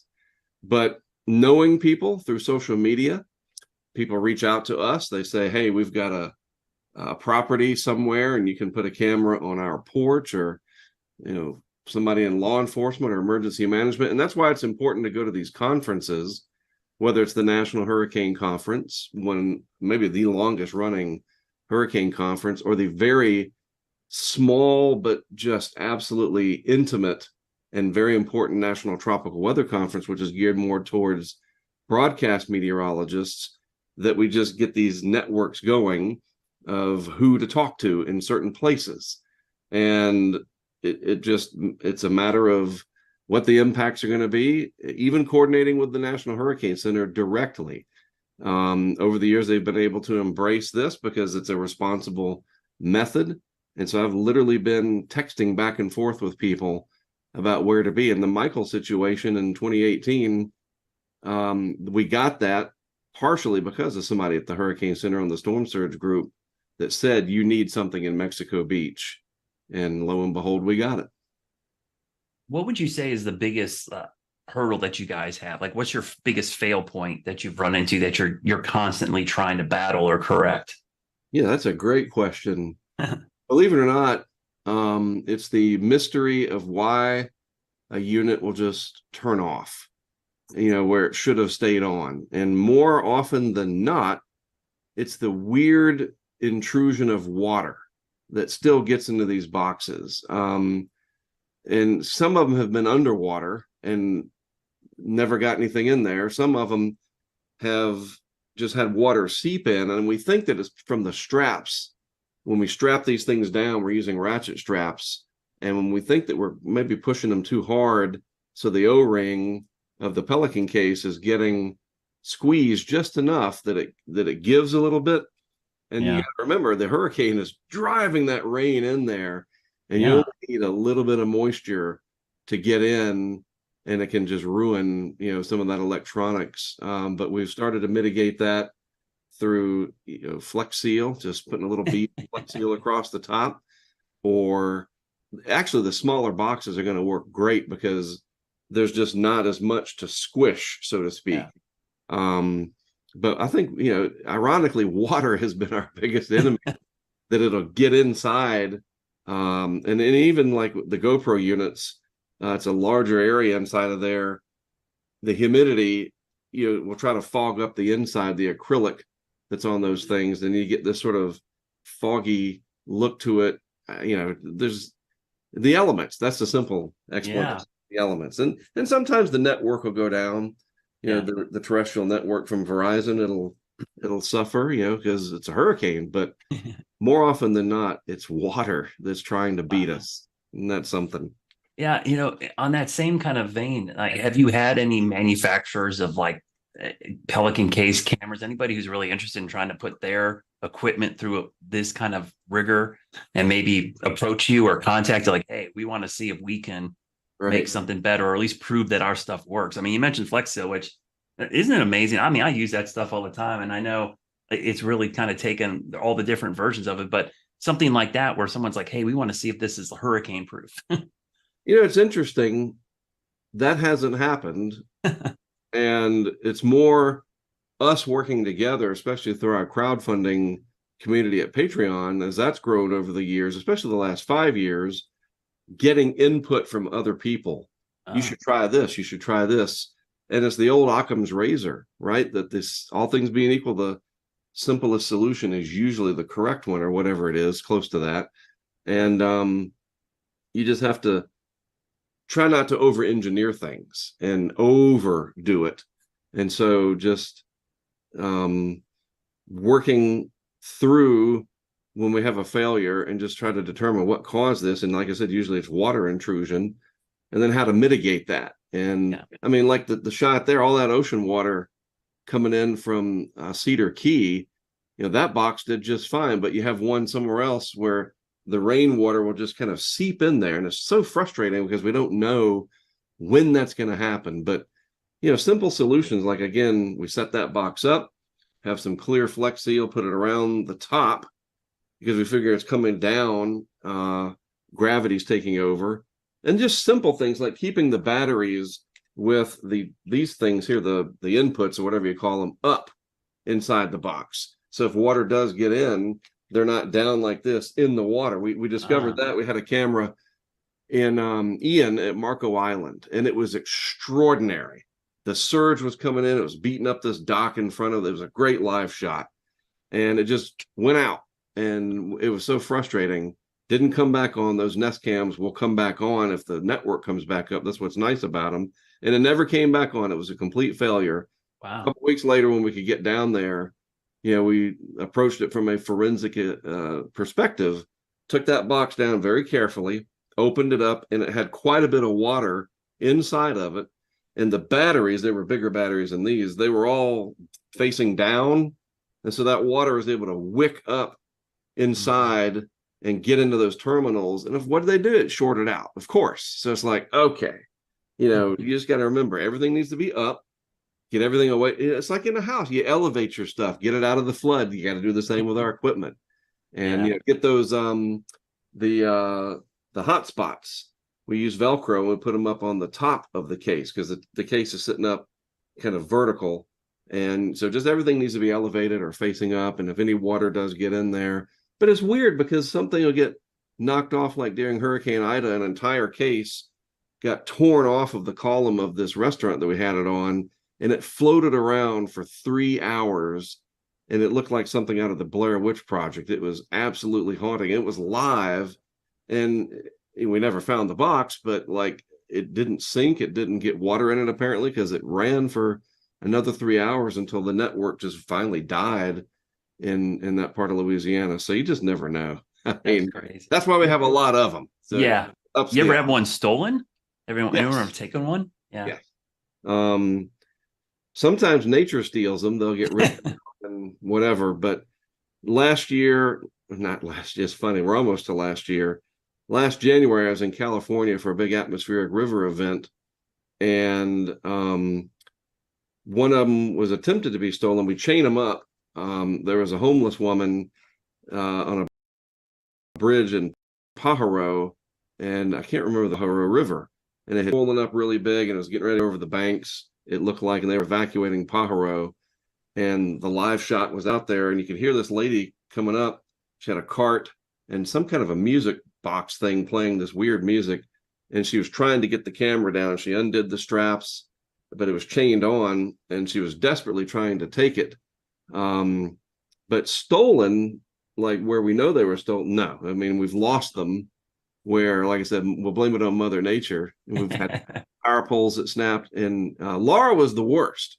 We lost several during Laura because all the power poles that they were attached to down in Holly Beach, as an example, those snapped and then they washed away in the surge.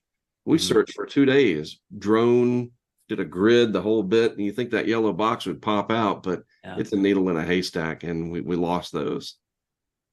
What would you say is your most memorable storm that you guys have caught with cameras, but also you personally have been in? Michael, I think, is definitely the number one.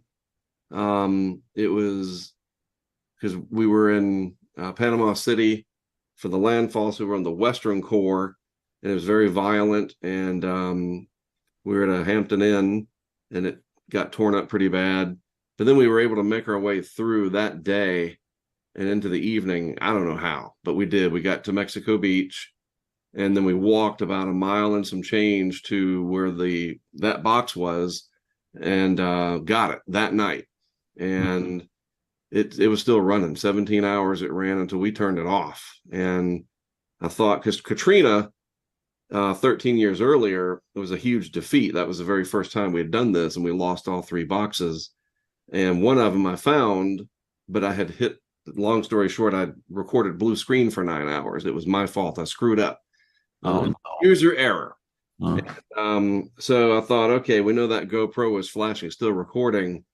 And it wasn't until we got up to near Montgomery, Alabama the next day that I took that little chip, it's a GoPro chip. It's one of these guys right here. And put that in the computer. And I was like, oh, this changes everything. We captured Michael from, 10 o'clock in the morning until we came back at 9 something at night. The whole thing from start to finish, Cat 5, right front quadrant, point blank range. That was an incredible moment. And then just experiencing it, the whole thing. It, and the friends we made during it, that Michael's definitely number one for that. My cat's out there screaming. Some good up there. I think we're doing this, this telethon to raise money for the Red Cross, which does amazing work during these storms. Me personally, of all the type of weather I've covered or been in, there's something about tropical systems and what they do and the impact they have on people's lives. And because we're doing this for the Red Cross, maybe talk about some of the resiliency or the things you've seen, the personal impacts to communities you've seen from these storms, and maybe why it drives you to do more of this to try to help people be more prepared. Oh, absolutely. And I think that's one of the notable things about what I've done since the late 90s, mid 90s and beyond is being in all these hurricanes, especially the really bad ones, that we get to know people who deal with it when we're gone. And I've been friends with them ever since, a lot of them. And you see exactly what happens, not only to their property, to their community, but their whole way of life. You get these generational events like Katrina, like Michael, like Ian down in Southwest Florida, and plenty others, of course. And so you really get an appreciation of what people go through. And so, we call that empathy, that you definitely empathize with people that have to deal with. It's very stressful. And then, if they don't move out of a region, they're going to stay. Future hurricane seasons, everything gets piled on with social media now. It can get very overwhelming.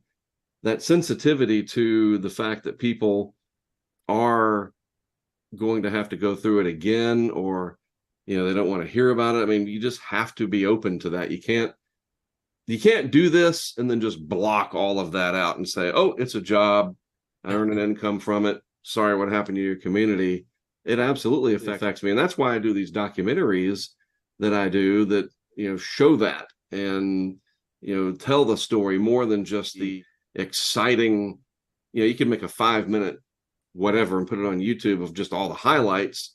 But I want to do a broader documentary that shows the whole story and include some of the people that we interact with.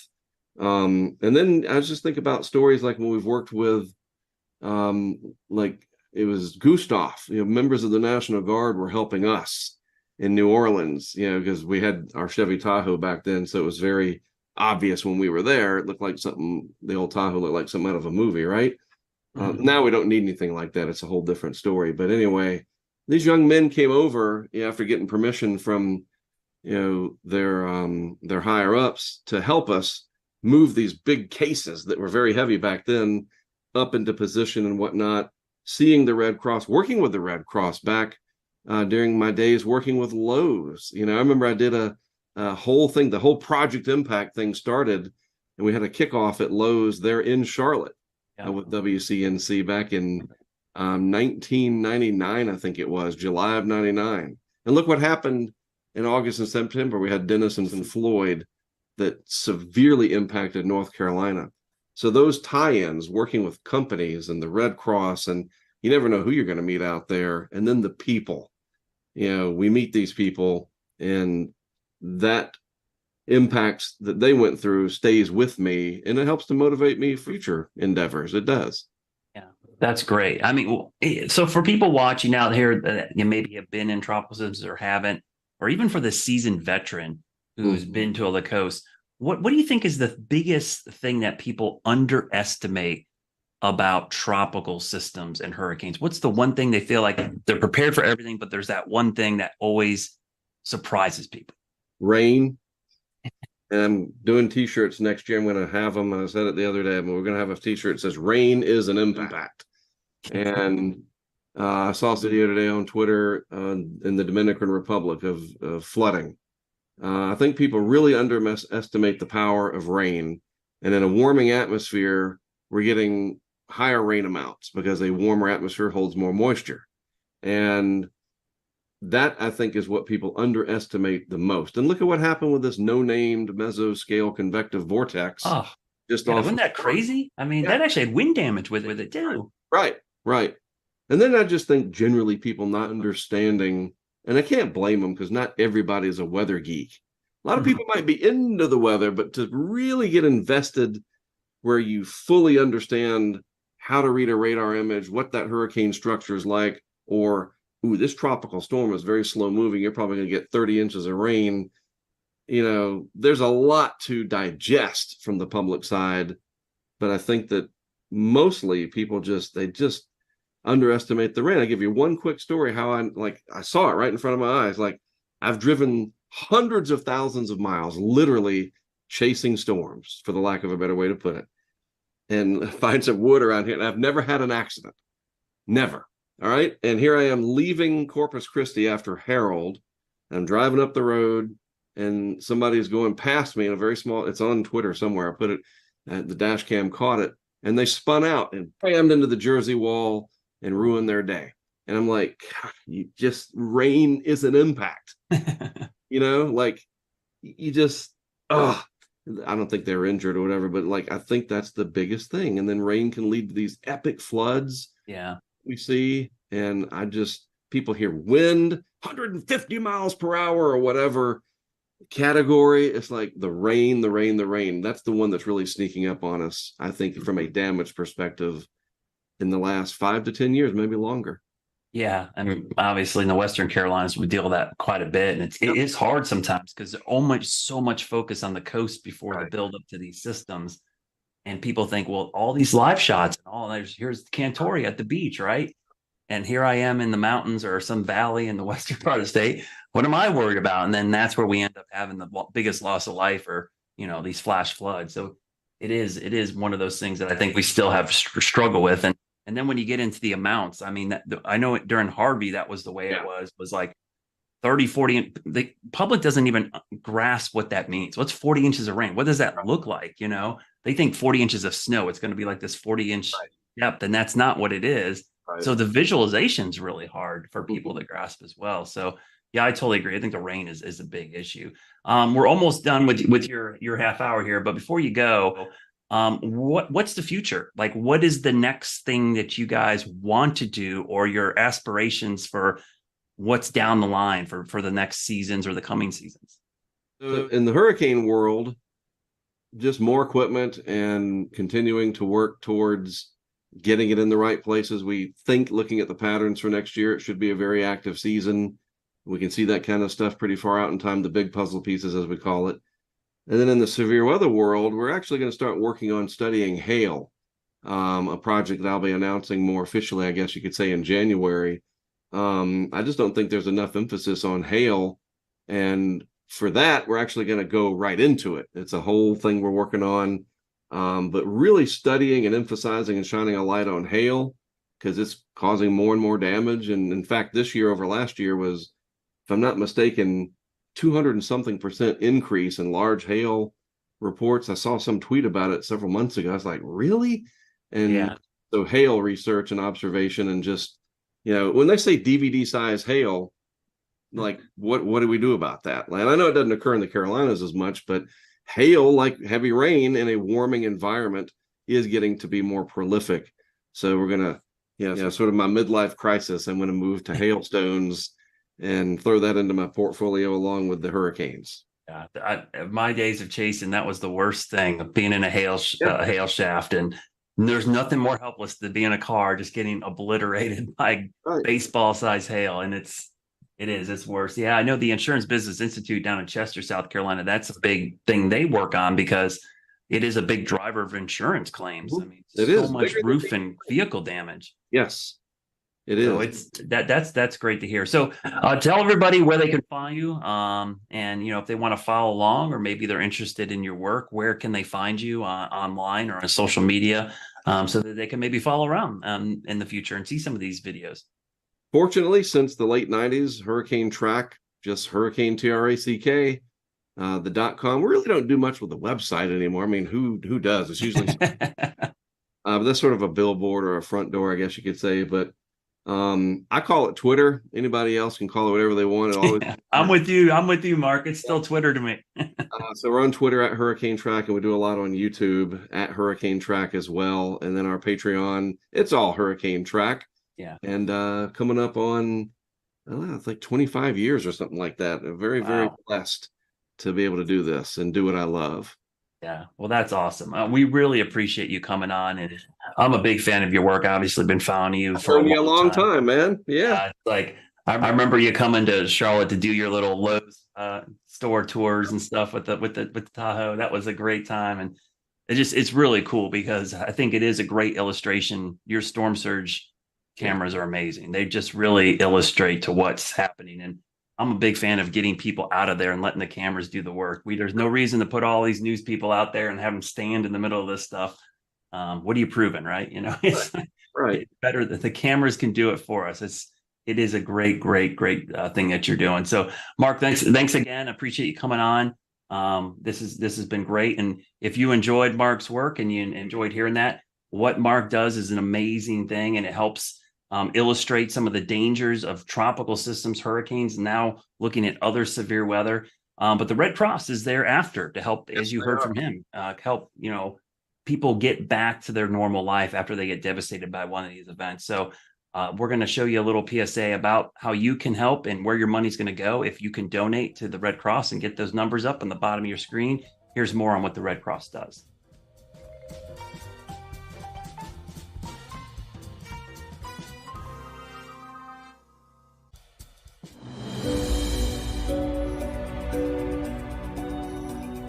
During Hurricane Florence, I decided to stay at my house in Wilmington. I had just moved into it. It was an older house, so we thought it was going to be really safe.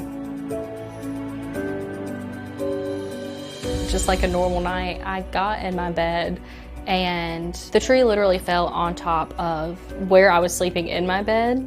It was probably the most horrifying thing I had ever experienced. I was almost in shock. Water was just pouring into the house. And I was like, we cannot stay here, we cannot stay here. Like, we are gonna have to go through the middle of this storm to get somewhere safe, because there's no way that we can stay in this house now.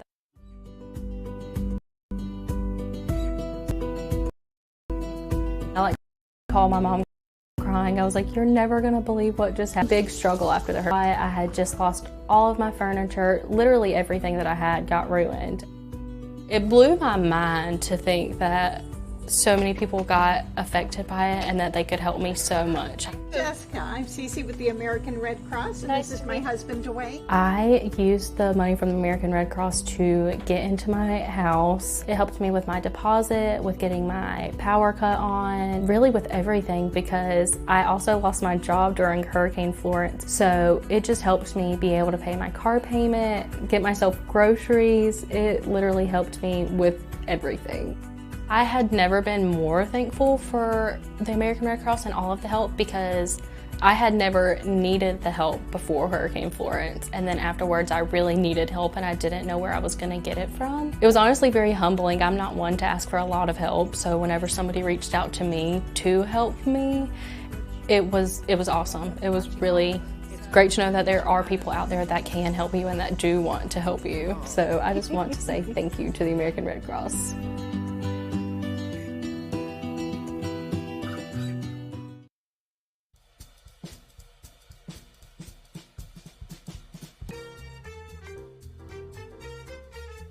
All right, we're back. Thanks again, everybody, for watching or listening, depending on how you're consuming the podcast, because people do both. Yes, we're trying to raise money for the Red Cross. This is our 24-hour telethon we're trying to do here to raise some money. We just had Mark Sudduth from Hurricane Track. The next hour, we're going to bring on all of our guests. We got a bunch of hosts this time. And we're going to be talking ham radio. For those that aren't familiar with ham radio, amateur ham radio out there, it still exists. I think a lot of people think it went away. And believe it or not, even in this day and age, our guest, Jim Reed, could probably attest to this. Ham radio might be that thing that saves us when we get that giant solar flare and all of our cell phones go away and we lose all our communication. We might end up having to revert back to ham radio. So Jim Reed, welcome to the show. Maybe you can introduce yourself and tell everybody what you do and what your title is in the group that you're associated with. Hi, Brad. Thank you. Good to be joining you today. So my name is Jim Reed, and I'll give you my call sign, N4BFR. I'm a licensed amateur radio operator, and I've been doing that for about over 15 years now. As part of what I do, I'm a retired corporate guy. So in my spare time, I work for a company called Ham Radio Prep, and we do license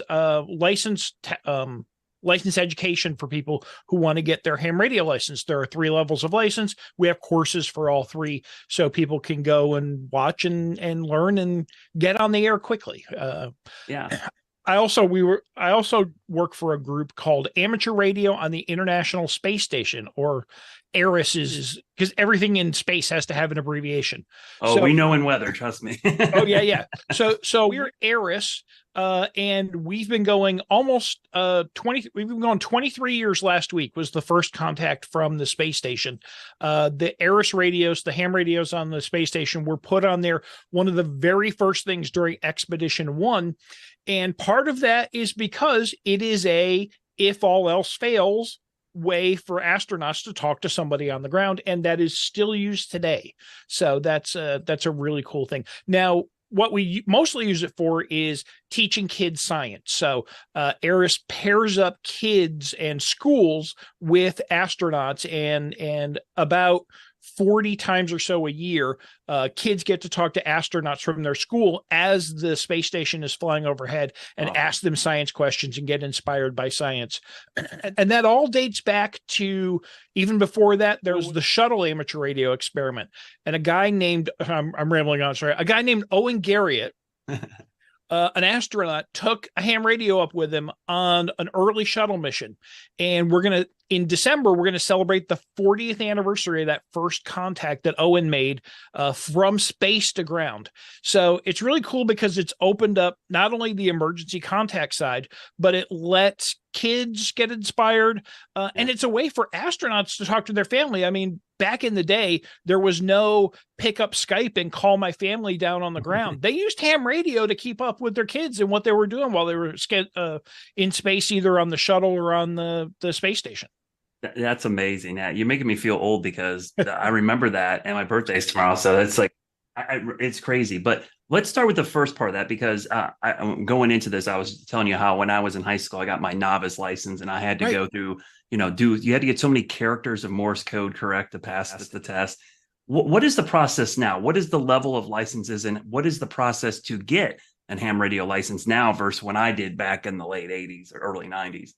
Well, the good news is at all three levels, there is no code required. So you don't have to learn Morse code to be a ham anymore. What the FCC has said is they want people to learn, obviously, the communication and licensing part of it, but they want them to have some electronics background. So the mission for ham radio is to train communicators and people who can have some electronics background. So there's three levels to that. It starts with the technician level. That's the most basic entry level basic entry level. That's where people start off, and that is really all. There are some electronics elements to that. I like to tell people, if you can tell the difference between a resistor and a capacitor, you're probably good to pass that technician license. And if not, there's lots of good study places online to do that and to learn that. A lot of that other is communications, learning what's the International Phonetic Alphabet, never transmit at high power near somebody's face, all those safety kind of things as well. So you take a 35 question test, and if you pass that out of a set pool of 450 or so questions, if you pass that, you have your license to talk on ham radio. And at that level, you can use handhelds, repeaters, mobile radio. So think like GMRS style radios to talk around. When you go up to the next level, which is the general class license, more science, more electronics. So learning how to put together a circuit, learning to tell the difference on this circuit will do X versus Y. But once you pass through that, you're allowed to have a broad spectrum of HF. And what HF is it's the ability to send a signal via the atmosphere. So instead of just going point to point, like at the technician level license, the general level license allows you to bounce signals off the D&E layers of the atmosphere and back down to the earth, which means those signals can travel thousands of miles, and you can sit in your basement and with as much power as it takes to light up an incandescent light bulb, be talking with someone in Europe or Asia just by bouncing signals off the atmosphere. So that's the general level. For those who were really into the electronic side of it or really into wanting to travel and do ham radio internationally, there is the extra level, the amateur extra level, and that's the highest level. So obviously, a lot of people that get into hams, I think, are kind of like us. There's a lot of weather people that do it. I think there's a lot of engineers, a lot of tech savvy people. Part of the reason I got my ham license at an early age was for science reasons. But as I become a meteorologist, ham radios and ham operators were like our number one source for spotting severe weather information, because that was the way we communicate. We actually had a radio in our weather office at the TV station so we could communicate. Now, a lot of it's done via chat, which is kind of third person, but there's still a lot of communication.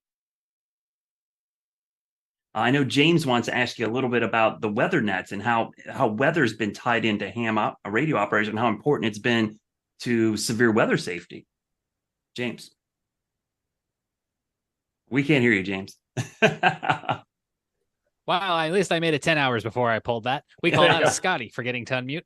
I was just trying to show what you were talking about. And this is the type of radio, one of obviously lots of varieties that somebody might have out in the field as they are transmitting back those storm reports. So, Jim, let me ask you a little bit about those weather nets that Brad was talking about are useful from a broadcast standpoint as well as an emergency management standpoint. How can people use amateur radio and severe weather and kind of tie those two things together?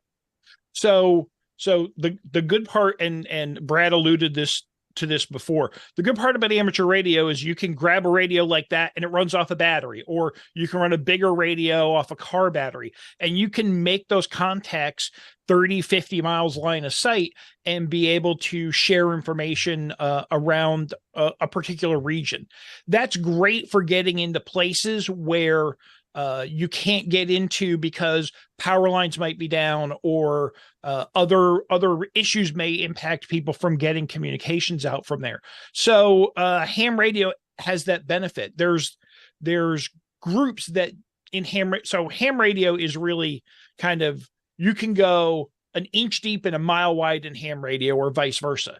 There are groups of people who are dedicated to storm spotting and dedicated to emergency communications, and they spend their time planning things out. So here I'm in the Metro Atlanta area, and we have something every week called the Southeast Repeater Net that just practices for connecting up repeaters in case the National Weather Service here in Atlanta needs to talk to somebody in Soddy Daisy, Tennessee. We can make that connection even though it's 150 miles away, because we've practiced linking up those repeaters every time. So the Weather Service guys are really a big fan of that Skywarn service, as we call it. And it's more or less intense depending on the regions of the country you go into. But the idea is that trained spotters go out and be the eyes of the Weather Service, communicate back via amateur radio. And I know at least here in the Atlanta National Weather Service office, there is a ham radio on site, and hams go into the Weather Service and they answer calls and they gather information from the hams and pass them on right to the forecasters during things like tornado events, or severe storm events, so they can have that information really at a finger's tip notice. So Jim, who is the biggest, like, that you see the biggest group of people, the demographic that is getting ham radio licenses now? Like, who's doing it? Well, I think it's people like us. If you walk around at a ham fest, which is a place where hams get together to tailgate and to take advanced classes and those kind of things, it's older people in their 40s, 50s, 60s. They are generally either educationally focused. They're typically more male than female, but we get a lot of kids too. I work with a guy by the name of Max, who is a student in Huntsville, and he works with his Skywarn folks out there, and he's very into not only doing things like the emergency communications. One of his favorite things to do is launch high altitude balloons. And so there's a lot of weather and things involved in that. And so we'll send up with ham radio payloads. So get that big balloon up in the air and we can track it with a little ham radio beacon. And that comes back down to us and say, okay, well, it's in that farm over there. Now we can go retrieve it all again and get that real-time data as we go along. So lots of little ham radio / weather things all kind of collide together.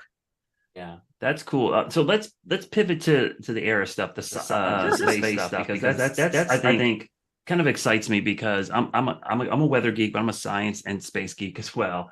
And there was something about when I had my license in high school and we got to communicate with astronauts on the shuttle. And it's almost like you look at each other like we're actually talking to astronauts in orbit around the Earth.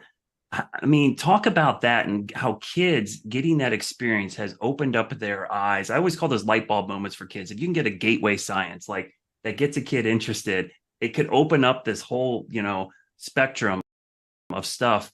How does that, have you seen that firsthand where kids have been able to communicate with the space station and just been like blowing their minds, I just got to see it firsthand 2 weeks ago, and it was amazing. There was a school here in Georgia, an elementary school, and their teacher went through the process, which is not a short process. It's about 18 months from the time you say, hey, I'm a school and we think we can enhance our science program, and not only our science program, but our school's curriculum by having one of these contacts. And they put together things like, we're going to have space days at the school and those kind of things. And the obvious things, but sometimes it's not the not so obvious things. Like we're going to have our gym teachers teach how to exercise like an astronaut. So how astronauts exercise in space, or we're going to have our art teacher do a design course on how to design your own mission patch. So there's all kinds of little things that schools use to bring it together to create the passion for science, not just the science and not just the talking with the astronaut, but the technology and the engineering and the math that all goes along with it. So it's a really fun program. So schools will go through an application process, and ARIS takes applications twice a year. And from there, there's a group of educators that go through those, and they say, here's a really good school proposal that we can work with, and it will, have some value to the school and the community.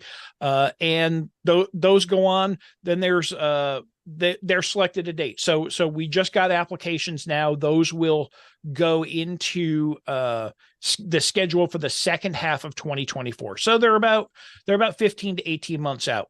Once those are selected, the school starts working on the curriculum. It's a build up until you have that day when all the kids are in the gymnasium of the school, and they're lying cross-legged, and the band sings, and the band plays, and the cheer team cheers. And then the kids get to actually ask their questions live and hear the astronaut give them their answers about things like, interesting things like, what's the first thing you want to do when you get back? And lots of times an astronaut will say, well, I want to take a shower. We don't have a really good shower up here.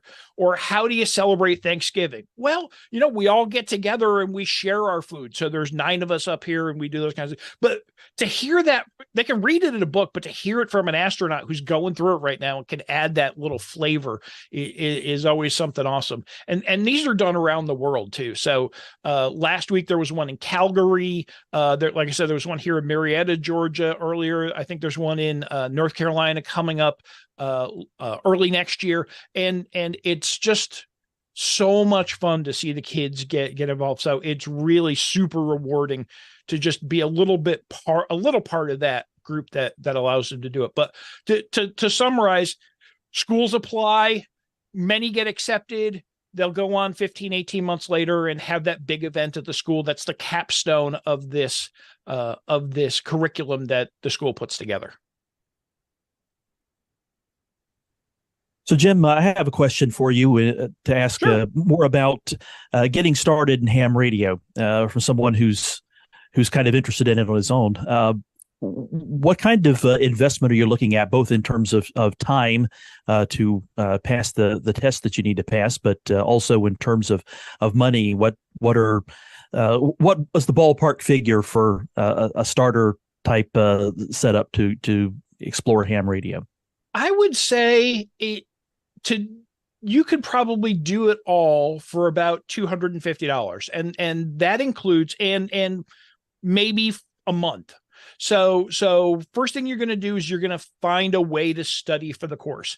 And generally you can pick up study materials, whether you go through the folks I work with, hamradioprep.com, or pick up a book or a manual for around $35 or so. So that seems to be the going rate for instructions and license information.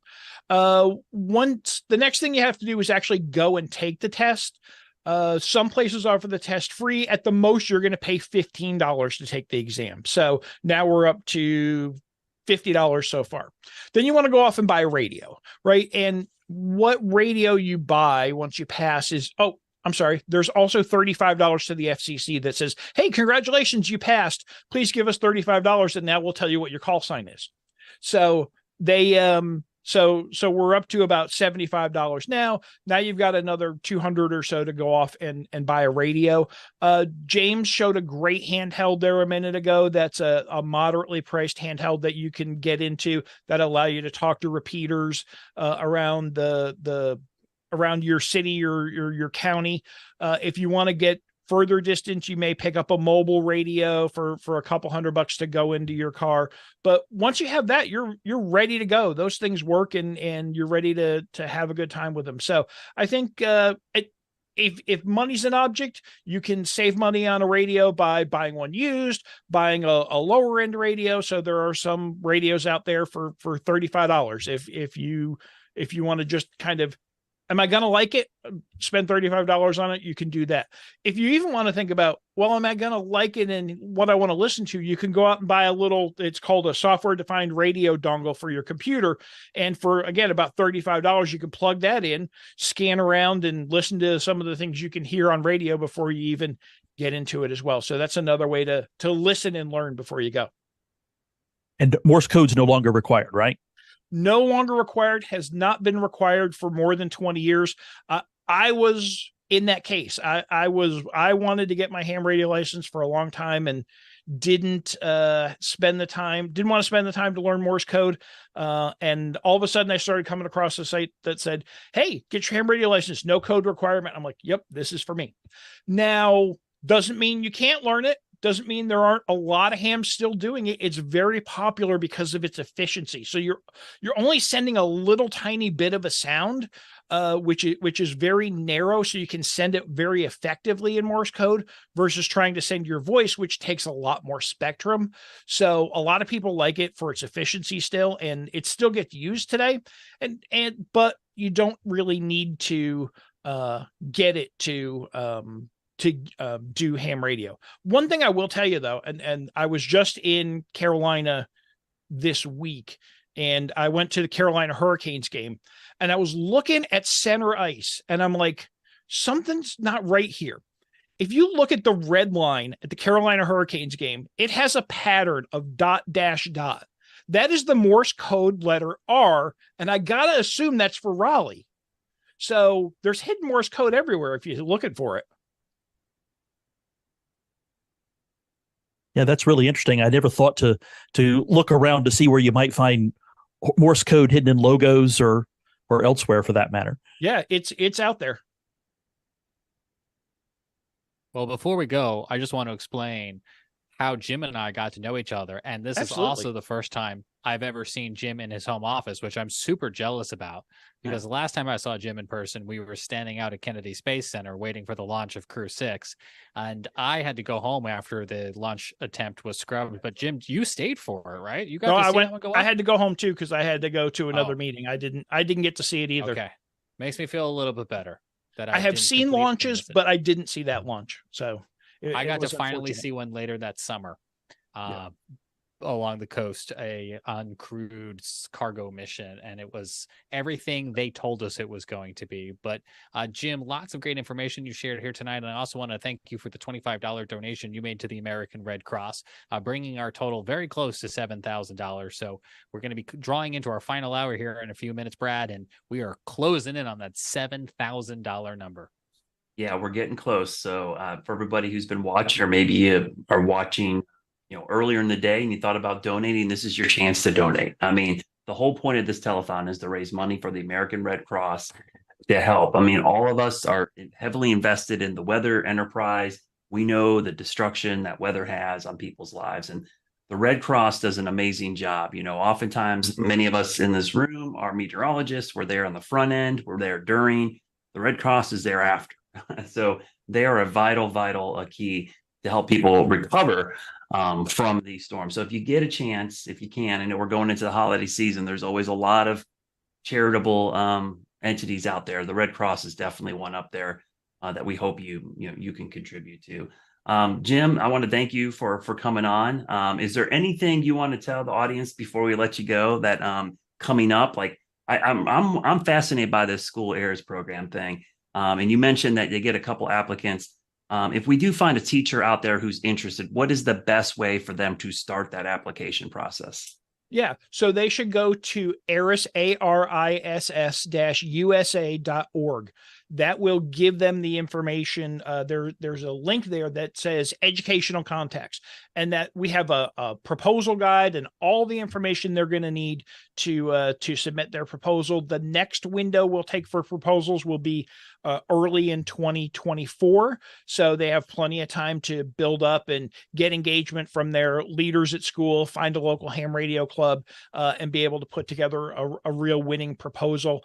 Once they're accepted, ARISS also takes the educators and puts them through a little course, gives them a kit of snap circuits and SDR radios and other things to really help enable that as well. So it's a great process.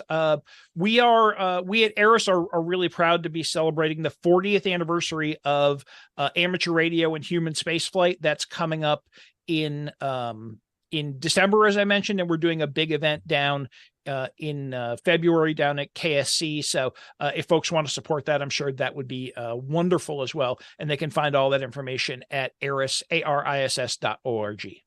Oh, thank you. That's great, Jim. Yeah, I mean, ham radio is such, I think, it's still one of those things people often ask me, oh, people still do that? I'm like, yeah, it's still a really important part of what we do. And honestly, you know, I got exposed to it as an early age, and it really helped foster my love for science and weather. So I think it's one of those things that if you get involved in, it's going to open a lot of doors to a lot of meeting a lot of different people as well. And just, it's an enjoyable process. So, and you don't have to do Morse code anymore. I mean, that's the best part about it. I mean, not going to lie, that was tough. I think when I can't remember, we had to do like 65 characters in a row or something. Yeah, like 5 words a minute, something like that. Yeah, and I remember what you would do, and this is how you gamed the system back then. It was like, if you got every other character, you could kind of figure out what the word was and just fill in the blanks.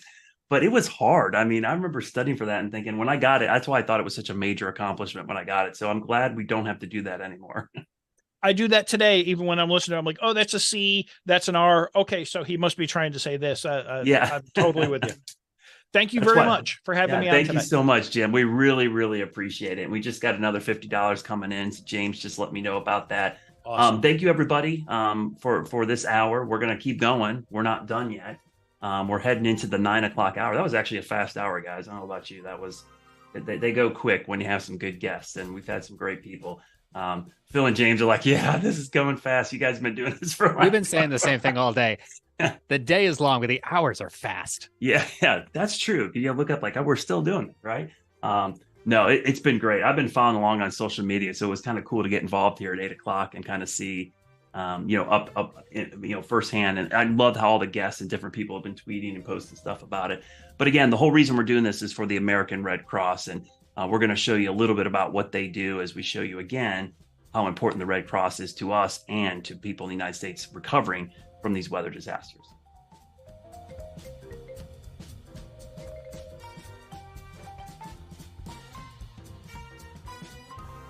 When natural disasters like Hurricane Katrina or Sandy happen, Red Cross emergency response vehicles and volunteers make the news. But rarely shown is the fact that on average, Red Cross workers help a family affected by a home fire or other disaster 180 times a day.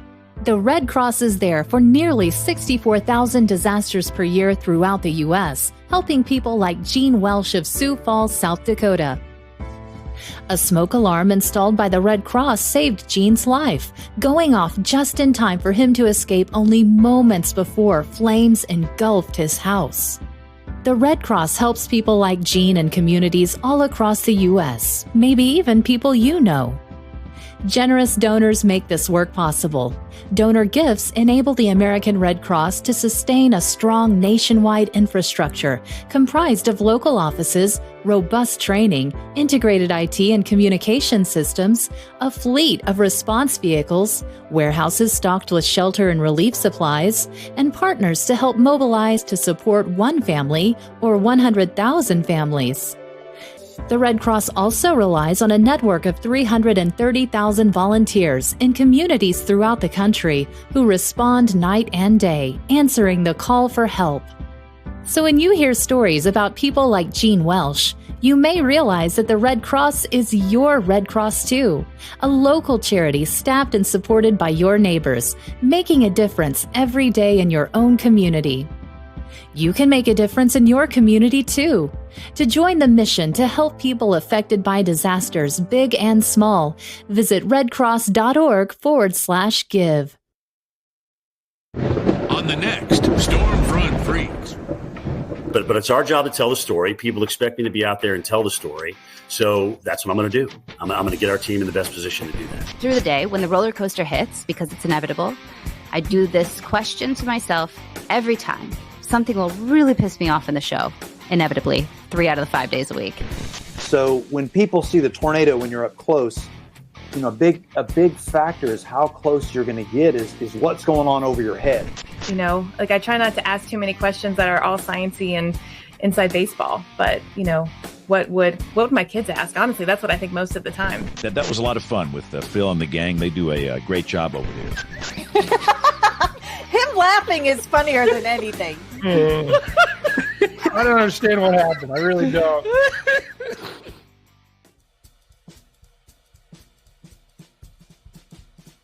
All right, here we go. We are in the final hour of our 12-hour Weather Pods Disaster Relief Telethon.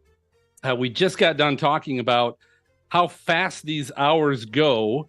I don't know if that's always the case for James, Tim, and Jared, who have been doing all the behind-the-scenes stuff for 12 hours today. Big shout-out to the three of you for helping out. But we're closing this baby out, and so we've got James Brierton from the Carolina Weather Group. Jared Smith is on. Scotty Powell's on as well from CWG. We got Gabriel Harbor from Chaser Chats back to close us up. Bill Murray from Weather Brains is here. And, of course, Carly Sisson, who's been a big help with us not only all day, but planning this thing as well. And a big shout-out to Brad Panovich, who just finished the last hour. But folks, I'm telling you what, we're closing this out. We are driving to $7,000. We're only a few $100s away already from that goal. So it's so important, as Brad mentioned last hour, if you've been kind of waiting, maybe you've been watching us, throwing us a little bit on in the back, keeping an eye on things, but you haven't pulled the trigger to help.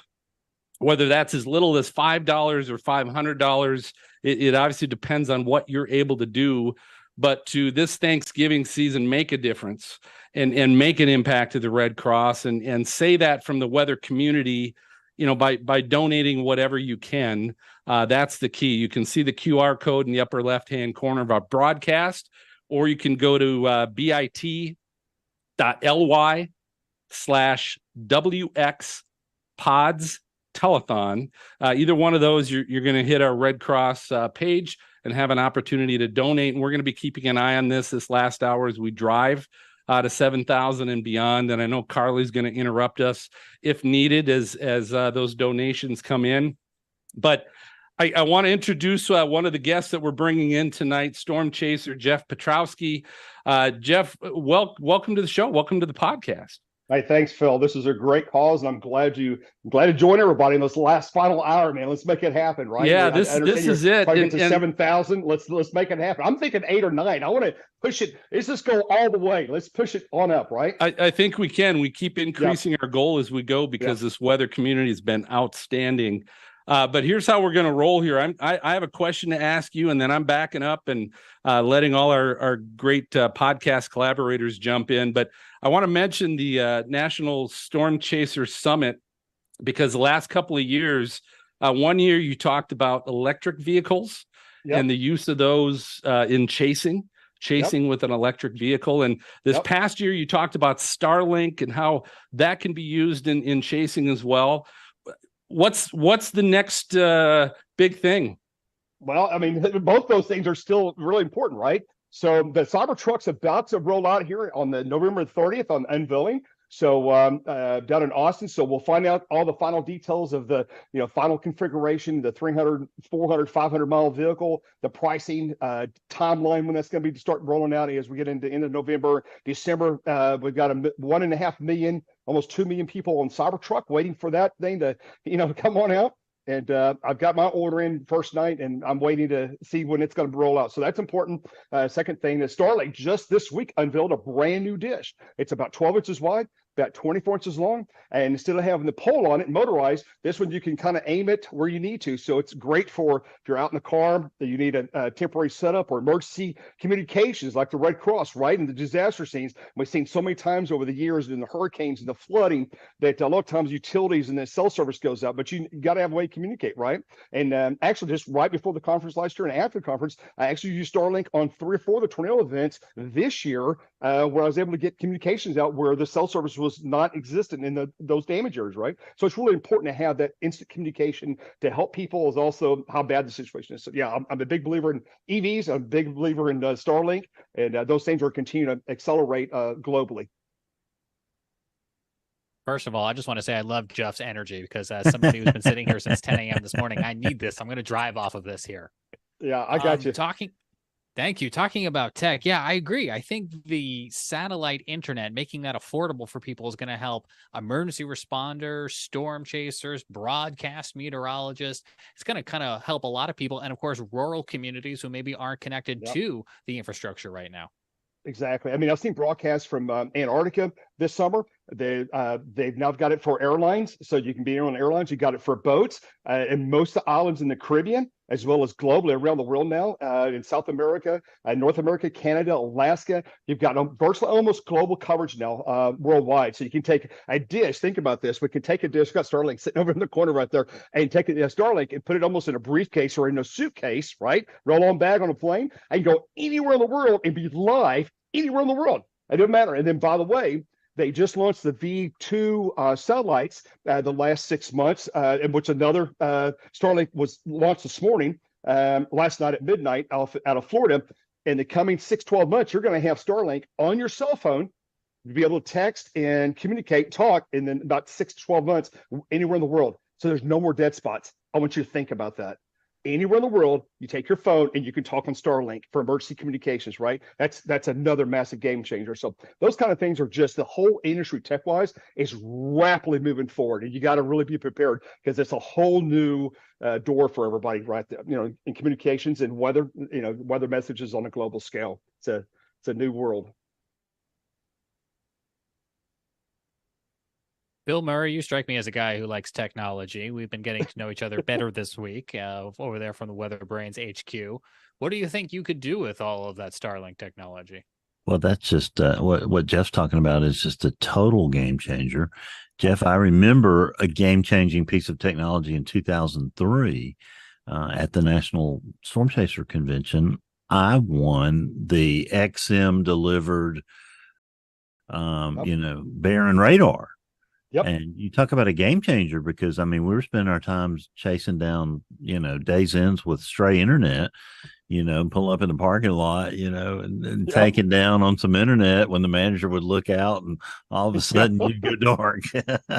Local library, right? Yeah. So you got the XM on the burn side, even, aviation, mobile, marine. It's the XM was a massive breakthrough, and it still is, right? Because when everything else fails, you can count on getting that data, and a lot of times it's critical to have that piece of information when you're in the middle of Montana or Western South Dakota, and you're in the middle of nowhere. Having that data, man, whether it's winds or the frontal position, or is it storm severe, is it tornadic, and having that, I'm telling you, in all events, just like, for example, Joplin comes to mind, any of these historic events, weather disasters, a lot of times it's having that crucial piece of data, just 5 minutes of data, and right before something's about ready to happen, and it changes the whole picture on how you respond and what's going to happen. Where do I need to be? What's going to happen in this next community? And it's critical. Yeah, having that critical data at the right time. When you have communications, it's really, really important. But yeah, the Barron side of the house, yes, that's been a massive game changer on the XM side for sure. And well, it was interesting listening to Brett Adair talk in the 5 o'clock, I think 4 o'clock hour. Because he had a close call in Hurricane Michael. Yep. And he's really getting into putting instrumentation cameras in front of landfalling systems. Of course, Mark Sudduth has been doing that so successfully, and he always recovers and the vehicles and gets these fabulous videos. Like the video from Michael, to me, is one of the most shocking things I ever saw, because I got to see what a Cat 5 hurricane looked like. And it looked like what I had read about in the Labor Day hurricane in 1935. You see why people die in these things. And, to do anything that shows that to, our population, in Florida, that, a lot of our elderly folks lost their lives in Ian, when maybe if they had, experience something like that virtually ahead of time, they may not have stayed. So I think anytime we can show somebody what something's going to be like, it's really, really critical. So I think this is going to open it up for all these really extreme chasers like Josh Morgerman and all these guys that go all over the world. They're coming to us from the Philippines and all these places that, the connectivity is not very good, and suddenly they're going to have excellent connectivity. It's going to open up a lot and just make it safer too. Oh, absolutely. Well, the other thing is, let's be honest, is in the weather community enterprise here in North America, right? We're so blessed between having NOAA and private vendors and access to massive amounts of data, right? A lot of times it's data overloads, we all know. But you go outside the U.S., guys, and it's very slim pickings, right? So, yeah, having that extra data and having extra communications, it also helps the emergency managers and people in disaster recovery. I want to go into details why and how it happened, but I've had even military contact me in those situations when you have a critical situation happen, and they'll say, "How bad is it? Can we get a plane at the airport? Can we land a plane? There's debris off the runways yet." Just that little piece of information, you get the aid coming in quickly, right? If they know somebody's at the airport or clearing debris because there's no phone communication. So anything like that helps bring in resources in. It's just, again, the Red Cross, right? How fast can we respond to that location? How bad is it? And I'm always been a big believer, even since the first days of cell phone, right? Technology, that if you can show the people the image from the area that just been hit, or this is a tornado approaching your location, there's something like over 10 times, social scientists tells us, over 10 times more likely to respond to the threat. You telling me there's a tornado warning in my county, I may or may not pay attention to it, quite frankly, honestly, but you show it to me and I'm live, it's a game changer. Like you're calling your parents, you're calling your kids, you say, go to shelter now, it's in your location. It's a total different reaction, right? So seeing the pictures from the field, it's an immediate response, right? And that's what I've always proud of myself in sharing that information with people for 40 plus years, right? That's the game. That's the thing. That's the message, really. That's what we appreciate. Yep. Hey, Go Jeff, ahead, Gabe. Gabriel here. Got a question for you. Yes. So you mentioned it is far more likely that people will take action if they actually see a visual of an approaching storm. Yep. How do you, as a storm chaser who obviously does this professionally, reconcile that with the fact that you're also trying to make money off of your footage? Because I know there's a lot of conversation in the storm chasing community about, yes, we would like to be able to use our footage to warn people, but there's not a lot of time if we're trying to get that footage out in a quick fashion to actually negotiate, make sure we get paid for it. And if we just give it away for free and then they plaster it all over the newscast, they plaster it all over their social media, their website, there's no guarantee that we're going to actually be able to make any money off of that. So how do you deal with a situation like that? Well, in the early days in storm chasing, back 20, 30 years ago, I did a lot of that, right, on the TV side of the house. Today, most of my stuff I shoot, I do it for archives and for historic and kind of like documentaries production. So it's not spur of the moment. I've got to do all this other stuff because it takes away, my experience a bit, it takes you away from focusing on the storm and the damage and the continue of the chase, right? And there's times where it's so bad you have to stop chasing, right? You got to start helping people, right? So every chase is a little bit different, but I don't so much worry about the now or the sale right now. The more important thing is document it correctly, do a really good job with that, and everything else will take care of itself. Right. So if you just do a good job and document it well, people want the video. They may not buy it from you today, maybe 2 years, 5 years, 20 years, 30 years later, they'll want it, but it does come. You just do a good job in documenting the situation and they will come. That's how business is. Jeff, what was your season like? 2023. How was the chase season? Incredible, full throttle. I filmed Perrington. I was in Perrington when the city basically got leveled, and the Texas Panhandle was a huge day. As you got into May, Colorado, Western Kansas, Southeastern Wyoming, Western, Central and Eastern Nebraska, Western Nebraska, during May, June, and July was just outrageous. I filmed about 35 tornadoes this year. It was a gangbuster year. I mean, just kept rocking. Early in the spring down in West Texas. I saw the funniest one. If you got 30 seconds, I'll share a quick story here. We got an hour, I guess, so I can take up some of the time. Go. Okay, here we go. So I'm down on the border. I'm down at Midland.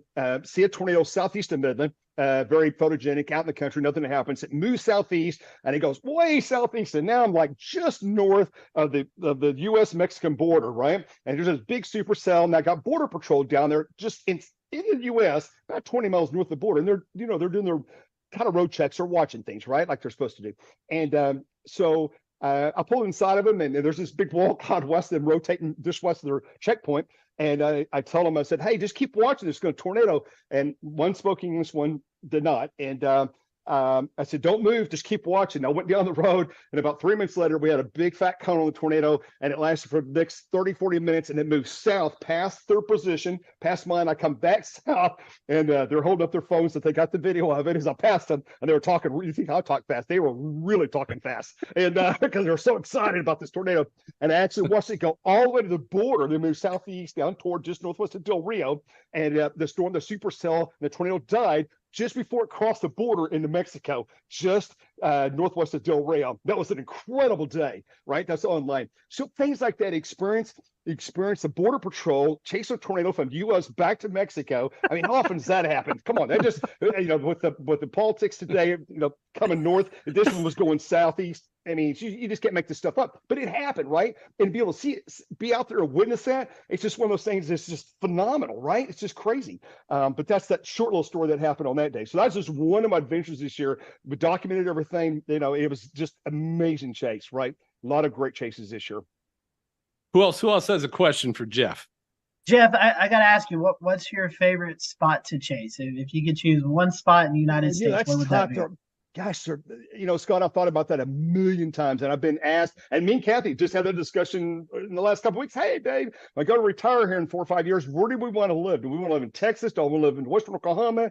Do I want to live, there's so many beautiful places. I mean, you cannot go wrong with Southeast Montana. I mean, Western South Dakota. It's just wide open, and it's very amazing. Colorado's incredible. Let's be honest. The high plains. I mean, guys, you see if it's tornado and if it's not an HP day, you can see stuff 30, 40, 50 miles away. You're seeing tornadoes, that great distance. New Mexico, incredible. Oklahoma, Texas Panhandle, incredible. I love the upslope in the Texas Panhandle. It was game buzzers this year, Rupp. I love upslope events. A lot of times the Texas Panhandle makes its own rules. I love the days when there's not any risk and there's a boundary out there. There's a little wave coming by and it explodes and goes crazy, right? And it wasn't even a risk. Those are my favorite days, right? So yeah, I love the Texas Panhandle. There's not a favorite. To me, it's like, where can I get a decent hotel after a long chase and a hot meal if you can find one at midnight, right? We've all been on the roads. And where can I see something really pretty and have a good road network to get you there? Nebraska, Central Nebraska is a little bit tougher up in Cherry County. Valentine roads are 50 miles apart. You get out by Enid or Woodward, they're like every a mile or 2 or 3 miles or 5 miles. I've got a good paved road I can stay on. So yeah, I like the paved roads, and where you have a grid every mile or two. Those are the easier type chases, right? And it's safer that way. Honestly, let's be honest. Yep. So Jeff, I'd love the story you tell about you and Brian Sturtz, Edgar, Nebraska. Yeah. Go through that story. I don't know how much time we have, but with your high level energy, tell us that story, because that's an all-time classic. So I back in that when the Edgar, Nebraska happened, I had just recently, like a couple of weeks before this event, I'd had my van. I had a car, like a conversion van. I had the usual. So I'm always big on maintenance, new tires, belts, hoses, the drill before this spring. And this was a triple point day, kind of west-north of flow, triple point just west of Grand Island there at Edgar, and about 5 o'clock in the afternoon. We get up there, pick up Brian, we're chasing. I'm going down this country road, 40 miles an hour. The storm's only like 25 miles west of me. Big barber pole. It's moving east southeast. Had a tornado warning on it earlier, producing baseball sized hail. And all of a sudden, we're going up a little bit of incline, and we're in the middle of nowhere. There's this corn as high as it's like 8 feet high on both sides of the road. We're in the middle of nowhere. I hear clang bang, and all of a sudden, I'm giving it gas, and the van's slowing down. I looked at Bro. I said, "We got a problem." He looks at me. He goes, "What's wrong?" And I said, "I think the drive shaft just fell off the transmission." I said, "You can hear it underneath, like clanging and banging, and parts were falling out of the car." I said, "It sounded like the U-joint just fell, broke." And Brian goes, "Oh my God." And I go, "Well, I think the bigger question is, there's a half-mile tornado on the ground to my northwest. We got to figure out, are we going to start running? What are we going to do?" At that exact second, when I stopped on the side of the road, right, just pulled over the side of the road, my phone rings, and I'll reenact the deal for you. I've never done this before. "Hello, hon. Babe, what's going on?" "I got something real serious to tell you. Well, the car just broke down. There's a half-mile tornado about a mile and a half from my northwest. It's coming at us. I don't know if we're going to make it or not." I hear on the other side, "Jeff, quick kidding me. What are you guys doing? Do you see anything yet?" That was the call. I said, "I am not kidding. I got to go. We're running for our lives." And I'll hang up the phone. So anyway, my next call was 911 and to the county fire dispatcher. What's funny is This is funny. There's several 911 offices where 911 dispatch, especially in some of these rural areas, they may be there for 20, 30 years, a long time at those offices. So sometimes, even if I don't talk to them for 5 years, they may recognize your voice from a previous call from 5 years ago on the last disaster, right? So when I called, the county guy goes, 911 operator goes, "What's your emergency?" I go, "Tornadoes on the ground. Tell Grand Island Weather Service near Hastings that there's a tornado on the ground. It's about to hit Edgar, and here's where we're at, and it's a half mile wide. Get a tornado warning out." I said, "Okay," and I said, "We're going to try to run to this house. It's to my northwest." He goes, I said, "If I don't make it, this is my name. Here's my number. This is my wife's number." And that's what I told 911 because I didn't think we were going to make it. It was coming at us. And so Brian goes, "Jeff, there's a farmhouse over about a half a mile." He goes, "I think we can make it." And I'm like, "Oh my gosh." And so we get out, we start running up the hill on that pavement. Then we have to peel north and go on the ground, kind of the gravel road up to that farm. And it's uphill. And while we're running, the winds are about 70, 80 out of the east, southeast, going into the tornado back to my northwest with baseball hail falling. You hear it going by, over our heads.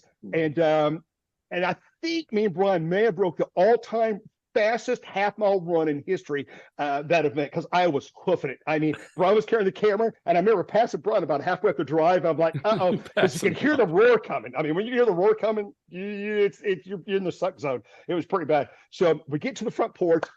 I saw the lights on at the house, and I knock on the storm door outside, and the lady opens the door, and she goes, "What do you need?" I said, "There's a tornado coming. Do you have a basement?" She goes, "Why do you ask?" I said, "Because there's a tornado in your cornfield, literally. Now it's closing in about 100 yards, and I could hear you hear the roar, and things are getting louder, and her front porch has these railing. Farms have those little rails, little decorative rails on the front porch that hold the front porch up. Well, those are whistling like winds are about 90, gusting 100 down the front porch. They're screaming like a hurricane. They're going, because the wind is going through that metal right on the front porch, and they're screaming. And I'm like, and then she hears that, right? She's hard to hear. She hears that noise. She goes, "What's that?" And I said, "The tornado's about to get us both. We got to go now." She unlocks the door. She has a flashlight because power's out. She unlocks the door, throws the door open. Me and Brian rush in, and Brian trips on the front seal of the farmhouse, and they got a little 2-inch riser. He face plants with that and the camera. The camera still rolls. You hear the audio. And about that time, the boards are blown into the west side of the house. You hear boom, boom, boom, boom, boom, boom. The boards are impelling the house. The roof is coming off the house. And all I see is I see her take off the kitchen that way, and I'm like, I just start following, and I got Brian up. I grabbed Brian. We ran to the back by the kitchen. There's a staircase out of the kitchen down in the basement. I see her dive under the pool table in the basement. I just see her dive, and because I built houses in Tulsa for 20 plus years, and most basements with cellars, there's a staircase, right? And you can get underneath the stairs, right? The stairs were like this, and it got Brian. There's a washer dryer. I got my back, and Brian, we were both hiding on the stairs, and the stairs were doing this on our back. I could feel the stairs trying to come out of the basement, and the dust, the rafters, everything above us is gone. I mean, the house is like, boom, it's gone, right? And there's dust, just like the movie. There's dust settling down, and we're choking. You can't breathe. My ears are popping, and it's like, you can't. It's sucking everything out, right? You couldn't breathe for like 2 minutes. Dead silence. The tornado passes. It's dead silence. But occasionally I still hear a board fall, like boom, boom. And then I remember getting the lady. She comes and crawls. That's nothing funny about this. It's just crazy what happened. The lady crawls out from underneath the pool table and said, "Let's go upstairs real slowly. We'll look." So we all three climb up the stairs like a movie. This is crazy. We climb up the stairs real slow, once at a time. And there's a door, and it's still closed. I didn't know what we're gonna find. And I unlock the door, something gets in, I push the door, then the door opens like about 1.5 feet. And just as I look up, the roof of everything's gone. The north wall is still half there. It's just outside the door here. The back north wall is still there. Everything else is gone. And her house is gone. And I can see the tornado. It's going through the cornfield. It's level the farm. The grain silos are gone. The bins are out in the field now, right? And I can smell fuel, diesel fuel and stuff. And the tornado is leaving the house and the property, right? And the moon is illuminating the tornado. It's unbelievably gorgeous, right? There's a rotary dial phone on that wall right in front of me, like a foot in front of my face. And I'm like, I wonder if it still works. I grabbed the dial phone, and I picked it up, and there's a dial tone because the lines were buried underground. And I got Oh my gosh, call 911. They go, what's your emergency? I go, this is Jeff.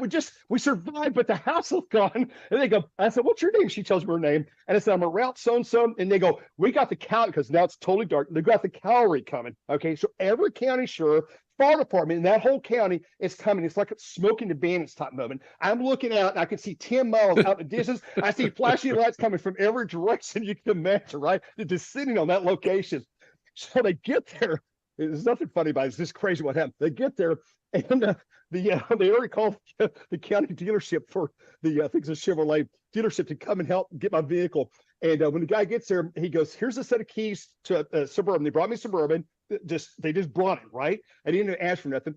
And the guy hands me keys. And he goes, "You need to go get some rest tonight." And he goes, "We'll take care of your vehicle. Don't worry about that."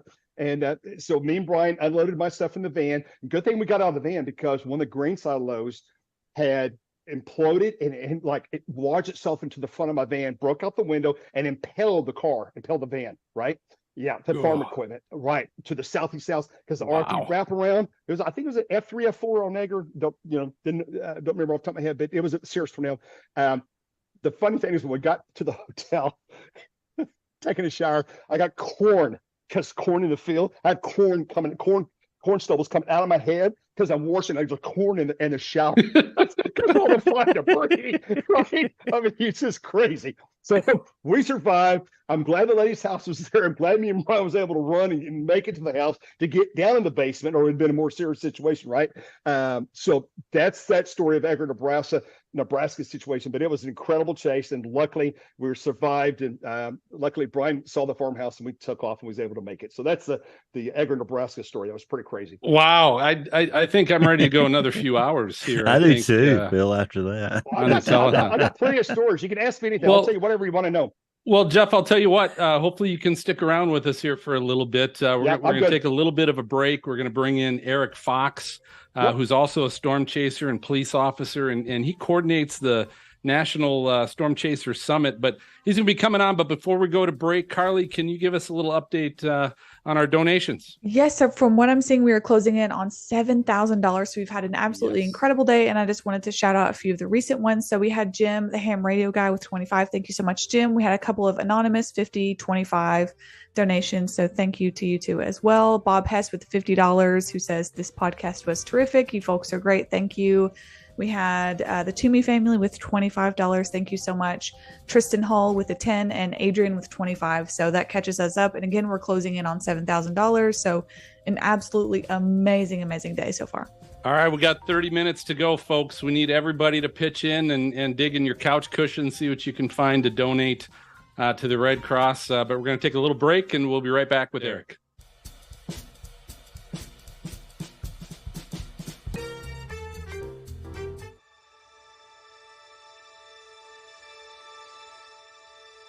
With the wind force, they said they were going to have like a category 4 or 5. It was really traumatic. We panicked, and it just started raining and storms, and it really did a lot of damage out here in Florida.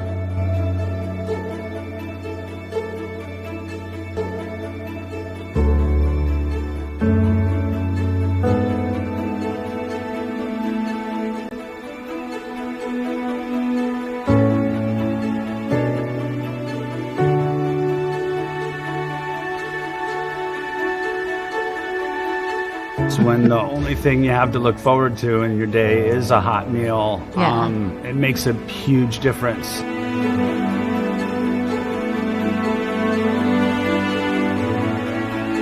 The American Red Cross Shelter, when they took over responsibility for here, it was like home.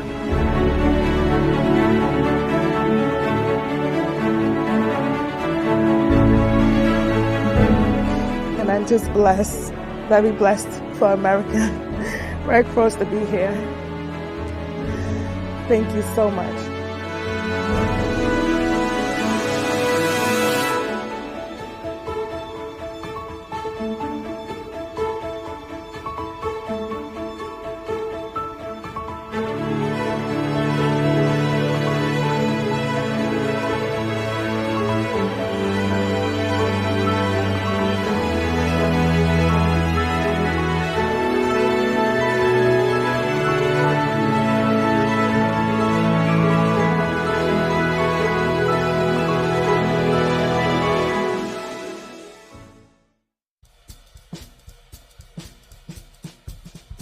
All right, welcome back, everybody. The Weather Pod's Disaster Relief Telethon. We are rolling on, but we only got about 30 more minutes. And we were just talking about how Jeff's stories probably should be good. Bill mentioned this, should be good for at least $2,500. So that would definitely push us over the $7,000 mark, which we just did it. We just crossed $7,000. Oh, okay. Awesome. So now it's 8. Yeah, we just had one more donation from Jessica Woodall for $75. So thank you so much, Jessica. We really appreciate that. Thanks, Jessica, for putting us over. Now we're going to 8, folks. We got 30 minutes 8, to get to 8,000, and we're going to recognize everybody that contributes, even if it's $5. We're going to recognize you. So jump on in. I've got the pleasure. So I'm here, and I mentioned we've got all of our podcasts being represented. Of course, I'm from Stormfront Freaks, but we got James Brierton from Carolina Weather Group, along with Frank, Scotty, and Jared. So again, it's great having you guys on. We got Bill Murray from Weather Brains. We got Gabriel Harbor from Chaser Chat, and Carly Sisson, who's been a big part of our planning group. Jeff's sticking with us because I think he wants to heckle Eric a little bit. But Eric Fox, welcome to the telethon. Welcome. I love what you guys are doing. It's so awesome to hear how much you guys are raising. It's amazing to hear. All right. So to introduce Eric, I mentioned already. So he's a police officer. He's a storm chaser. He's been doing some work for what's the channel that you've been doing some? That's my full-time job. I am a field correspondent meteorologist for Weather Nation TV. Weather Nation TV. Okay, that's what I thought. I didn't want to misspeak. But he's also the coordinator for the National Storm Chaser Summit. So Eric is highly involved in the weather community. Eric, I've got one question for you before we kind of turn it over to the group. You and I, we've talked a lot about storm chaser safety. You've made that a big push at last year's Chaser Summit. And I want to find out from your experiences chasing this year, what have you seen? Do you think it's been improving, getting worse? What are your thoughts? I'm going to say it's probably a wash. I know it's never going to go zero. You know, we're going to always have those individuals who want to be really super brash in what they do. Unfortunately, you know, we had 1 or 2 incidences, and my goal is to have 0 incidences where people are purposely driving into tornadoes. But within that, there was a very, very good positive direction with people, I think, teaching younger people who are new into storm chasing on what you should and should not do. And a lot of it was put out in the summit last year. And so I thought that was very positive towards a lot of our instructors last year. I heard from several that were reached out to say, hey, what should I do here? What should I do there? From young chasers, first year, second year, third year chasers who really, you know, had an avenue, had a path to go to ask those questions. So, you know, yeah, did we have some problems? You know, the cop in me is going to say, hey, 1 is too many. But I think there was a positive interaction with veteran chasers and law enforcement with the new chasers of what is the right thing and what does that look like. I was proud of the chase community in that end, especially from what we pushed out of the summit last year. So I do want to say this. Jeff had talked about he's got more stories, so we might be here till midnight. But Jeff mentioned he's got a good story that involved you. So Jeff, I'm going to turn it over to you to introduce whatever this might be. Well, we were chasing the cold tornado earlier, and I had a car situation happen that particular day, that evening, and the car basically broke down in a very rural setting. And after tornado number 1 went by and tornado number 2 went by, and I could see the actual tornado power flashes to my north, not too far from Eric's personal residence up north of my location. And I remember calling Mark and Eric, and I said, hey, Eric, I'm in a bad situation down here. Can you help me at some point?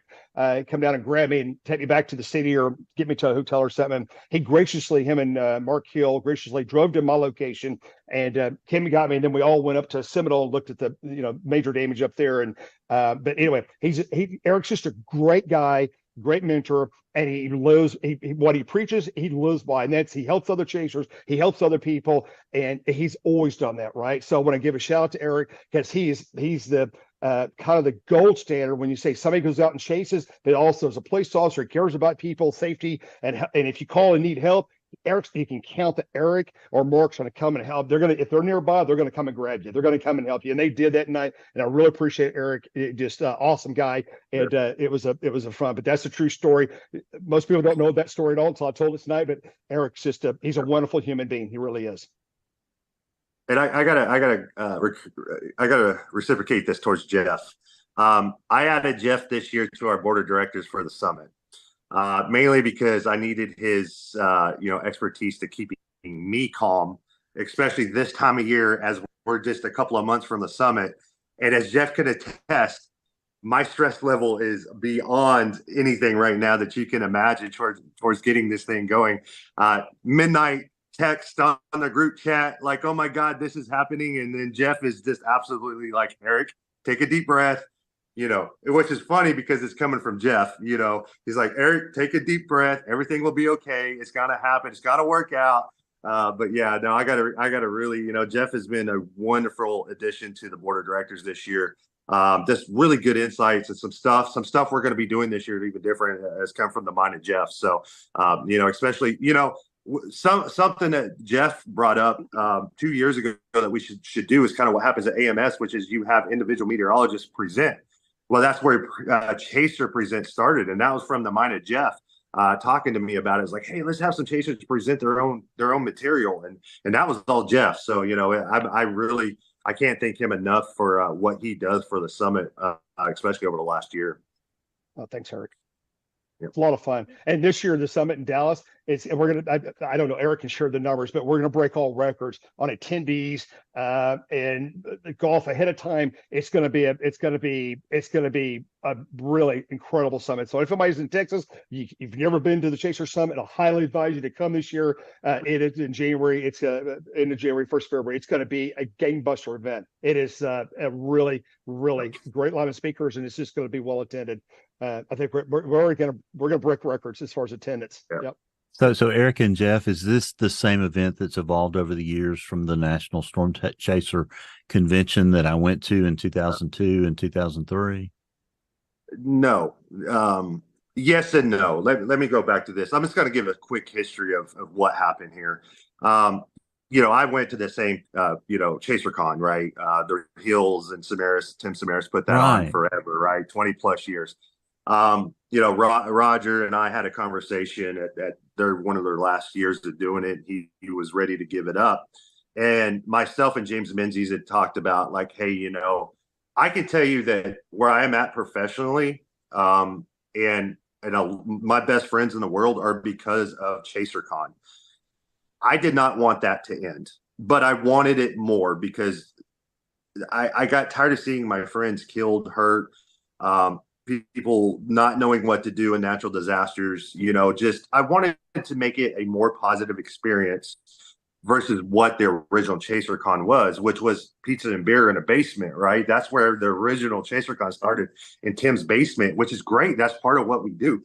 But we have more of a responsibility as human beings in science, in law enforcement, as police and fire and EMS, to be able to teach people and keep people safe. I was involved in an investigation that was eye-opening of what tornadoes can do to storm chasers. And then that's when I said, hey, when it's my turn to become positive and make this a positive experience, that's what we did.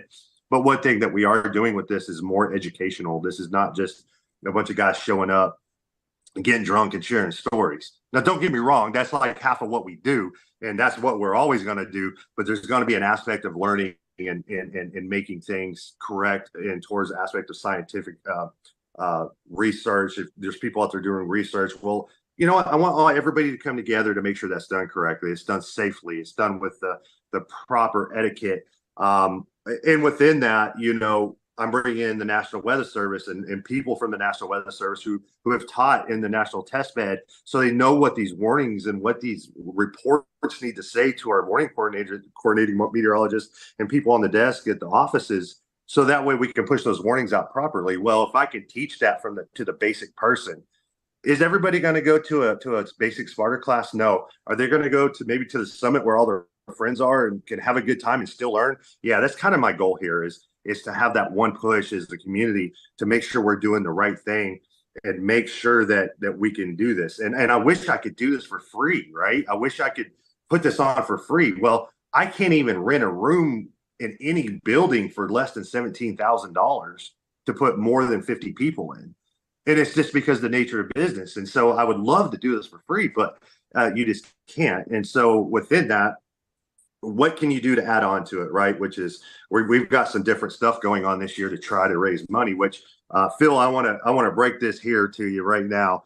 Within the summit this year, the golf tournament and any other money raised, we're doing a golf tournament this year. Reed Timmer reached out to me. He's a huge golf guy. And we found out, I reached out to him. I was like, hey, this is going to be at a golf course this year. It's a professional golf course. And he's like, oh, let's do a tournament. And every bit of money that we're raising for the golf tournament is going to be to the Red Cross, just like what you guys are doing. And what I want to do is take the money we raised here and attach it to y'all, and we'll donate as a summit to your effort here and whatever we gain in towards giving to the Red Cross. That's great, Eric. That's great. Thank you so much for doing that. And this the thing too is this donor drive that we have and the link that we're promoting and on the QR code. If you're watching this telethon after the fact, this will still be active. This is going to be active for a number of months. So what we raised tonight is just starting. But Eric, thank you so much. That is outstanding that, again, the weather community is just coming together for something like that. Thanks. And Eric, and that's what this community is about. And that's what we need to continue to be about each other. Like Jeff was saying, I don't care who you are. I may not need you, but if you call me and you're stuck down the road, I'm going to come make sure you're okay.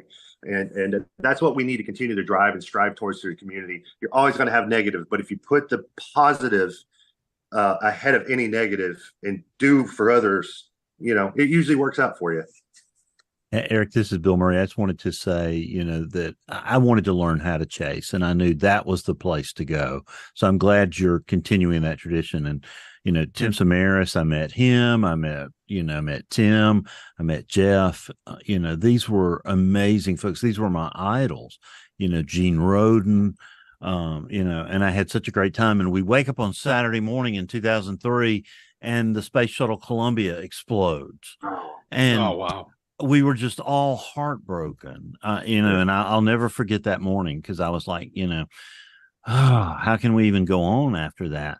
But it's because of the learning and everything that was there. So tell us a little bit about some of the highlights of the agenda this year. And will you join us on Weather Brains on January 2nd to talk about the summit? I'm sorry to be poaching guest here at this point, as well, Phil, but I've got an opening on the 2nd, and we need to have you in that before the event. Yeah, absolutely. Whatever I can do, we'll make sure I get with Phil and we'll connect and make sure that happens. I absolutely, I'm pretty sure I'll be free that day from work. I hope. So within that, what we're doing this year is we're pushing education. Last year was a huge safety push, right? I had a lot of cops, firefighters, emergency managers in there. This year is going to be pure meteorology. We are doing a lot of basic meteorology. I've got Gabe Garfield, who is one of the best people in the world.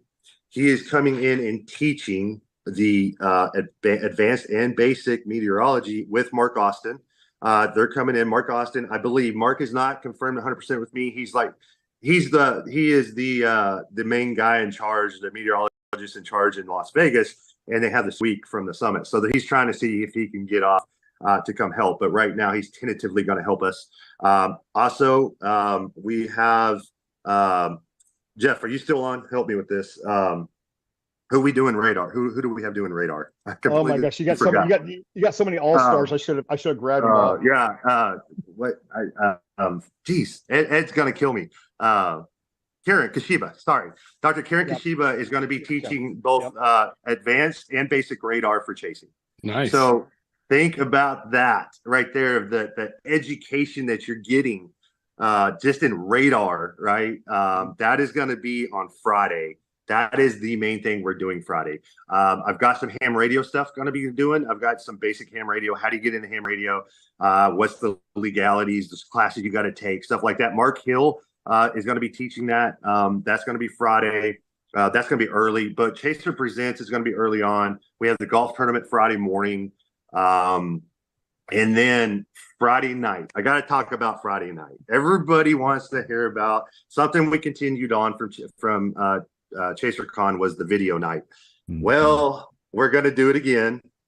Last year, I heard from everybody we couldn't top it, but we're going to top it because now we're doing it in a place called Big Shots, which is attached to the Marriott, that you're going to be able to hit golf balls, putting green, but they are surrounded by 90-inch TV screens, and we have the entire floor. Okay, so you are going to be surrounded by different tornado video as everybody is just having video night, having the party that everybody loves, and we're still going to be playing golf and just having a good time. We have the entire floor. So it's going to be fun. We're going to try to cram as many people in there as we can. Everybody's invited. It's just going to be video night on Friday night instead of Saturday night. And we're going to do it in where everybody else can just have a good time.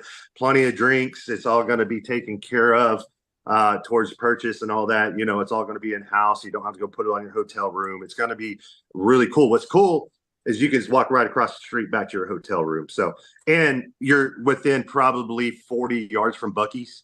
So, I mean, you can't. Everything you need right there. Yeah, it's all right there. So, you know, that's going to be awesome. Eric, let me throw this in there. One of the things, one of the biggest things of the whole highlight of the whole summit is that we're getting the scholarship award out, right?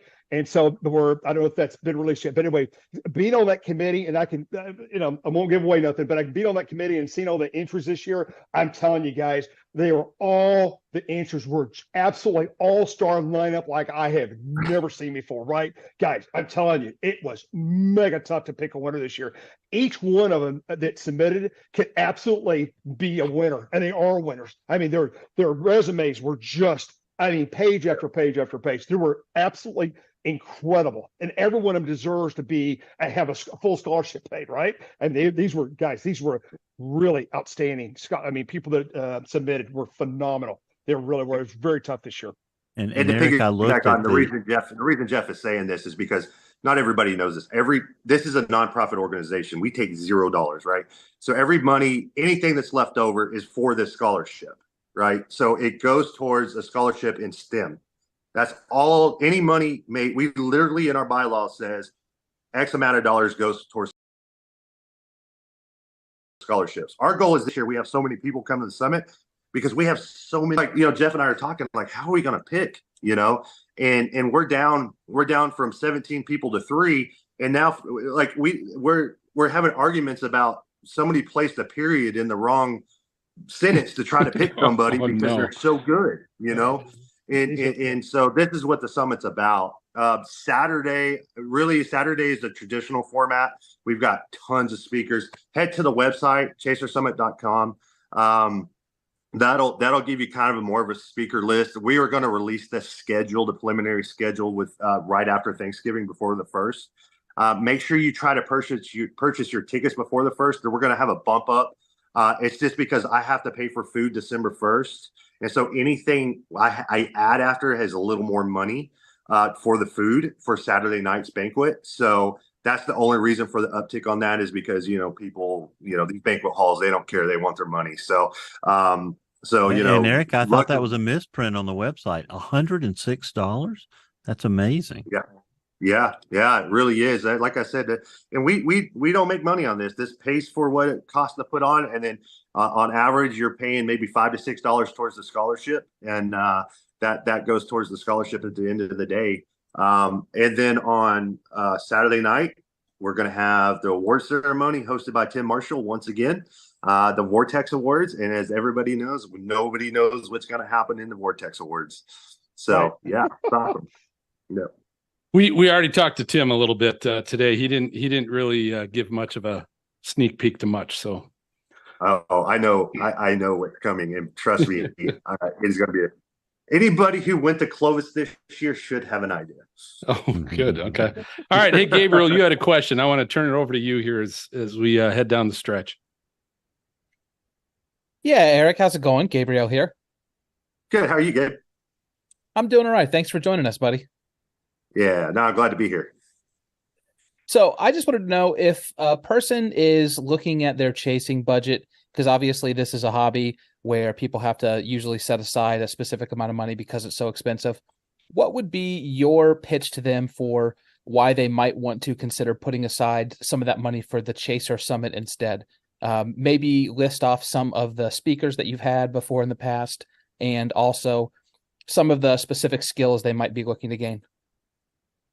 Yeah, so you cannot put a dollar on safety or education in what we do, right? You can't put a dollar on it.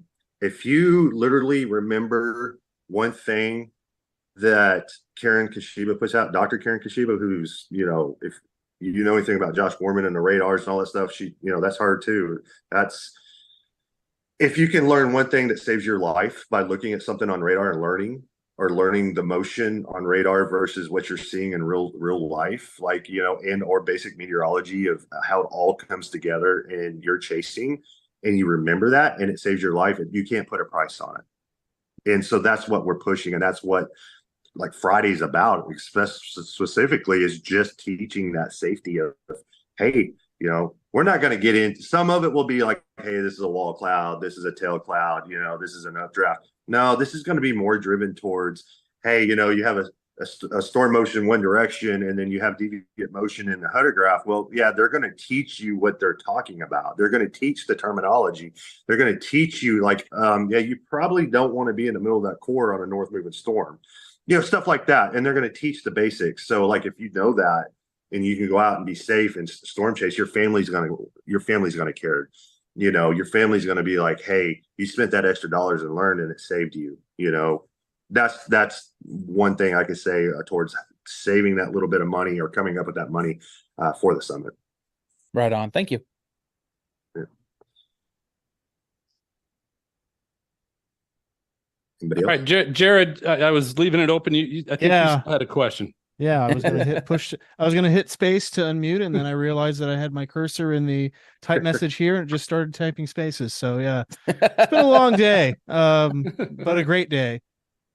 Jeff, I got to know, have you checked in on the Blue Shed? Yes, I have. They're still intact, and the owners are doing well, and that's another whole story in itself. But yes, Blue Shed. That's don't forget Blue Shed. And I will say one of the things real important about knowing the summit. And I'm an old codger, right? About 30 or 40 years ago, I've been going to AMS, NWA, NAB, the Storm Chaser conferences, and I can honestly tell you, every year I attend a conference, I learn something new. You learn new techniques, new Doppler techniques, new terminology, new discoveries in modeling, new discoveries in severe weather. And I can tell you, just in the last, couple of years, it is rapid. It's rapid fire. It's like trying to ingest 10 fire hoses at one time. And our best days are ahead of us. And that's the number one reason why you need to attend these conferences, not just the summit, AMS, NWA, your local chapters at the Weather Service, and get involved in those organizations, because you're going to learn something every time you go. And somebody's been in the business a long time. I learned something new at every conference. And I'm not kidding. They're an incredible amount of knowledge you're going to learn at these conferences. Right. And it'll take you, it'll help you professionally and not only chasing, but also in your, med degree or whatever you want to do in your life, right? On the weather side of the enterprise, it'll always help you. Right. Well, Jeff and Eric, both, thank you both for taking your time tonight to kind of help us close this thing out a little bit. Jeff, I'll start with you. Where can our viewers and listeners find your chasing and find your stuff? Yeah, I mean, choicerchasers.com on Choicer Chasers on YouTube, and Jeff _Petrosky on X, and most people know how to find us, right? So we're all good. And like I said, I'm really looking forward to 24. I think it's going to be a fabulous year for weather, and it's going to be gangbusters. I'm really pumped about next year. Awesome, thank you so much, Eric. What was that? I said, thank you for the invite, and thanks for the wonderful program you've done today. It's just awesome that we've got all this weather community together and to raise for a great benefit of American Red Cross and the wonderful things they do all over the world, right? So it's a great cause, and I'm glad you was part of it. Thank you so much, Eric. Yeah, our community really came together today. Eric, how about you? Where can people find you? And again, mention where they can register for the summit. Yes, so for the summit, chasersummit.com is going to be your best thing. Also, we got some links on Facebook and X Just type in National Storm Chaser Summit, and it will take you right to the page. So for me, just on X mainly for my weather stuff, and it's Eric with a K, ERIK, FOX 2000, and that's it. That's how you find me on X. Well, again, thanks for joining us, Carly. I'm going to jump to you here as we kind of close things out and give us an update on where we are and where we at least ended up after 12 hours. Yes. So I can't see the full total, but I will shout out the last 2 donations we had, which was Tropical Troubles again. So thank you. I know you've donated multiple times today with $10. So thank you. And they also say thank you so much to everyone. This was fantastic. And then we also had Dan Wallace with another 10. So I don't know if one of you can see the running total, but I know we've done an incredible number so far.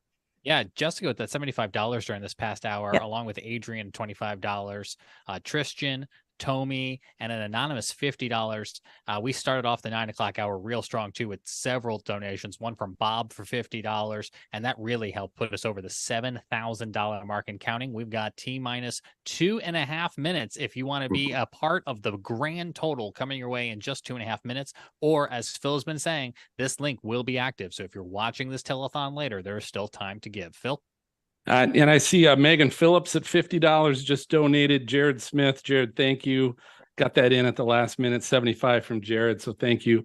I want to go around the horn with our collaborators here and kind of get a recap of the day. James, I'm going to start with you only because you've been going all day, 12 hours straight, and I'll let you, maybe you can go to bed when you're done talking. I don't know. We'll see. But how was the day? Recap. I don't know if it's staring into the lights or just being in one place all day, Phil, but I think we could go for another 12. What do you think? Mm-hmm. Okay. Hey, honestly, if you're saying that, if you and Tim and Jared say that, then I think the rest of us would easily tag along. My biggest takeaway from today is not only the generous financial donations of our viewers, but also the folks who came on to talk with us and share their stories and their livelihood. That cost them time. And so many of them also made donations that was unexpected and very much appreciated. Very good. All right. Gabriel Harbor, what's your thoughts on the day? Recap. I just thought it was a really great opportunity to get to know so many different people in the weather community. Obviously, the donations were first and foremost, and helping out with disaster relief is the top priority. But it's just really awesome to get to hear from and meet a lot of people that I haven't had an opportunity to interact with before. Awesome. Bill Murray, Weather Brains.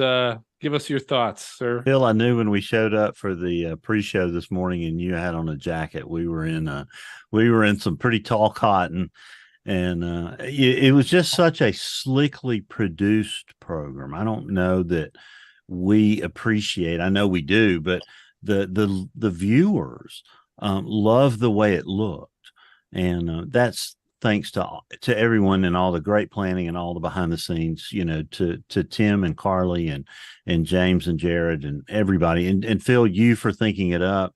But, just to have the National Weather Service director, the deputy director of the National Hurricane Center, Mike Bettis, and Cantore all in the same hour.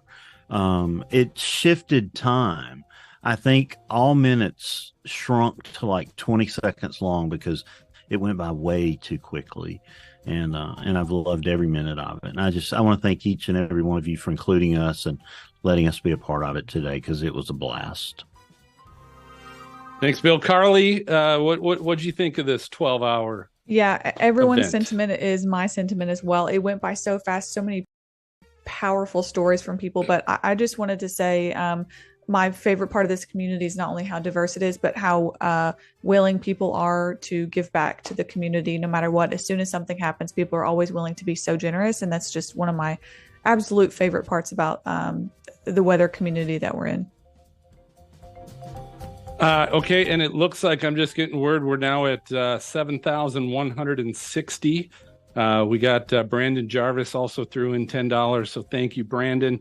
Thank you to everybody that gave today and helped donated to make the Red Cross and help the Red Cross understand that the weather community is here to support, here to provide, and for all of you to certainly make a difference for a lot of families that are going to face a lot of still weather disasters and natural disasters that are going to be coming.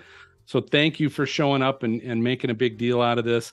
I again want to thank James, Gabriel, Bill, Carly. It's been great working with all of you planning this whole thing. We've been planning for over a month, getting together every week to figure this out, what we want to do, how we want to do this, because let's be honest, I am certainly not aware that a 12-hour telethon in the weather community has ever been done before to bring all these people together in a matter of 12 hours to chat and support. So great job, all of you, for doing that. Again, special thanks to Brad Panovich, who came on and helped give an hour.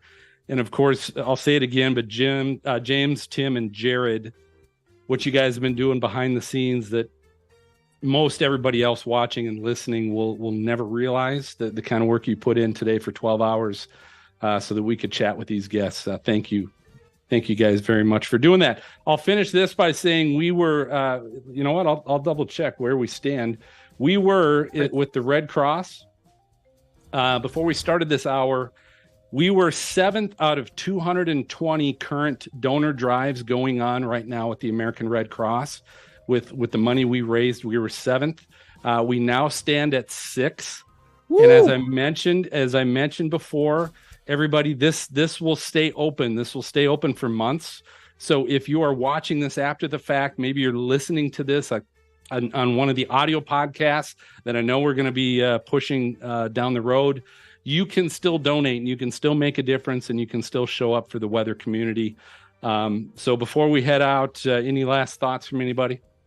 Yeah, I just wanted to say that I just wanted to say that I now feel comfortable throwing this out there. If we can get to $10,000 before we sign off here in like 2 minutes, I'll shave my beard live on air. Wow. I think we're going to midnight. So I think we got to go to midnight. You know, Jeff threw in $100 in there. Me and Eric can take over. We can do this. Hey, y'all go take a nap. We got it. Yes. Well, Jeff, thanks for your donation on that as well. Anybody else closing thoughts? All right. Well, all of you, thank you so much for finishing us up again, Eric and Jeff, for joining us this last hour and giving us that energy we need to get through the finish line. Thank you, everybody. We love you, and have a great Thanksgiving. Thank you. Bye, everybody. Bye, everybody. See you, everybody. Bye-bye.